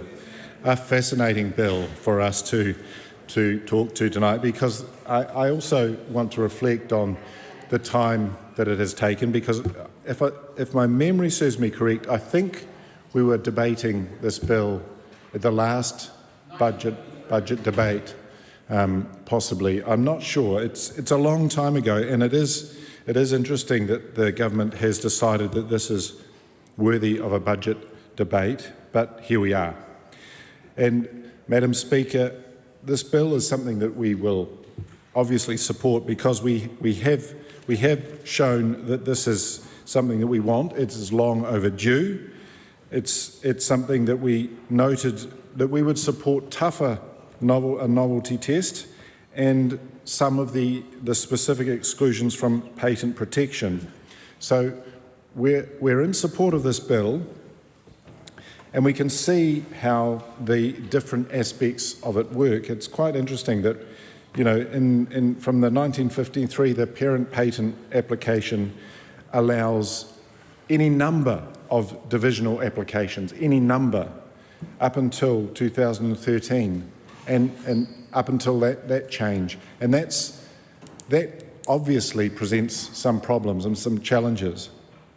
What this bill does is it makes it clear that from 2013 onwards, 2026 onwards, there will be some retroactive application to make sure that we get rid of some of those divisional applications. And Mr. Speaker, this is an improvement because the problem with that unlimited number is that we simply get out of control. This is what we heard in Select Committee from Fisher and Paykel in particular, if I recall correctly. And Mr. Speaker, the big issue here is that we have a challenge now not only to patents or a problem that we're solving with patents, but we also have a problem with generating those patents. Because, Mr. Speaker, what we've also seen is that we've had a budget that is determined to, if I can quote Troy Baisden, a budget 2026 pushes the science system into quiet purgatory with zero announcements from the Minister's office since the 1st of April. The only real story for science in the long-running decline in the foundations of our research and tertiary education system. Because, Mr. Speaker, the patents protect good ideas. And good ideas come from that foundational research. And that foundational research gives us the opportunity to make new patents, new businesses, new opportunities to go abroad, to sell things that people need in other parts of the world, to boost productivity. And when we cut off the source of that, then we are cutting off opportunity, Mr. Speaker. We had an opportunity not so long ago, a few weeks ago, to go and visit the McDermott Institute and to see what's been happening at the McDermott Institute, and it is really impressive, really impressive. One of the projects was the development of a coating, an antimicrobial, antibacterial coating that had been patented and was being sold into the US market. So a fantastic opportunity that had happened out of the McDermott Institute. But again, Mr. Speaker, this is something that is now at risk. And while we may have the patents bill correct, finally, we may be drying up the source of patents themselves. We may be cutting off our investment in foundational research. And I'd just like to point out, we can see here on this diagram, the amount of investment in public research has dropped from 2017 to some of the lowest levels we've seen in decades.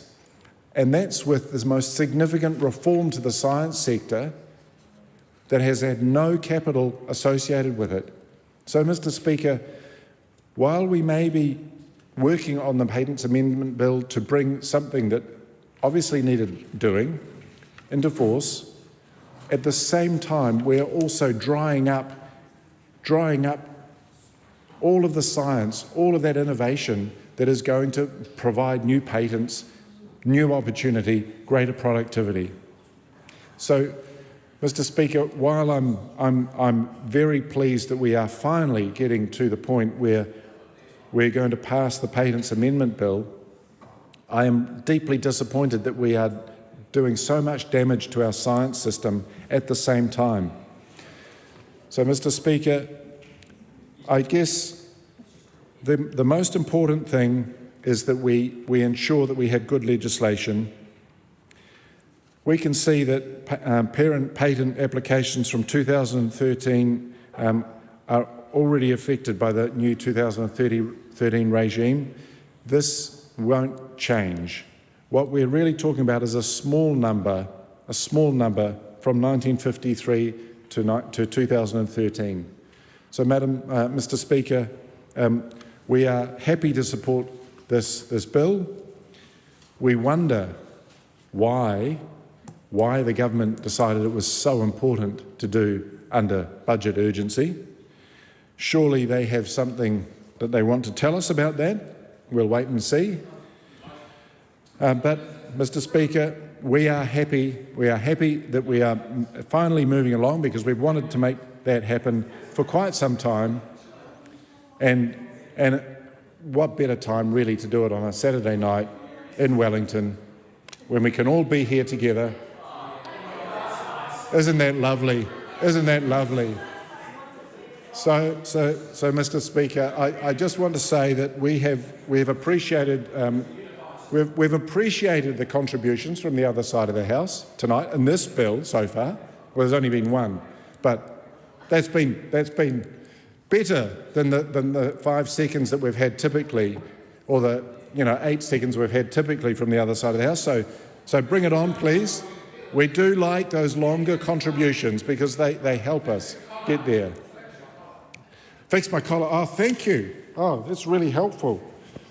So, Mr. Speaker, I get a sense of building a sense of greater collegiality in the Parliament tonight, and I really appreciate that. And if we could work together and also work on the energy system, for example, Mr. Speaker, now there and develop a national energy strategy, we would be in a good space. So, Mr. Speaker, I think for our support for the Patents Amendment Bill, it's really clear that this is something that is building a sense of collegiality in the Parliament, and we can take that in all kinds of directions in the future. But a word of warning: if we continue to keep on defunding or underfunding the science system, we really risk cutting the feet out of this, cutting this Patents Amendment Bill, or making it irrelevant, because there won't be that foundational science, there won't be that innovation, there won't be the buzz from our science sector that gives us productivity, that gives us exciting things, that makes the innovation happen. So, Mr. Speaker, we will support this bill, and we're happy to support it, and we are looking forward to further contributions from the other side of the House to tell us just why it is so important that we do this tonight under budget urgency. Thank you, Mr. Speaker. Todd Stevenson. Thank you, Mr. Speaker. I rise to speak on the Patents Amendment Bill, and I actually want to thank Scott Willis for his contribution. He was actually on the Select Committee, and the Select Committee actually just looked at this bill last year, so it's relatively fresh. Look, I think it's pretty... there's nothing strange about the process this bill's gone through. It's had a full Select Committee. The only difference is we're sitting here on a Saturday night, and I don't think these taxpayers would actually mind that we're sitting here on a Saturday night, getting good value for money. And so, again, this bill is really just making some tidy-ups, aligning some of the requirements under the new 2013 Patents Act with the older Act. I note that the Select Committee recommended no changes, that all parties were represented on there, and in fact it's a very straightforward report. That's why it is somewhat puzzling. We've now got 27 amendments tabled by the Labor Party, so by a member who actually sat on the Select Committee. So again, what we're doing here with this is just delivering certainty for New Zealand businesses, making sure our patent system is fit for purpose, and ACT recommends it to the House. Dr. David Wilson. I rise on behalf of New Zealand First to speak to the Patents Amendment Bill, and as an economic development and innovation nerd, I'm very pleased to see this bill coming through the House. Just with the previous member talking about I think he was talking about the Diarmid Institute, you know, those new innovations that they make, unless they're patented in this current world, you really need that as a basis for your commercialisation of New Zealand businesses. So those new products and services that we get patents over, they protect us, they allow those companies to grow in New Zealand, so we commend this bill to the House. Fine. Thank you, Mr. Speaker. And it was really interesting hearing the government member earlier just talking about being surprised about amendments being tabled when members have been at Select Committee. Because personally, as someone who also sits on a Select Committee, I would be really stoked if it was actually more expected that if amendments are put forward and suggestions are put forward at Select Committee, that they were actually considered. That would be absolutely fantastic. And then we might not have to bring them to the House, particularly with bills that go through under urgency. Now, I'm really glad to be able to speak to the Patents Amendment Bill. And I'm glad to speak to it because I absolutely have had the privilege of being in the science sector and being around scientists and science for many years. And I think it's an example of this government, a very clear example with this government and the Patents Amendment Bill, and the sort of delight and excitement about patents that might come from this. And we support that. We think it should be easier to patent things for innovation and research to, you know, be owned. And, you know, if people can make money out of that, then great. But it's somewhat painful to sort of see the glee with this government, with this Patents Amendment Bill, when there are so many cuts and changes which are going on in the science sector. This has been the biggest disruption to the science sector in 30 years that we've had. Now, we've had, you know, Crown Research Institutes that have been amalgamated. We've had Callaghan Innovation that has been scrapped. And the last 2025 budget squeezed the life out of the science and innovation funds to actually help fund other changes that the government have made in this sector. And I think what's really a shame with that is it demonstrates this lack of understanding about how ultimately where innovation and research gets to, where they're patenting something, where something's evolving, where something is being improved and distributed and used in the community, in the world, to ideally make it a better place. That comes from people, and it comes from the science. And the money that has been sucked into these amalgamations and changes that are going on are simply going into that rather than the science, which means we're ultimately, at the end of the chain, going to be missing out on the innovation, the people, and the research that leads to these patents.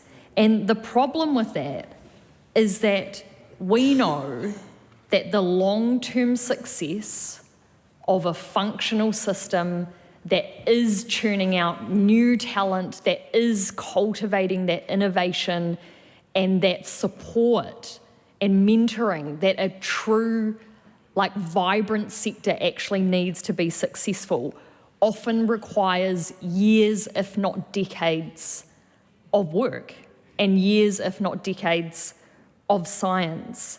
And I wanted to pick up particularly on the comments of the New Zealand Association of Scientists co-president Troy Baisden, because he pointed out that this government has a fundamental misunderstanding and can't see how disjointed their decisions and actions in the science sector are actually cutting off innovation at its core. So yes, we're happy to be supporting the bill. Yes, we're happy that we're making the patent system better.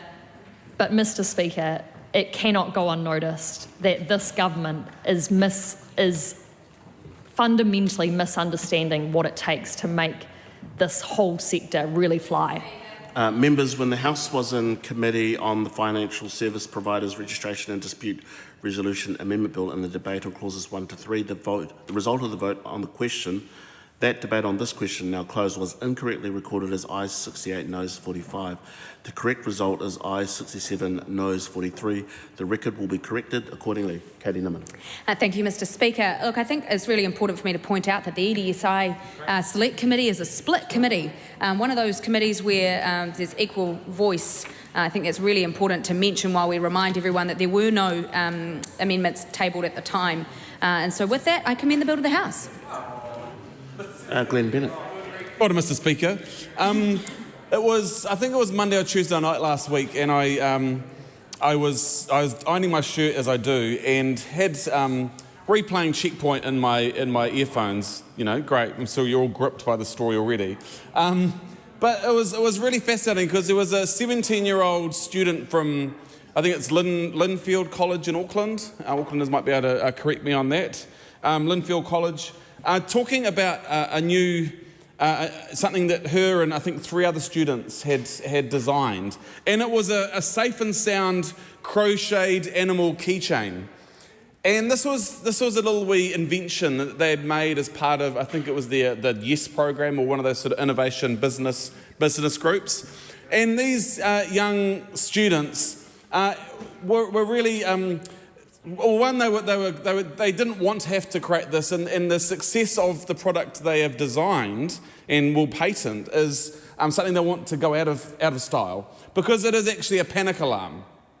And the fact that these 17-year-old school students in Auckland, the innovation they found was actually something that, because of the concerns they've had and some incidents as they've experienced, was to create these little crocheted little keychains that look sort of, look harmless and look like no one's, they're just cutesy cutes. But actually, when you hit the button, it sends off a huge alarm and it squeals. And everybody around knows. And as they talked to the Checkpoint reporter, it was very much around the fact that there's been several sad incidences where they did panic, but there was no support that came in terms of just local people there at the time, because they didn't realise what was going on. But they have created and want to patent these little wee safe and sound crocheted animal keychains that they can sell, and hopefully one day they go out of style and out of fashion.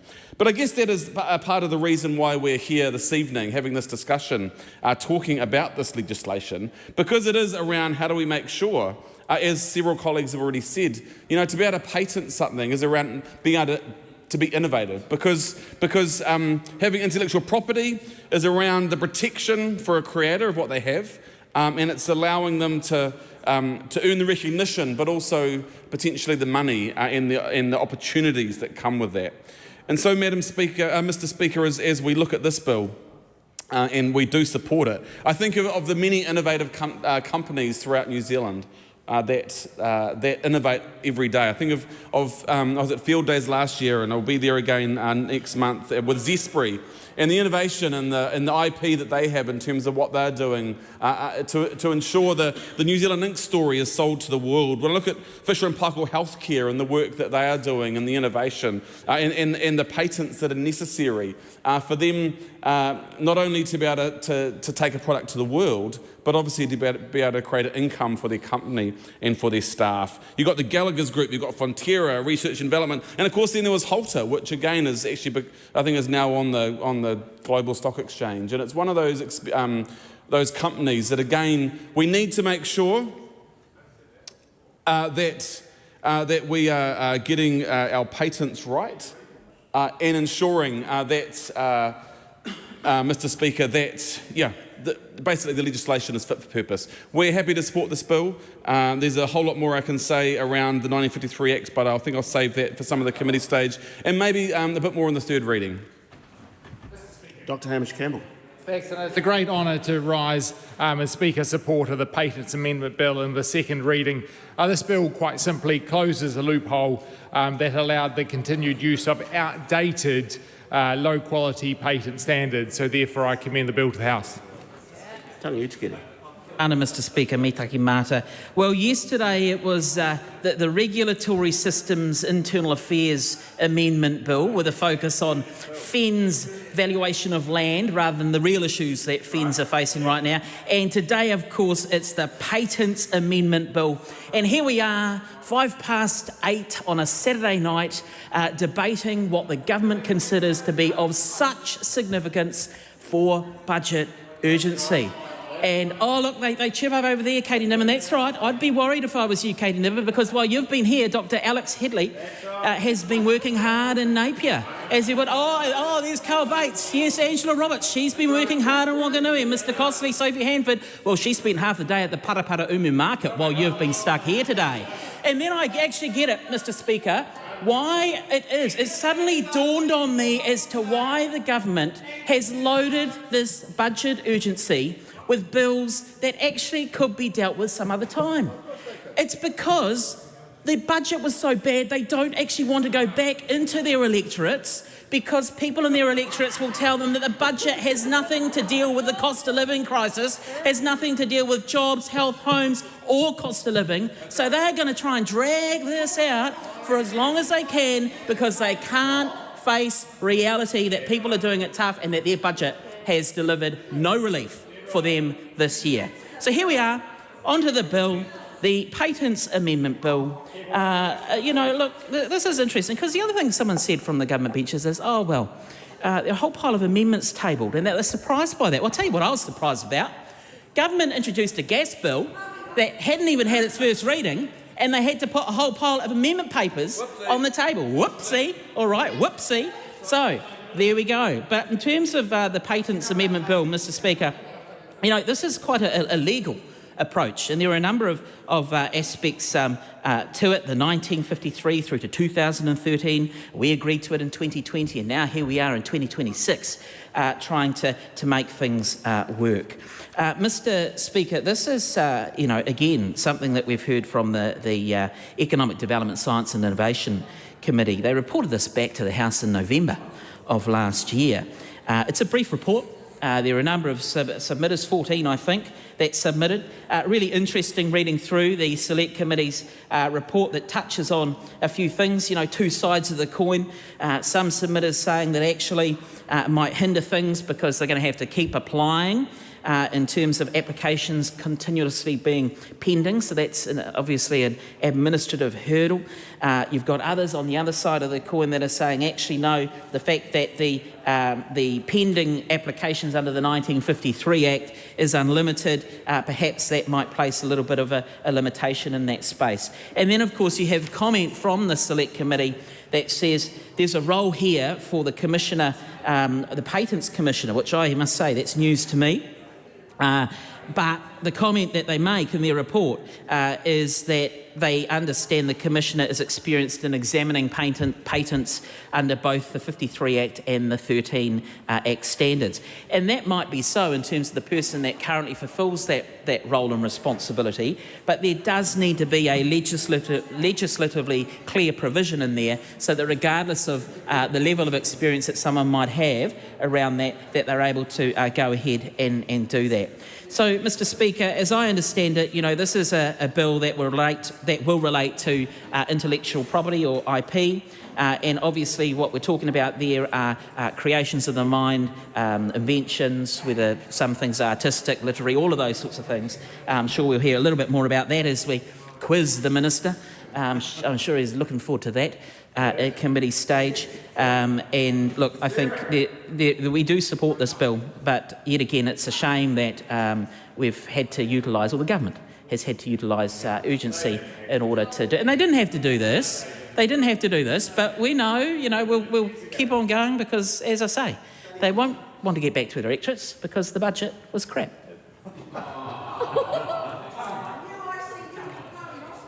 Tim Costley. Pleasure to take my first call on this budget motion. It was a great budget, focused on fixing the basics. Yeah, that's right, Kelly Niman, and building the future.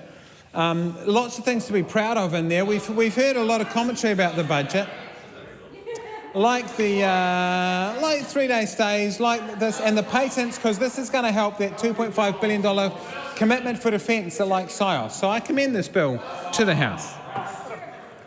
Kushla Tamaira Manuel. Tēnā koe e te manga o te whare, tēnā tātou katoa. Mr Speaker, I'm more than happy to be spending the evening here in Pōneke tonight because it keeps me so close to the southern end of my beautiful electorate, Aotearoa Rāwhiti, where tomorrow night the Honourable Ginny Anderson and I will be attending the 80th Jubilee of the Wainui Mata Rugby Club, and we cannot wait. And because I know you are all interested, I am proud to report that Ngāti Porou East Coast are in fact taking the Skip Painga Memorial Trophy back up the coast. Big mihi to the Poverty Bay Weka as well.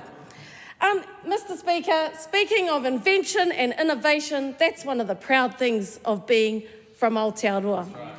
When I was young, one of the worst jobs we had, because you know most people lived rurally or on farms, was opening the gate. One of the most common phrases that would come out of my siblings and my mouths were, "Peg's not open the gate." And so my grandfather, my great-grandfather, Pap, had one of those counterweight gates. And I thought it was the best invention in the world. Did he invent it? No, but it just speaks to the innovation, speaks to the innovation of New Zealanders. And that was the one gate I loved in my life. That's why you need to protect patents, because my papa's going around making all these gates. Hoi anō rā, Mr Speaker, as my esteemed colleagues have mentioned, across this side of the House, we do support this bill. It's something we've been supporting since 2020 and mai rā noa. Why? Because we want to support and encourage innovation. We want to make sure our reputation, the number 8 wire Kiwi reputation for ingenuity and innovation, is encouraged, but also protected. Mr Speaker, on the original 28th of May, Aotearoa Rāwhiti was acknowledged for having some of the best produce in the country, probably in the world. And as we know, some of our growers in the Hawke's Bay in particular are facing tough times. They are not struggling to grow the best produce in the world, Mr Speaker, but at a time when they're struggling, we need to protect the growers as well as the workers so that any new innovations are in fact new. And we're not putting another layer of cost on people who are already struggling in Aotearoa by selling them some sort of new doodaki that actually isn't in fact new. Doodaki, my papa probably invented that too. That's not actually new. The other whakaaro with my Māori economy hat on, Mr Speaker, is thinking about, while we support this, how we actually protect not just Māori entrepreneurs and innovators, but actually truly protect mātauranga Māori. It's all the rage right now, and we know we've got some amazing gamers, what do you call them? Game developers. Game developers. And because the world is on to the value of our stories as Māori, our culture, they love the warrior nature of our culture, and so that's very appealing when you're developing a game. So it's one thing to have the nous to understand the technology and develop a game. We want to protect that, but also we want to protect those who truly understand the intellectual property that is mātauranga Māori.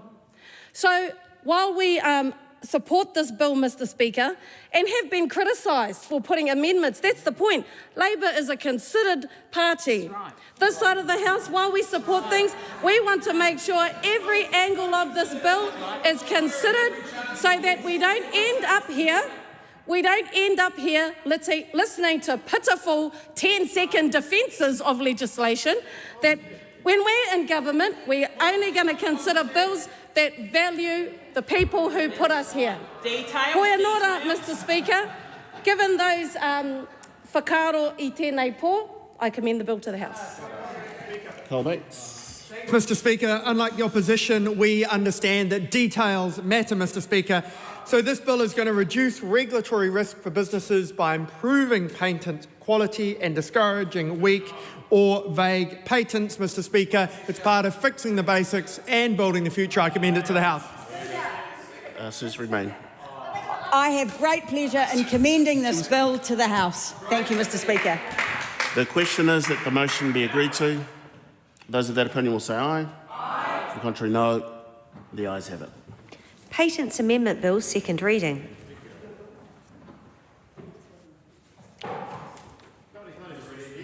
The Patents Amendment Bill is now set down for committee stage immediately. I declare the House in committee for consideration of the Patents Amendment Bill. She's going to read my second speech again.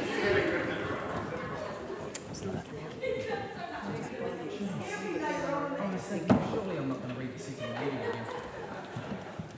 Deja vu. This is a box of nerves. Second reading. Is this deja vu? Oh, they wanted me to read the second reading again. Good to go? Yeah. Members, the House is in committee on the Patents Amendment Bill. We come first to the debate on Part 1. This is the debate on clauses 4 to 6, amendments to existing provisions. The question is that Part 1 stand part. Honourable Rachel. Chair, I did outline in my second reading speech that it would be very good to have some examples of what was going on from the Minister. That's true, she did say that. And I am interested in this bill. It is a very short bill. I won't have very many questions, although that's not because it's short. It refers a lot to the primary legislation, so it's quite difficult to read on the face of it. So, Minister, what I'm interested in is if you can just take us through, I think it would be very helpful if you took us through what is going on here in Part 1. It's only 3 clauses, but how it relates, Minister, to what you laid out in your second reading speech and what I laid out in my second reading speech as well, is that the tests in the 53 Act are different from the tests in the 2013 Act, and we're going to make the divisional applications no longer be able to attach to the 1953 patents. You can tell me if I've got that right or wrong. So that's the case. What I'm interested in these clauses 4, 5 and 6 is how they contribute to that story, and if they do, and how they do. I know there's transitional provisions coming up in Part 2. What the difference in that test would be, and if the Minister can give some examples of the type of application that would have got through on the 1953 test, but would fail under the 2013 test. So that's what I'm really interested in. Two things, if he can give some examples of just how this is going to play out in reality, and 2, if he can explain just how this Part 1 fits in with what he was saying and what I was saying in our second reading speeches. Thank you. Honourable Cameron Bro. Mr Chair. Mr Chair, I have sought advice over ensuring that I can give the Honourable Rachel Brooking an accurate example. I probably won't be able to name companies or products, but we can name kind of situations or scenarios to try and give you a clearer picture. So there's an example coming up that involves a feather duster by all accounts, and we're working on that now. I suppose just to set some context and setting here that this is an important technical change that we're making so that we can ensure patents are considered broadly under the same criteria, giving certainty and reducing risks and legal costs for businesses. This has got this has its genesis back actually under the last administration, as you touched on, Member Brooking, as far as the 2020 Labor Cabinet pushed this through, and as did EDSI, the committee, unanimously and without amendment. So we've got good political support from this, for this and from this. And so the reason we're pushing this through, I suppose, is that there's enough concern in different sectors that we do need to make sure that our patent system is fair and that patencies are broadly considered under the same criteria. And so this is for all intents and purposes, a 5-page, highly technical bill, but one that fixes quite a small anomaly, or an anomaly that affects not many New Zealanders or businesses, but it's an important one that we fix. As my good friend, the MP for Wanganui, articulated, that this is all about ensuring a good and a predictable business environment, so our inventors, our producers, industry, small and large businesses can get on with the job with confidence. The Honourable Rachel Brooking. I appreciate that the Minister is waiting for the feather duster example that will demonstrate the difference between those two tests. So I thank him in advance for that. But the other question that was not answered is how these clauses, 4, 5 and 6, what part they play in changing the system. So just a general, if he could just give a high-level explanation of the mechanisms that 4, 5 and 6 are doing as compared with, I'll ask the same question when we get to part 2 about what's happening in part 2. The Honourable Jenny Anderson. I'd just like some clarification from the Minister in relation to the transitional provisions for those in between the two different regimes. I'm in the regulatory impact statement, I'm aware that a number of different options were laid out for those transitional provisions, but I'd just like to highlight the point that submissions from patent attorneys and lawyers who did oppose the change, some argued that it would be unfair to applicants who had already applied for patents under the 1953 legislation.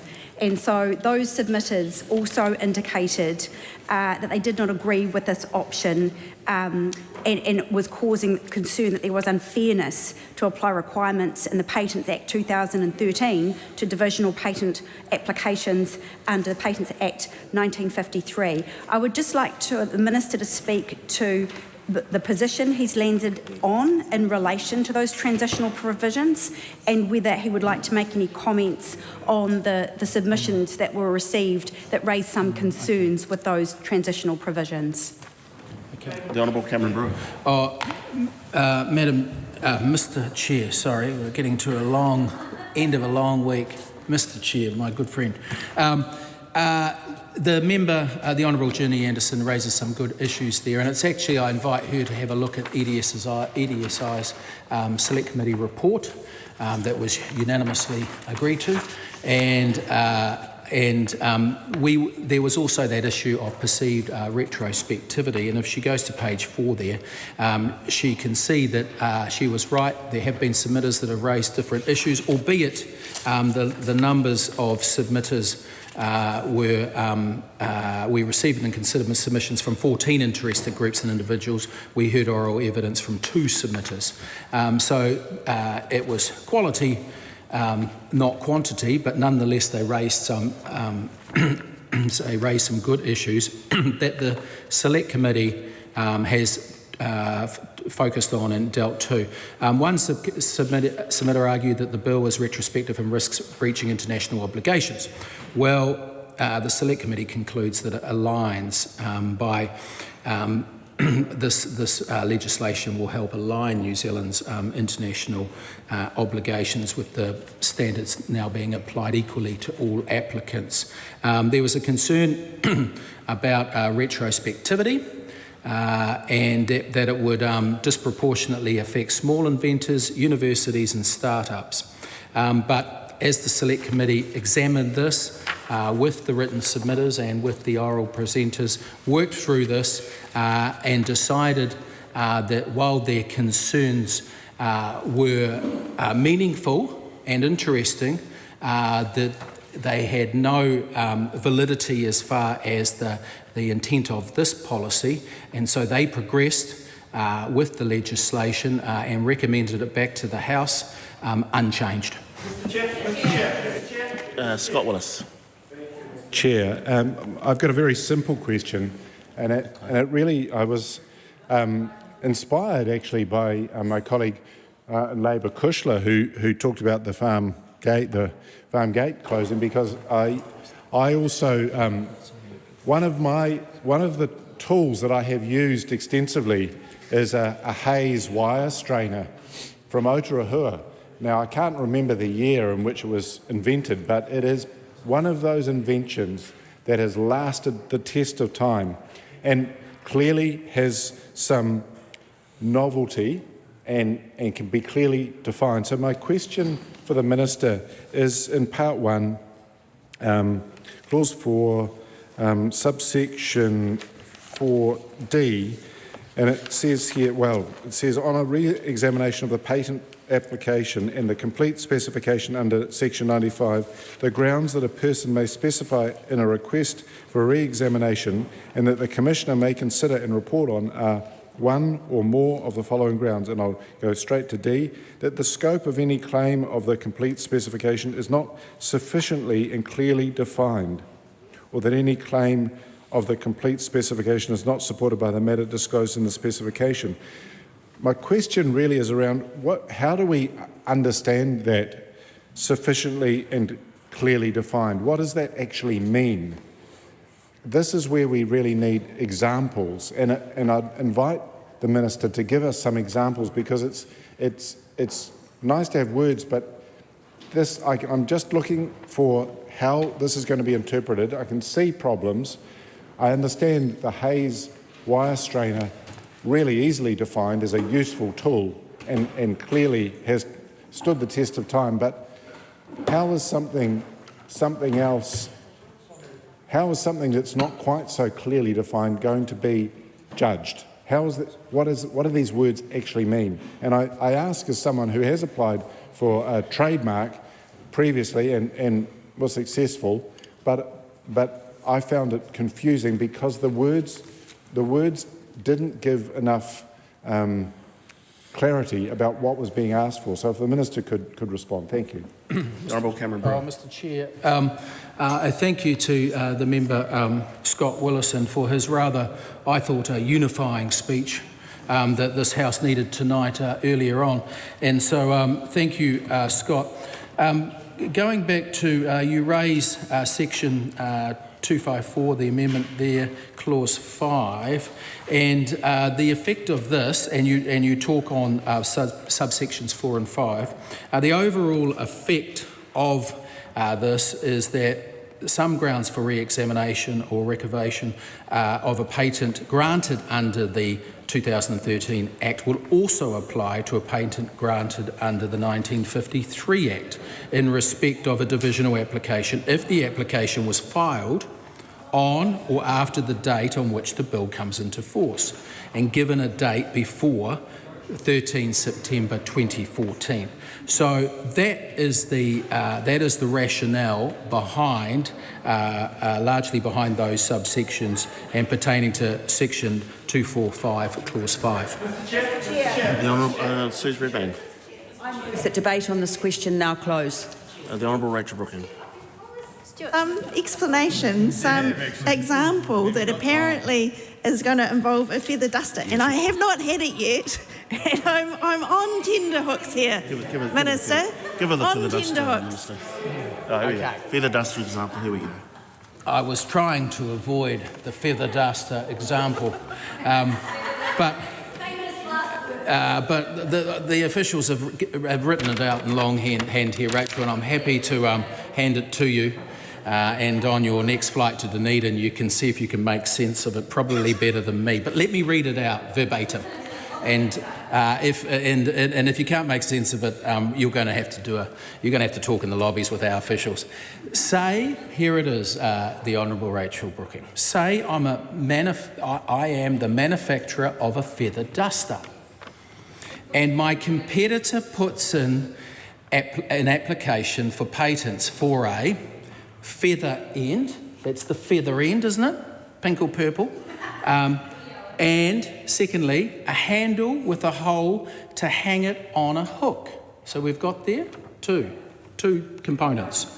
Clearly these inventions should not get a patent, but it might under the old rules from 1953.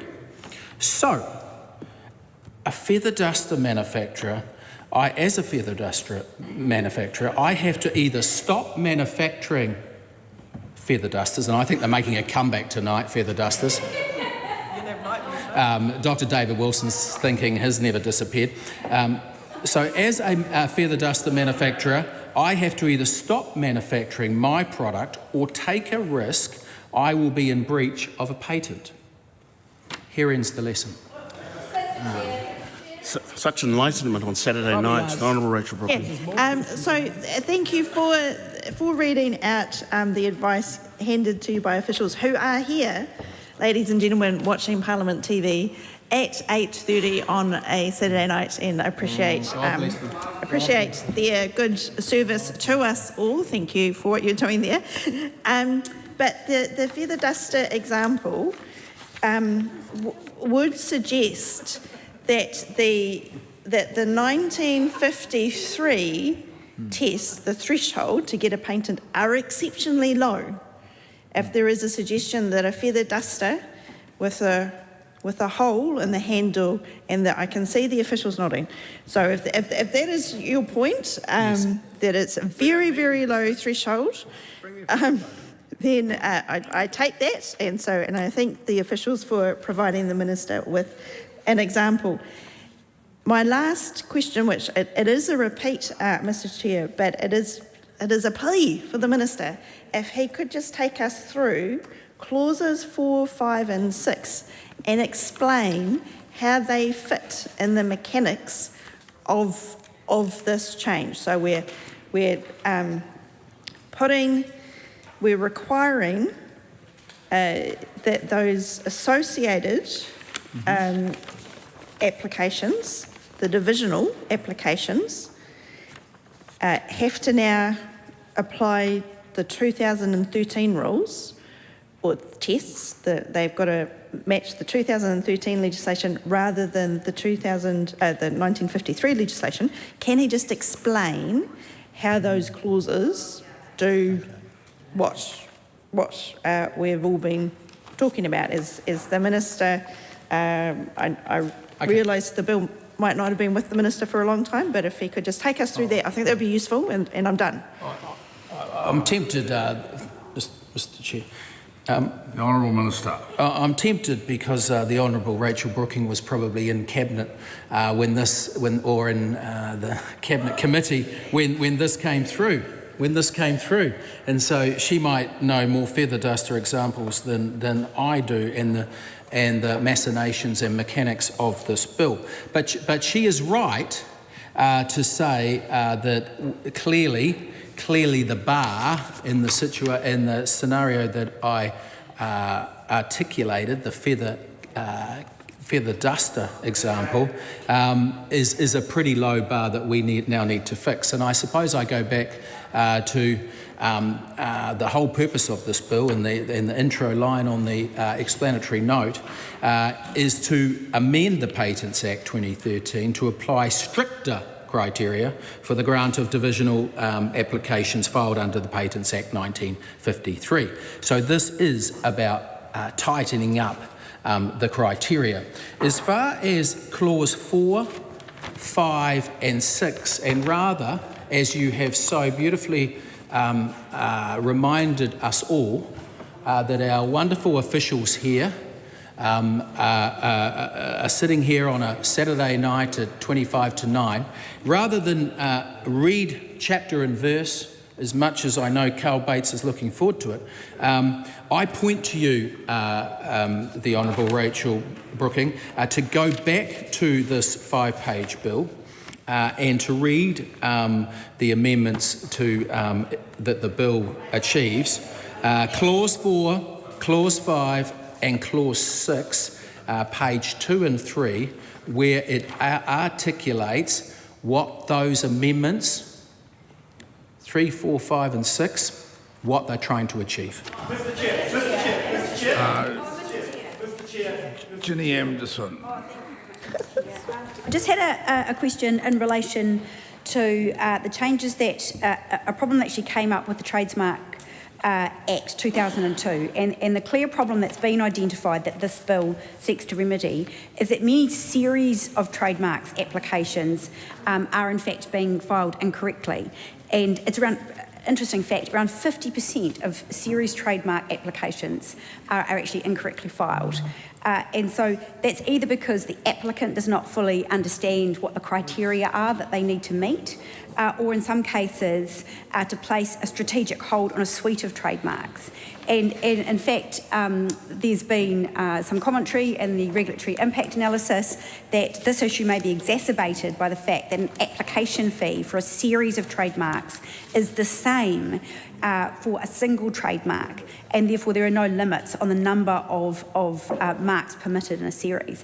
And this is particularly an issue, Mr. Chair, in the fact that we are now in an age we're seeing very often an item that has been potentially patented and is marked, you're getting something very, very similar to it. And because of the internet and the rapid ability of someone to go into a shop, take a photograph of a particular thing that's patented, and then to replicate that, but do a slight difference. And so the whole point in terms of families of trademarks is important to get right in this bill, given the changed environment that we currently operate in. And so I would be really interested to hear from the Minister if he thinks where we've arrived in this bill in relation to series of trademarks. And so people understand at home if they're tuning in on a Saturday night, as I'm sure there's at least one person out there, the really good example given in here is where it's got Florina marmalade or Florina jam. And so there's a series under that that are using that name. And so if there is, the Minister is able to give us certainty that the changes made in this legislation that seek to rectify some of the problems that the Trademarks Act in 2002 had with it, in particular to the filing of incorrect applications and the uncertainty that that imposes. Does he think that that 50% mark that we're currently, that under previous legislation, 50% of those families of trademarks being incorrectly applied for, is he confident that the legislative changes we're debating tonight will rectify that problem that we've seen in the past? Mr. Chair.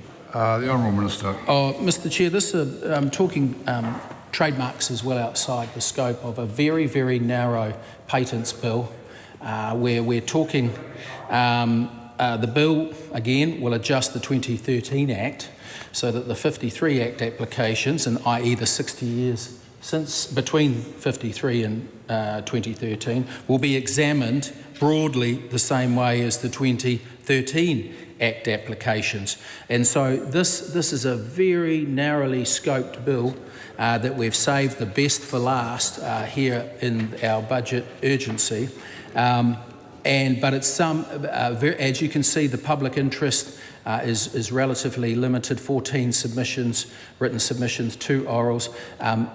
Some sectors are looking at this with interest, but it's well beyond the wider discussion of the likes of trademarks. But the member, the Honourable Ginny Anderson, can be assured that this is just one of a number of intellectual property law changes that we are going to progress if not this term, then our second, third or fourth or fifth term as an administration. And we recognise and the Hamish Campbell here, Dr. Hamish Campbell, is a real-life scientist. He recognises the importance of such work, and we recognise the importance of IP laws for business, for academics, for inventors, for plant breeders and for exporters. So again, as I started, this is just such a narrow piece of legislation that affects very few, but it's important that we get it right 13 years on from the amendment statute. The Labor Cabinet had it in 2020, and a member from the Labor Party said, oh, but that was a very busy year. We all know what happened in 2020. But I put it to them, there was roughly 1,000 days between then and the election to sort it out. They didn't sort it out. The coalition government's sorting it out. Hamish Campbell. The debate on this question now closed. We'd be looking for some clarification in relatively short points at this stage. Honourable Rachel Brooke. Thank you, Mr. Chair, and I am, because I thought we could have had a very short committee stage here, and I was asking the Minister for some clarity about the mechanisms in this bill. Short bill, not many clauses. Instead, we keep getting political attacks by him and some high-level policy that nobody disagrees with. We're all in agreement about the high-level policy, but what we're asking about is how these clauses work.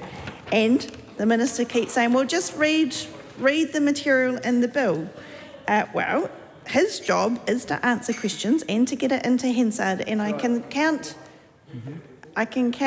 4 advisors behind him as well who are here to help. So, on clause 4, is the mechanism in clause 4? I don't have my glasses on, so I wasn't entirely sure. Yeah, Miles Anderson. So clause 4, the point here, I think, and the Minister can confirm this, is that where a divisional or a 1953 patent has a so it sets out the defence to a patent infringement claim relating to prior use of the invention. So what's happening here is there's a change, so the defence continues to not apply to any patent resulting from a divisional application treated as made under the 1953 Act. So where somebody needs to use that defence, which is I was allowed to use the feather duster because my hole was in the handle, wasn't in breach of anything, then that remains. Is that what the mechanism here is in clause 4? And then can the Minister explain what then is happening in clause 5 and 6? No. Tangi Utakeri. Mr. Chair, I want to ask the Minister a question that relates to clauses 5.3 and also clause 6. There's a term in there that is utilised and it relates to the use of a fresh patent application. Now, it may be that there needs to be a tenuous link between what is currently in the system and what had come previously, because it seems to me that, particularly with clause 5, it relates to the re-examination part of the application. But why is it that that can't be defined in any other way? For example, a new application or an updated application. Why is it that that term is used? Very short question. Appreciate a short answer. Mr. Chair. Kushla Tangiri Manuel. Thank you, Mr. Chair, and tēnā koe iti minita. I will keep this brief. I know we had a bit of a laugh about the story about what I believed was my grandfather's invention, my great-grandfather actually. And you know what? This was he was born in the early 1900s, so for all we know, it could in fact have been his invention. But the question for the Minister tonight is a brief one. How will this bill help people understand or protect people, but mostly help them understand that what they believe is genuinely their own invention or innovation versus a breach of someone else's patent.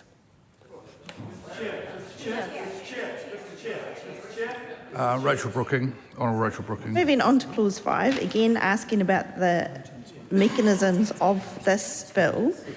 This relates to those transitional provisions, and is this the clause which is saying, well, now that the 2013 grounds will now apply, and therefore the mischief is fixed? Is that what clause 5 is doing? Okay. The Honourable Minister. Thank you, Mr Chair, and to the Honourable Member Rachel Brooking.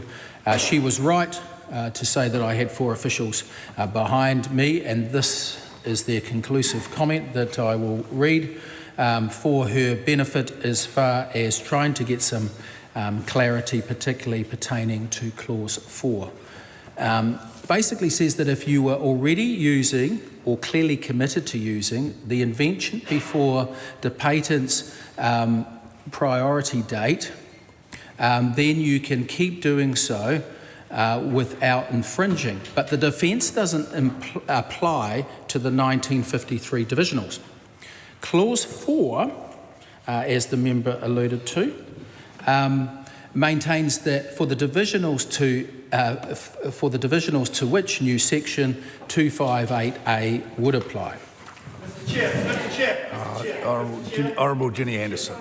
Mr Chair, I have a question in relation to the current transitional provisions for divisional patent applications, which potentially could disadvantage some, and that was what came through from submitters as well. And in relation to a solution to the potential disadvantage for those transitional provisions for divisional patent applications, one of the proposed options is to provide for an anti-self-collision provision. I think that sounds like a good thing, something potentially you could have had in a coalition agreement, could have saved us all a lot of time. But I'd really be interested to hear from the Minister, particularly around the option for the provision of an anti-self-collision provision. And so this option involves providing that a divisional patent application cannot form part of the prior art base for its parent application. And vice versa, Mr Chair, the so-called anti-self-collision provision also applies. The prior art base is the material that can be used to determine whether or not the invention claimed in a patent application is new or innovative or adding something in additional. If the invention is not new or adding something different, no patent can be granted on the application. So this is an approach that is simple, and it should no doubt to have what is intended by this, to avoid having those situations. And so it has been outlined in the regulatory impact statement that that for this reason that option has been preferred. It does depend on a court adopting a particular interpretation of the provision, but I would be really interested to understand the Minister's views on the ability of an anti-self-collision provision to specifically provide for those transitional provisions for the divisional patent application that could potentially be disadvantaged. Honourable Minister. Mr Chair, such a move, I'm reliably informed, would take us well outside the internationally practiced norms and subsequently challenge our ability, which we're partly achieving here, to align with our international standards and obligations. Miles Anderson. That debate on this question now close. The question is that debate on this question now close. All those in favour say aye. To the contrary, no. The ayes have it. Please conduct a party vote. New Zealand National. 48 in favour. New Zealand Labour. 21 votes opposed. Green Party of Aotearoa, New Zealand. 10 votes opposed. Act New Zealand. 11 in favour. New Zealand First. 8 votes in favour. Te Pāti Māori. Takuta Ferris. 1 opposed. Maria Menu Kapakingi. 1 vote opposed.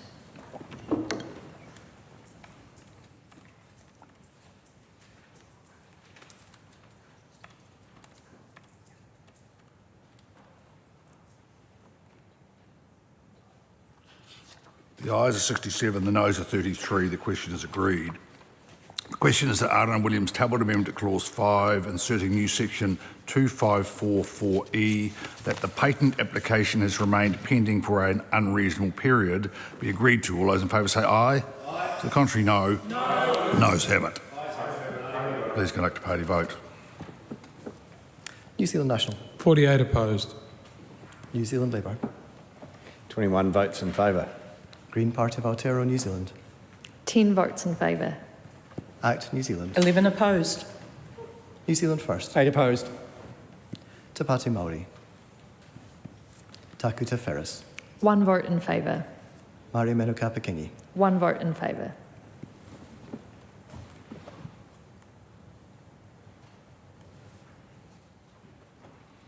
The ayes are 33, the noes 67. The question is not agreed. The question is that Arden Williams tabled amendment to clause 5, inserting new section 2544E, that the divisional application is not materially distinct from the parent application, be agreed to. All those in favour say aye. To the contrary, no. Noes have it. Please conduct a party vote. New Zealand National. 48 opposed. New Zealand Labour. 21 in favour. Green Party of Aotearoa, New Zealand. 10 votes in favour. Act New Zealand. 11 opposed. New Zealand First. 8 opposed. Te Pāti Māori. Taku Te Whereas. 1 vote in favour. Māori Manu Kapakingi. 1 vote in favour.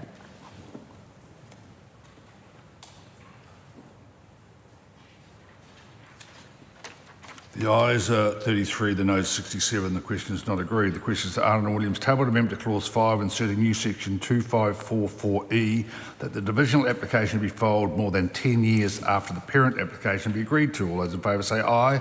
To the contrary, no. Noes have it. Please conduct a party vote. New Zealand National. 48 opposed. New Zealand Labour. 21 in favour. Green Party of Aotearoa, New Zealand. 10 votes in favour. Act New Zealand. 11 opposed. New Zealand First. 8 opposed. Te Pāti Māori. Taku Te Whereas. 1 vote in favour. Māori Manu Kapakingi. 1 vote in favour.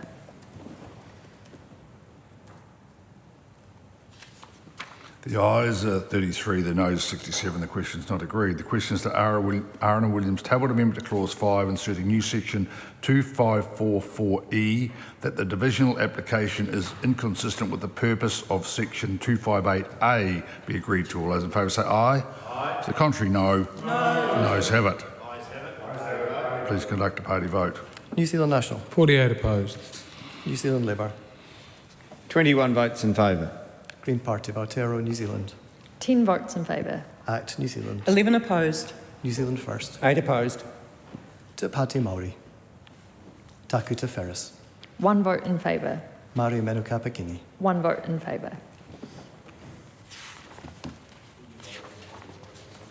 The ayes are 33, the noes 67. The question is not agreed. The question is that Arden Williams tabled amendment to clause 5, inserting new section 2544E, that the divisional application constitutes an abuse of the transitional arrangements, be agreed to. All those in favour say aye.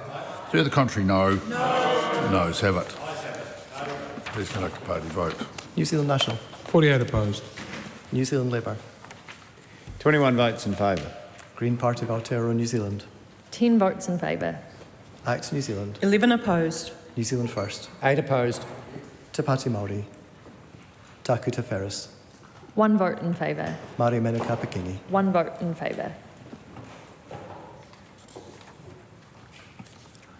The ayes are 33, the noes are 67. The question is not agreed. The question is that Arden Williams tabled amendment to clause 5, inserting new section 2545E, that the patent application has remained pending for an unreasonable period, be agreed to. All those in favour say aye. To the contrary, no. Noes have it. Please conduct a party vote. New Zealand National. 48 opposed. New Zealand Labour. 21 votes in favour. Green Party of Aotearoa, New Zealand. 10 votes in favour. Act New Zealand. 11 opposed. New Zealand First. 8 opposed. Te Pāti Māori. Taku Te Whereas. 1 vote in favour. Māori Manu Kapakingi. 1 vote in favour. The ayes are 33, the noes 67. The question is not agreed. The question is that Arden Williams tabled amendment to clause 5, inserting new Section 2545E, that the divisional application is not materially distinct from the parent application, be agreed to. All those in favour say aye. Aye. To the contrary, no. No. Noes have it. Please conduct a party vote. New Zealand National. 48 opposed. New Zealand Labour. 21 votes in favour. Green Party of Aotearoa, New Zealand. 10 votes in favour. ACT New Zealand. 11 opposed. New Zealand First. 8 opposed. Te Pāti Māori. Taku Te Wheres. 1 vote in favour. Māori Mero Kapakini. 1 vote in favour. The ayes are 33, the noes 67. The question is not agreed. The question is to Aaron Williams tabled amendment to clause 5, inserting new section 2545E, that the divisional application constitutes an abuse of the transition arrangements, be agreed to. All those in favour say aye. Aye. To the contrary, no. No. Noes have it. The question is that part 1 stand part. All those in favour say aye. Aye. To the contrary, no. The ayes have it. Members, we come to part 2, this debate on clause 7, new transitional provisions for divisional applications filed after commencement. The question is that part 2 stand part. The Honourable Rachel Brooking. Mr Chair, thank you. This is a very short part, and again, I'm interested in the Minister explaining the legal mechanism, what these words in the bill are doing. And I'm going to page 3 of the explanatory note.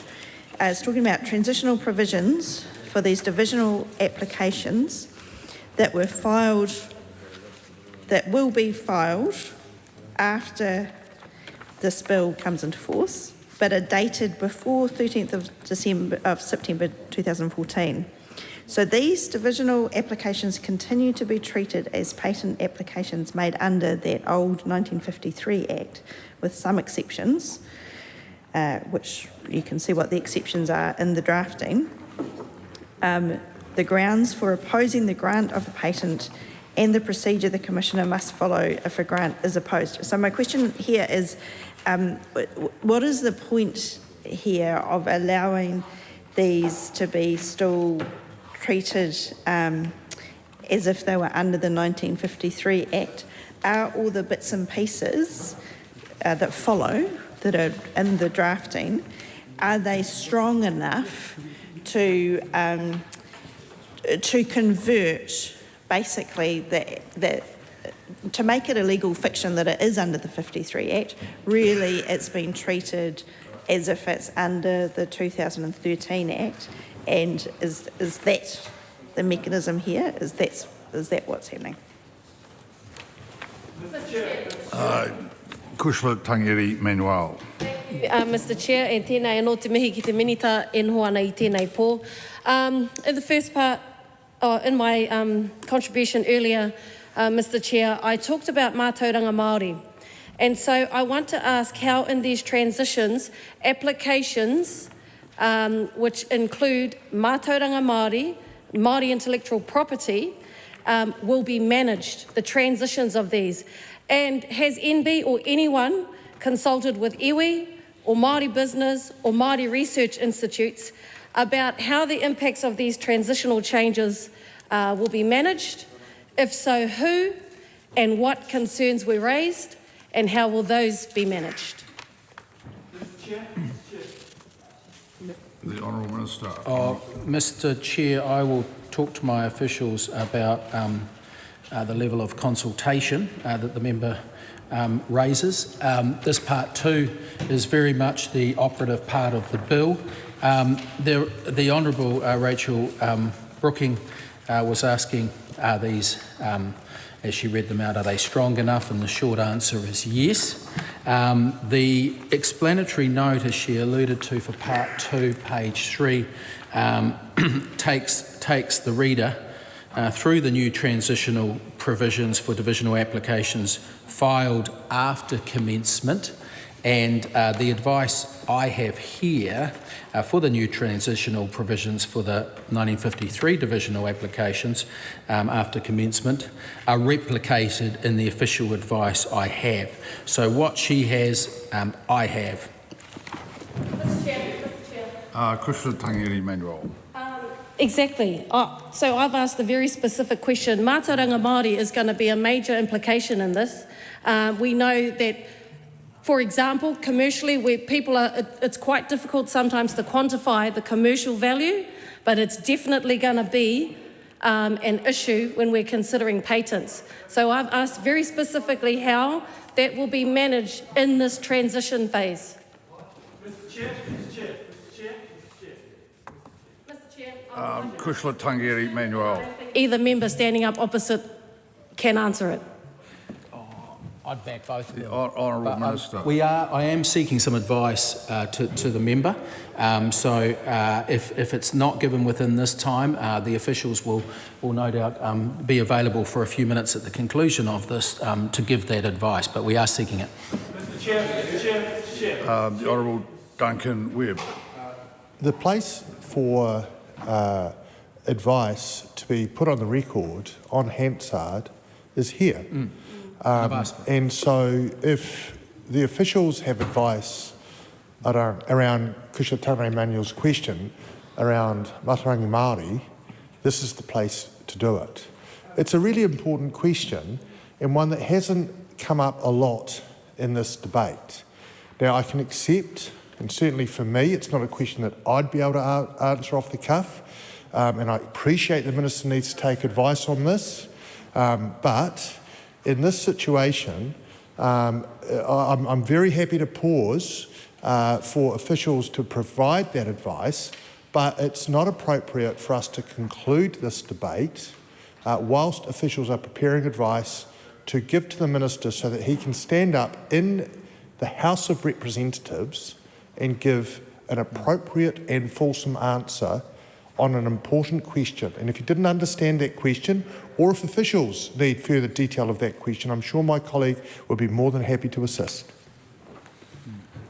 And likewise, if the Minister did want to take advice, we can give an answer. I can sense we're drawing to an end here, possibly on part two, because it is the operative part of the bill, and the advice that the members have sought is the advice that I have and that they have in the 5-page bill, and so that's what it's worth. But I suppose I'd ask the member to just reiterate the advice she's seeking, and then let's get the official response, and then let's get it on the record. Kushla Tangeri Manuel. So as the Minister has acknowledged, this is the operational part of the bill. I'm asking specifically, Mātauranga Māori, when it comes to patents, especially as we encourage innovation and the commercialisation and the risks around that of Mātauranga Māori and protecting that, is going to be a key part of operationalising this bill. So what I'm seeking to understand is what advice have they got about managing that? Who have they spoken to? What, if any, concerns? I love how you guys are interjecting when the Minister's still seeking advice on this. So you guys are not helping. The Minister's paying respect to this very important issue, and so interjections are not appropriate, because otherwise you'd be in that seat. So what I'm asking is what advice has been sought, from whom, what solutions or issues have they raised, and how will Mātauranga Māori be protected as we transition into operationalising this bill?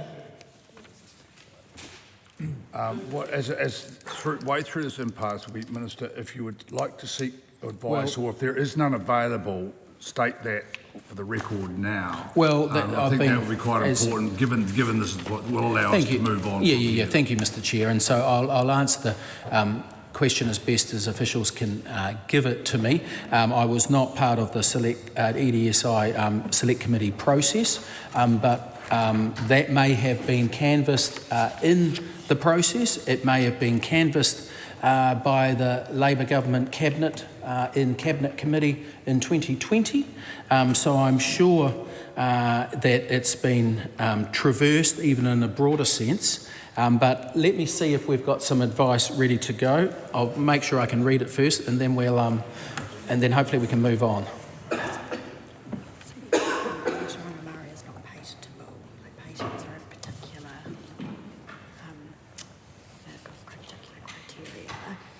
In this case, we haven't done specific Okay. It's not paintable. You can't get a patent on Okay.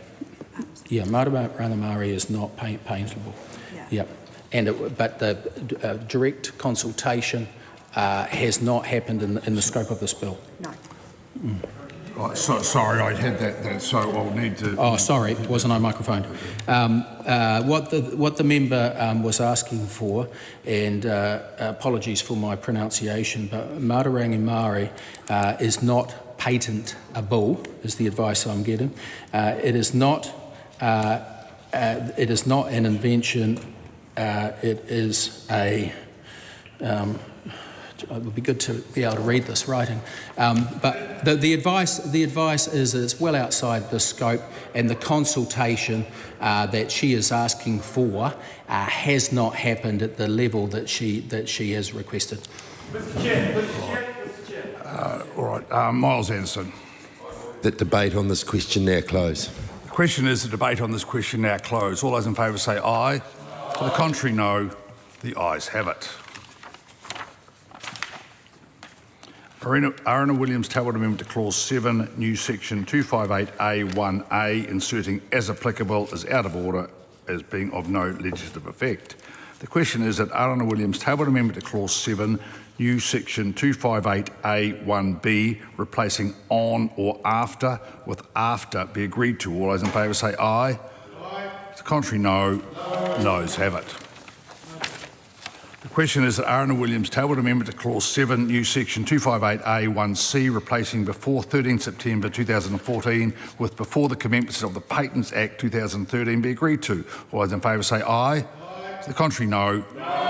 Noes have it. The question is that Arana Williams tabled amendment to clause 7, inserting new section 258A1D, reading the parent application remains pending, be agreed to. All those in favour say aye. To the contrary, no. Noes have it. Arana Williams 5 tabled amendments to clause 7, new section 258A4, out of order as not being in the correct form of legislation. The question is that part 2 stand part. All those in favour say aye. To the contrary, no. The ayes have it. Members, we come to our final debate, clauses 1 to 3, title and commencement and principal act. There's Carl Bates. I move that debate on this question now close. Question is the debate on this question now closed. All those in favour say aye. To the contrary, no. The ayes have it. The question is that Arana Williams tabled amendment to clause 1 relating to divisional applications be agreed to. All those in favour say aye. To the contrary, no. Noes have it. The question is that Arana Williams tabled amendment to clause 1 relating to transitional provisions for divisional applications be agreed to. All those in favour say aye. To the contrary, no. The noes have it. The question is that Arana Williams tabled amendment to clause 1 relating to 1953 Act divisional applications be agreed to. All those in favour say aye. To the contrary, no. The noes have it. The question is that Arana Williams tabled amendment to clause 1 relating to further transitional provisions be agreed to. All those in favour say aye. To the contrary, no. Noes have it. The question is that Arana Williams tabled amendment to clause 1 relating to legacy divisional applications be agreed to. All those in favour say aye. To the contrary, no. Noes have it. The question is that clause 1 stand part. All those in favour say aye. To the contrary, no. The ayes have it. The question is that Arana Williams tabled amendment to clause 2 to commence 28 days after royal assent be agreed to. All those in favour say aye. To the contrary, no. Noes have it. The question is that Arana Williams tabled amendment to clause 2 to commence 3 months after royal assent be agreed to. All those in favour say aye. To the contrary, no. The noes have it. The question is that Arana Williams tabled amendment to clause 2 to commence 6 months after royal assent be agreed to. All those in favour say aye. To the contrary, no. Noes have it. The question is that Arana Williams tabled amendment to clause 2 to commence on a date appointed by the Governor-General by order in council be agreed to. All those in favour say aye. To the contrary, no. Noes have it. The question is that Arana Williams tabled amendment to clause 2 to commence on the 14th September 2026 be agreed to. All those in favour say aye. To the contrary, no. The noes have it. The question is that clause 2 stand part. All those in favour say aye. To the contrary, no. The ayes have it. The question is that clause 3 stand part. All those in favour say aye. To the contrary, no. The ayes have it. I'll report this bill without amendment.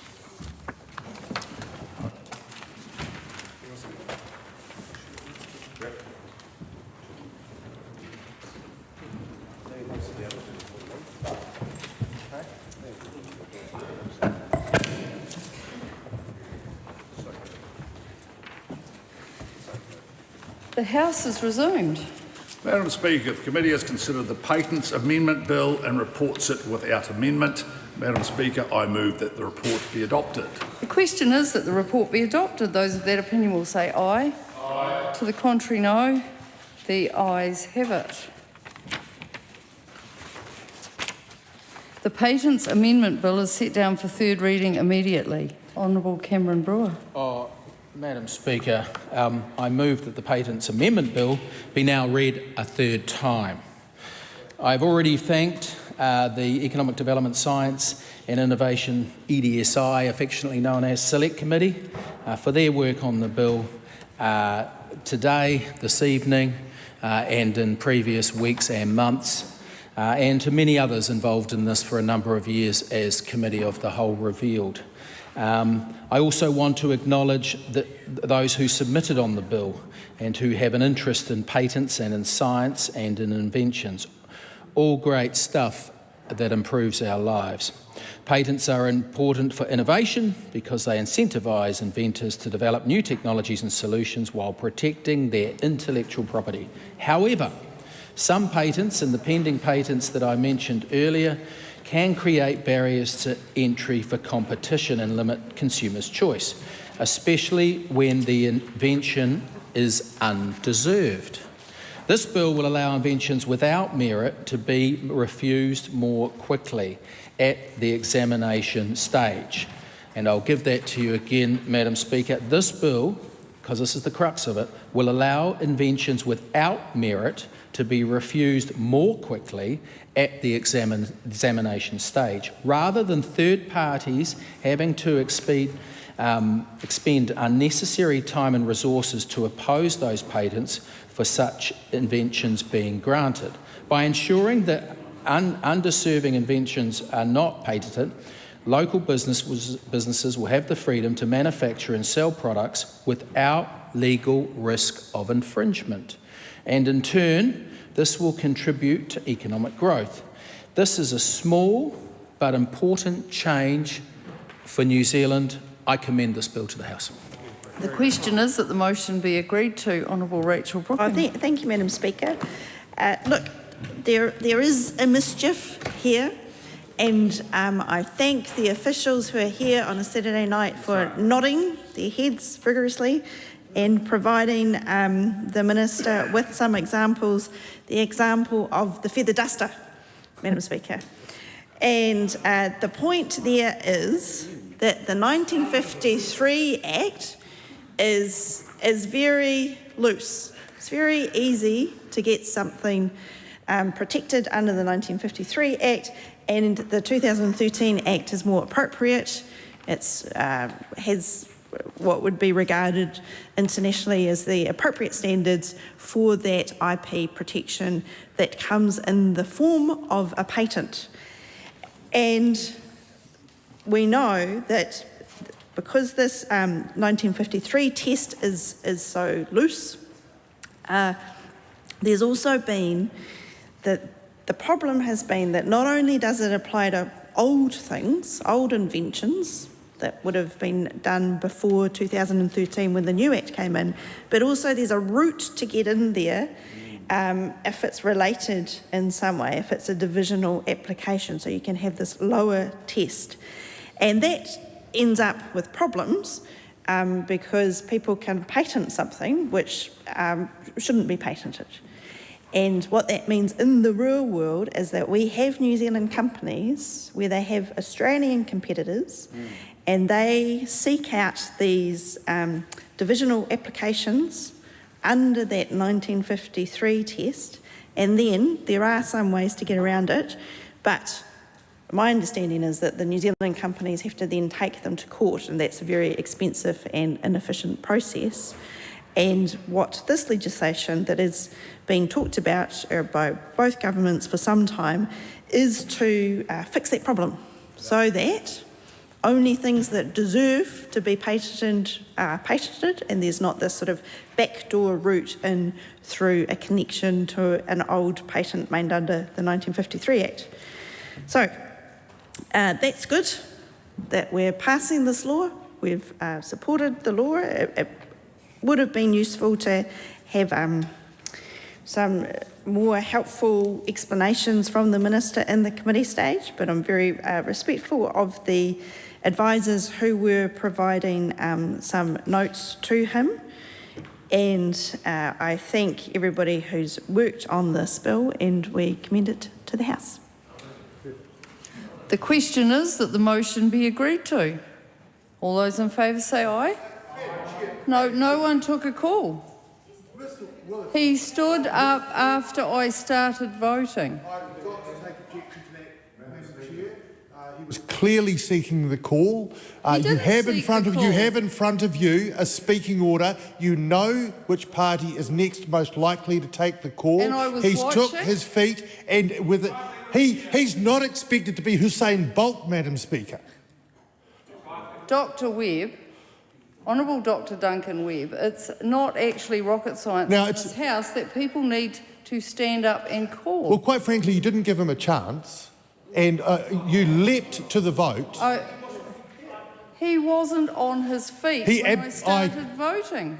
He was not on his feet when I started voting. I looked around the House. The pause between the last speaker and you going to the vote was infinitesimal. Nobody was on their feet when I started voting.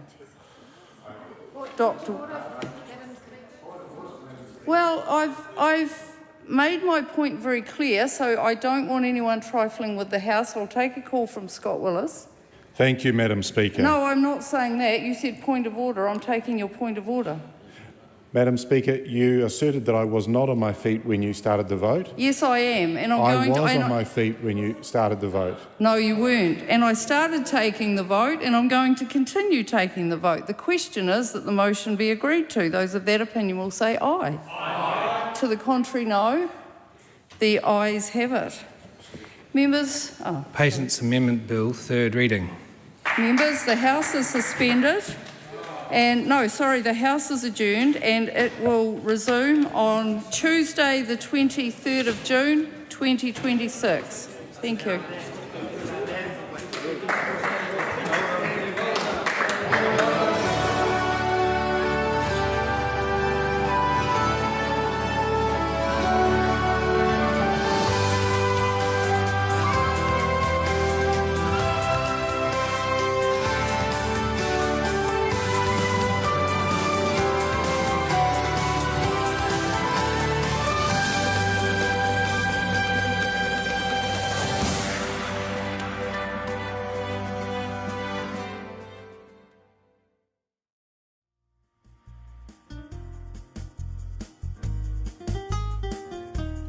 That concludes our coverage from the House of Representatives. More information about Parliament is available at www.parliament.nz.